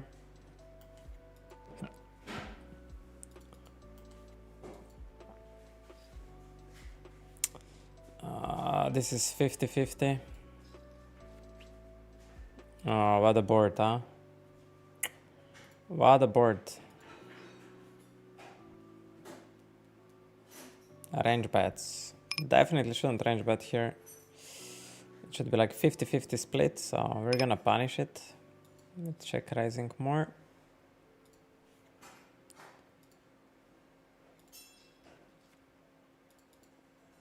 Then on the turn, when I roll 90, I'm gonna check. And what? The randomizer didn't refresh. 48.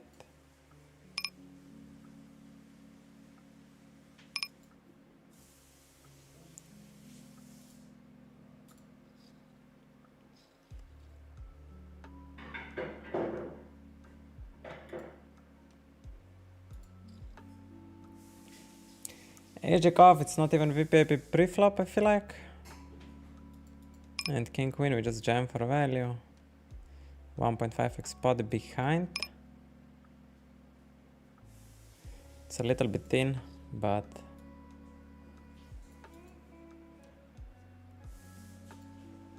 it's a little bit thin, not gonna lie.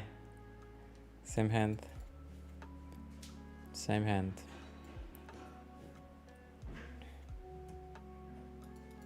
Okay.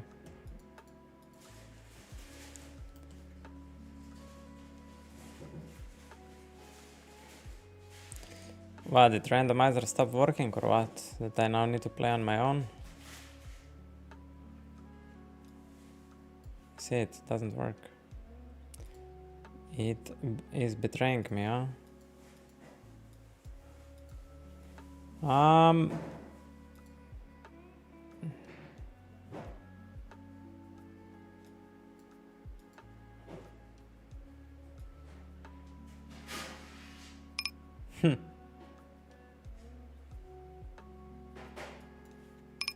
Hard for him to bluff, honestly.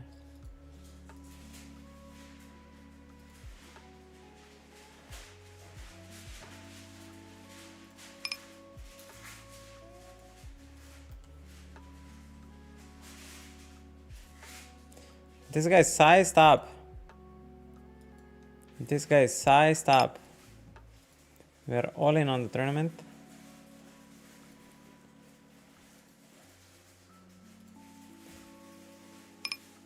Sized up the flop and now B75.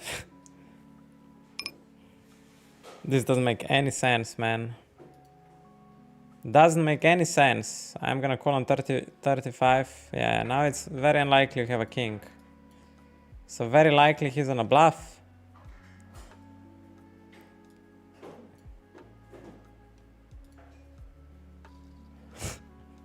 What was that? What was that hand even? What was here with Jack 8? I don't know. The guy raised blind on blind. Okay, I'm just gonna bet my King Jack plus.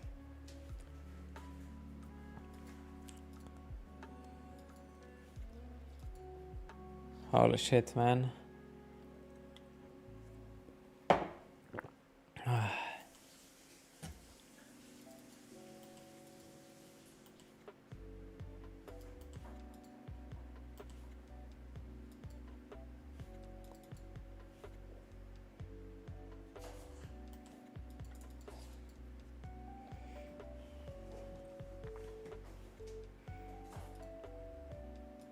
Man, so far I'm completely dead in those splash pots. Completely dead.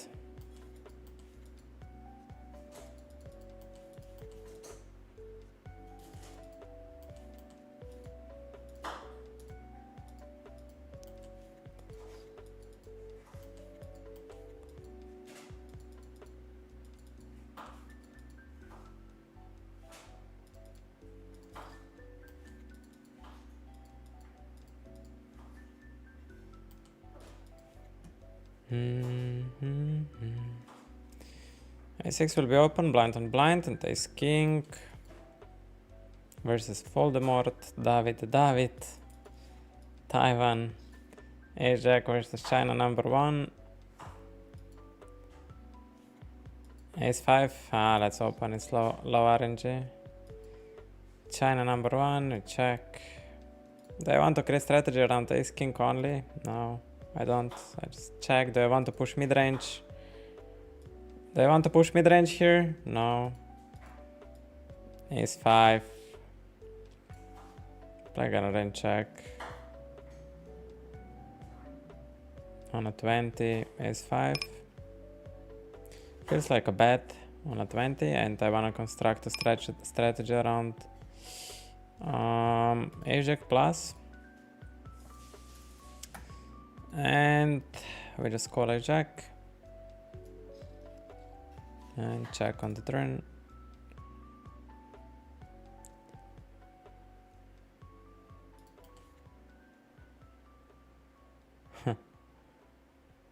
Yeah. Bluff catching.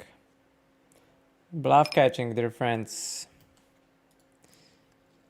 Do we want to have any leads on the river? I think 3.5 blinds, it makes sense. Maybe like 5. I still have some jack high flush draws which I want to bluff. Oh, he jams pretty fast. It can be anything, brother, but what better hand I have here? Oh god, I'm not gonna complicate here. I'm just gonna call half of the time.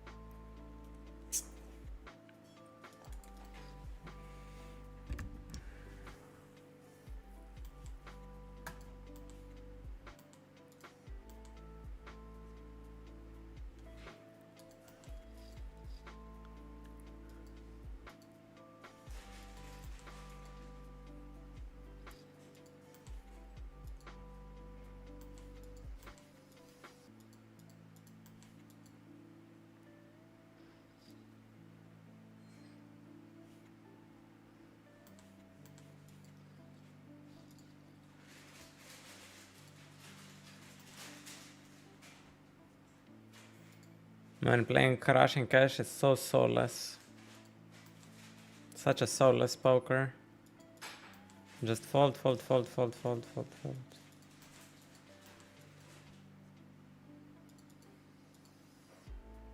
Fold, fold, fold, fold, fold, fold, fold. You guys must fall asleep watching this. It's disaster.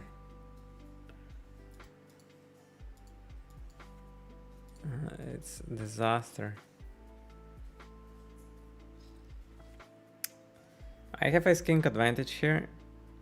He also calls some ace king pre-flop, so I have on a 73 I'm gonna check tens.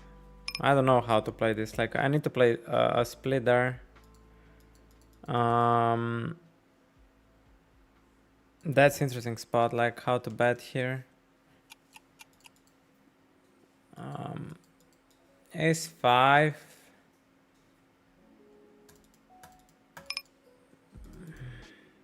It's very close. And tens, I think I wanna start bluffing.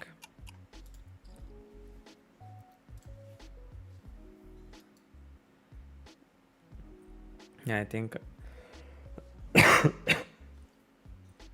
just value bet now, our hand. But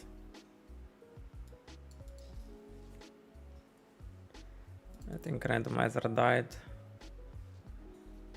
65, no, it didn't completely die, but yeah, size is up. The brothers size up on monotone board.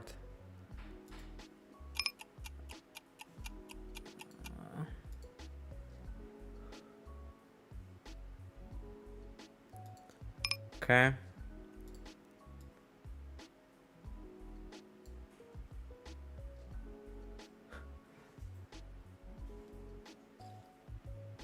And then 1/3 on the turn. Size up on the flop and then 1/3 on the turn.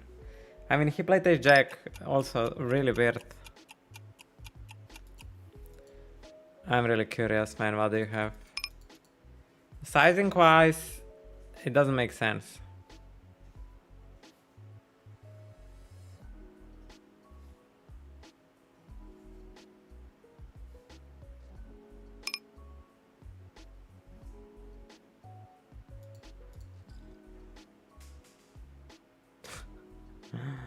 And now finds over bet. So this is full house. We are wrapping full house at the moment.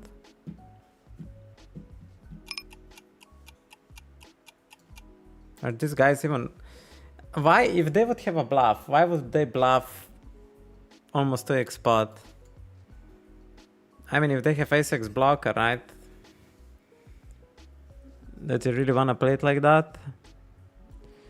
I mean, the most obvious full he has... Oh, I see it. King now makes a full house. Yeah, I don't know. I cannot think anymore. I cannot think anymore. I cannot think anymore. I don't even see the runouts. What was that hand, man? Do I want to push? So here I have advantage in aces and kings. Do I want to polarize on aces and kings here?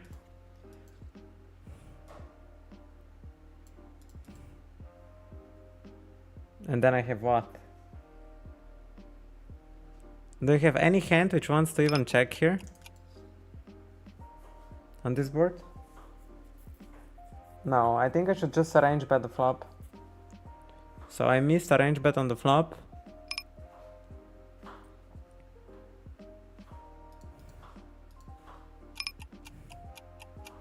Yeah, I don't know what I'm doing, honestly, at this point. We still have showdown. We still have showdown versus ace queen. The question is if ace queen will now bluff.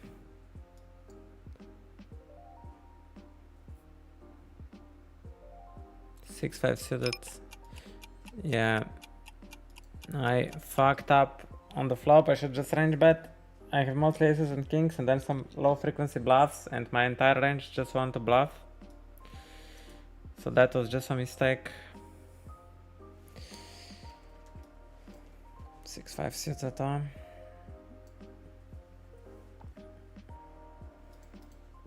Mm, 48 on ace 9. Sure.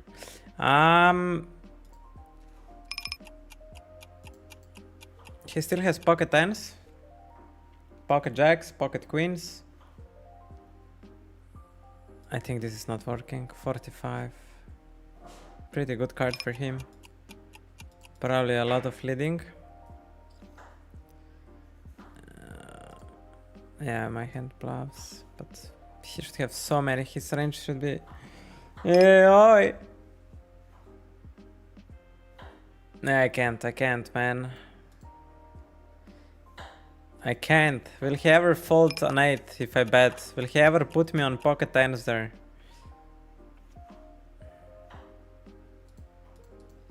Man, fucking poker. Like this spot, like it feels it's too fast for me. But I'm still so green. For example, in that spot, I was thinking what is range versus range interaction, right?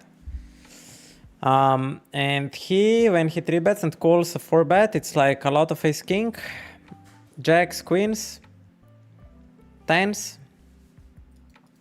and I have just aces and kings and some queens. So I just range bet here. It's probably when I called 4-bet and he calls, I'm mostly range betting. Most of the flops. So yeah, I guess I'm gonna make screenshot and learn. Poker is hard, yeah.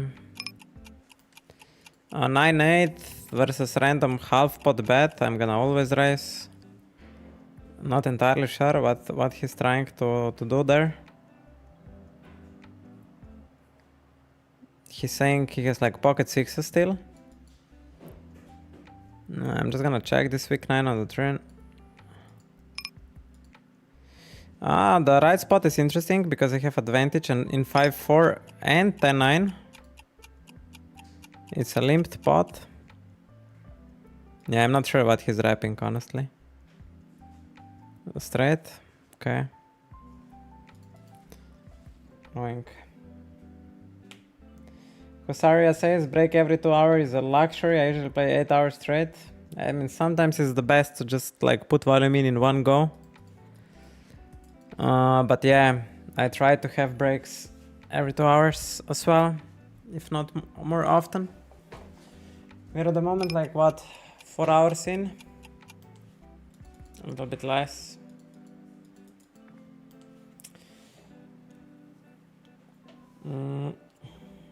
My plan is to play like maybe 20 minutes more. Again, I spilled water. It's like I'm really amazing in this. Nothing improves. Every day still same shit, huh?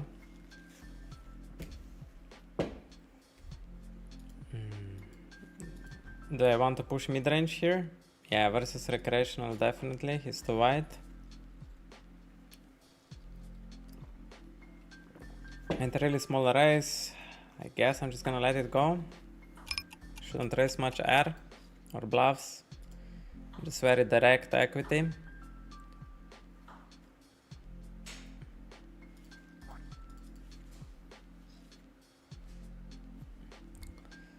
I6, yeah, why not? Why not? And small bet, he's very wide. On 86, checking queen 9. I would play polarization. I should take more time for checks. I shouldn't be so sloppy. On the turn I have option to second barrel to fold out pockets and get value from draws. So something like this to get pockets to fold and get value from draws. Queen 9 on a 12, I'm gonna raise. Not entirely sure why is he playing that. He should just play polarization to attack my mid-range.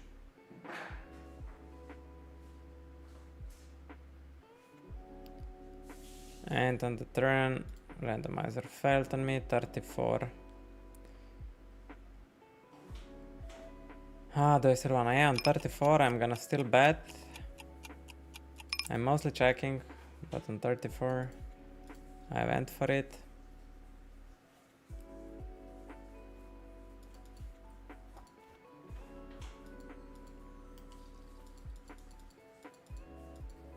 Maybe a mistake there.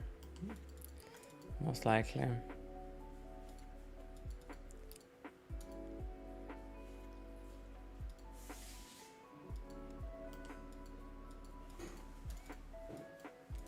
Askenik.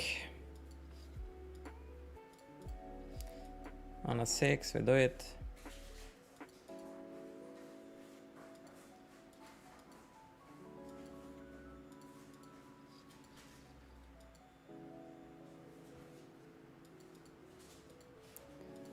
Bravas.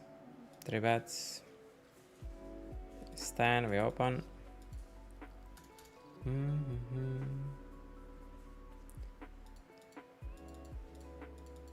King 9 or below 20, I would open.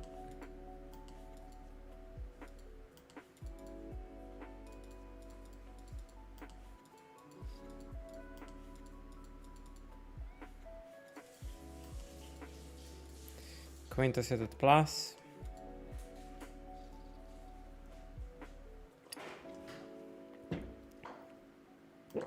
Ah.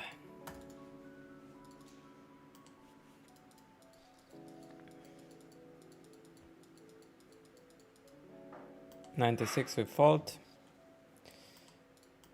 Yeah, I'm not sure how long I'm gonna be clicking, getting really tired.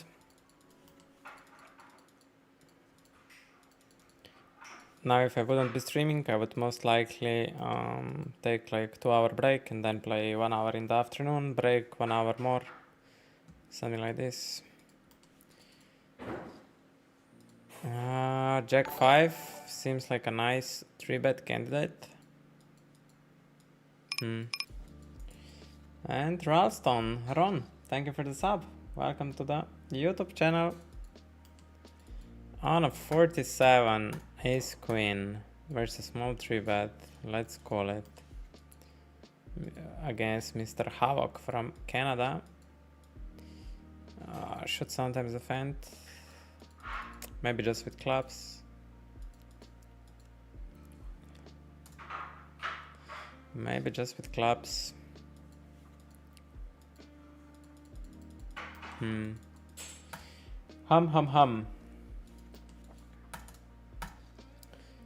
Yeah, today is such a interesting day for me as a poker player. I will need to do something regarding like how I wanna approach poker. I will need to do something.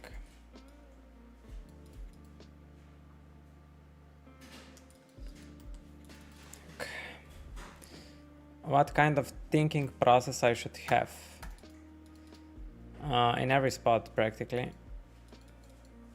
This is like 70-30. Such a fucked up board to play with. Checks. 92. Check. It's a very complex spot, so I don't think I should be fast playing. You see, randomizer is dead, doesn't work anymore. Maybe for a reason it said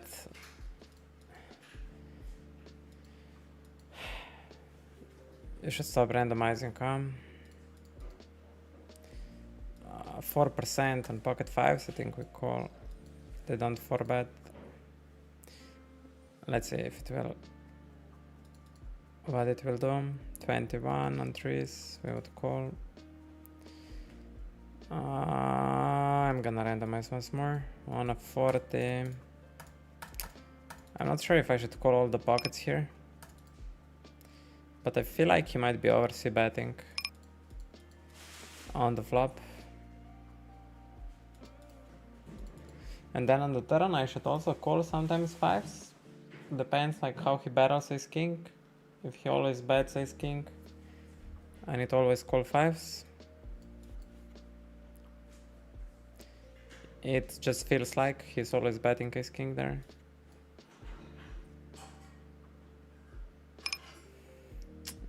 gonna call. And now I need to think about turning it into a bluff. Because he will not reopen with ace king, and yeah, I think I'm gonna turn it into a bluff. Queen jack suited, how much I would bet queen jack suited here? I don't have bluffs here, so maybe something like this.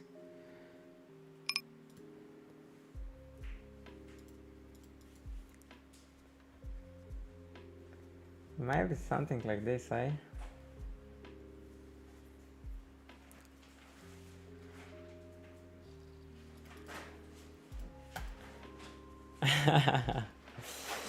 Ate.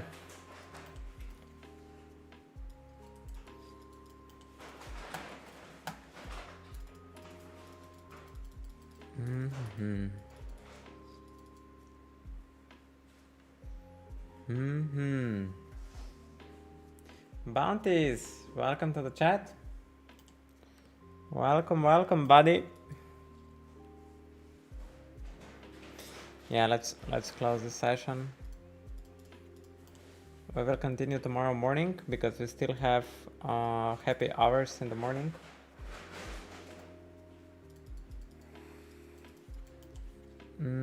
Global sit out on next blind. Also, oh, that was really fast. So we are at the moment on, let me see, our bankroll is at the moment at, compared to yesterday, we make 20 bucks minus, huh? Minus 20 bucks. Like a break-even sash, but we raked a lot. I think we raked really a lot. 745. That, what else I need to do? Yeah, here in the streamer mode we can check together like how much of additional rake we got. We have 96 bucks of additional rake back we generated this week. So we rake today, like we got like 20-30 bucks of rake today back. So yeah, like a break-even day. And streaming. I wanted to check the PokerCraft graph that we can check. And everybody very much welcome in the Discord server, where I will try to break down poker into more simple way, where I will have more confidence and I will not struggle so much to play versus these guys. And I think I will just like look for advice from my mentors and just listen.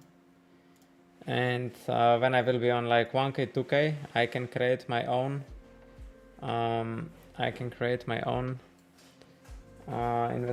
my own things, right? So this is today's day. This is today's session. We played 1.5k hands. Yeah, nothing special. Could I show you the whole challenge? I could. Do we have summer whole challenge?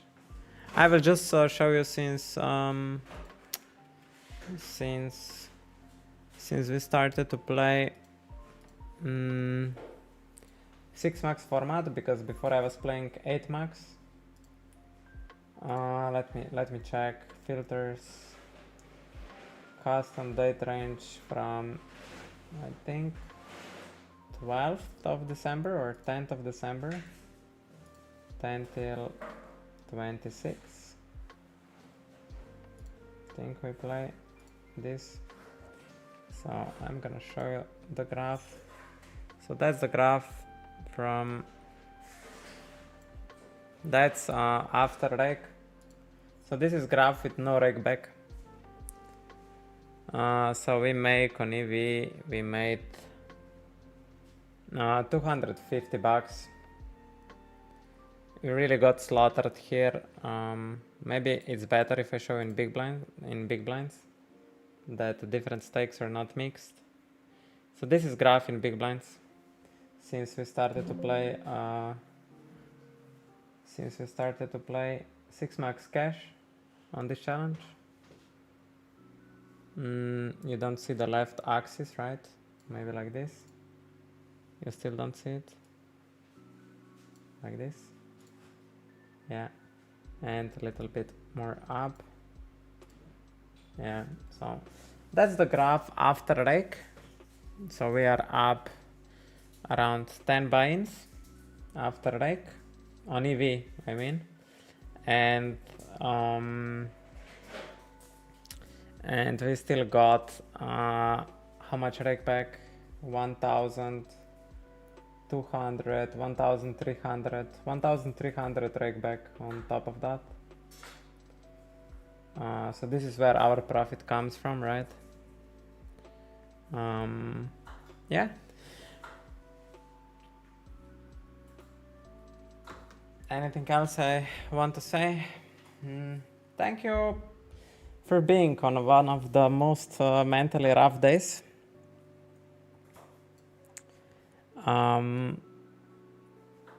Yeah, I'm gonna give call to my mentors.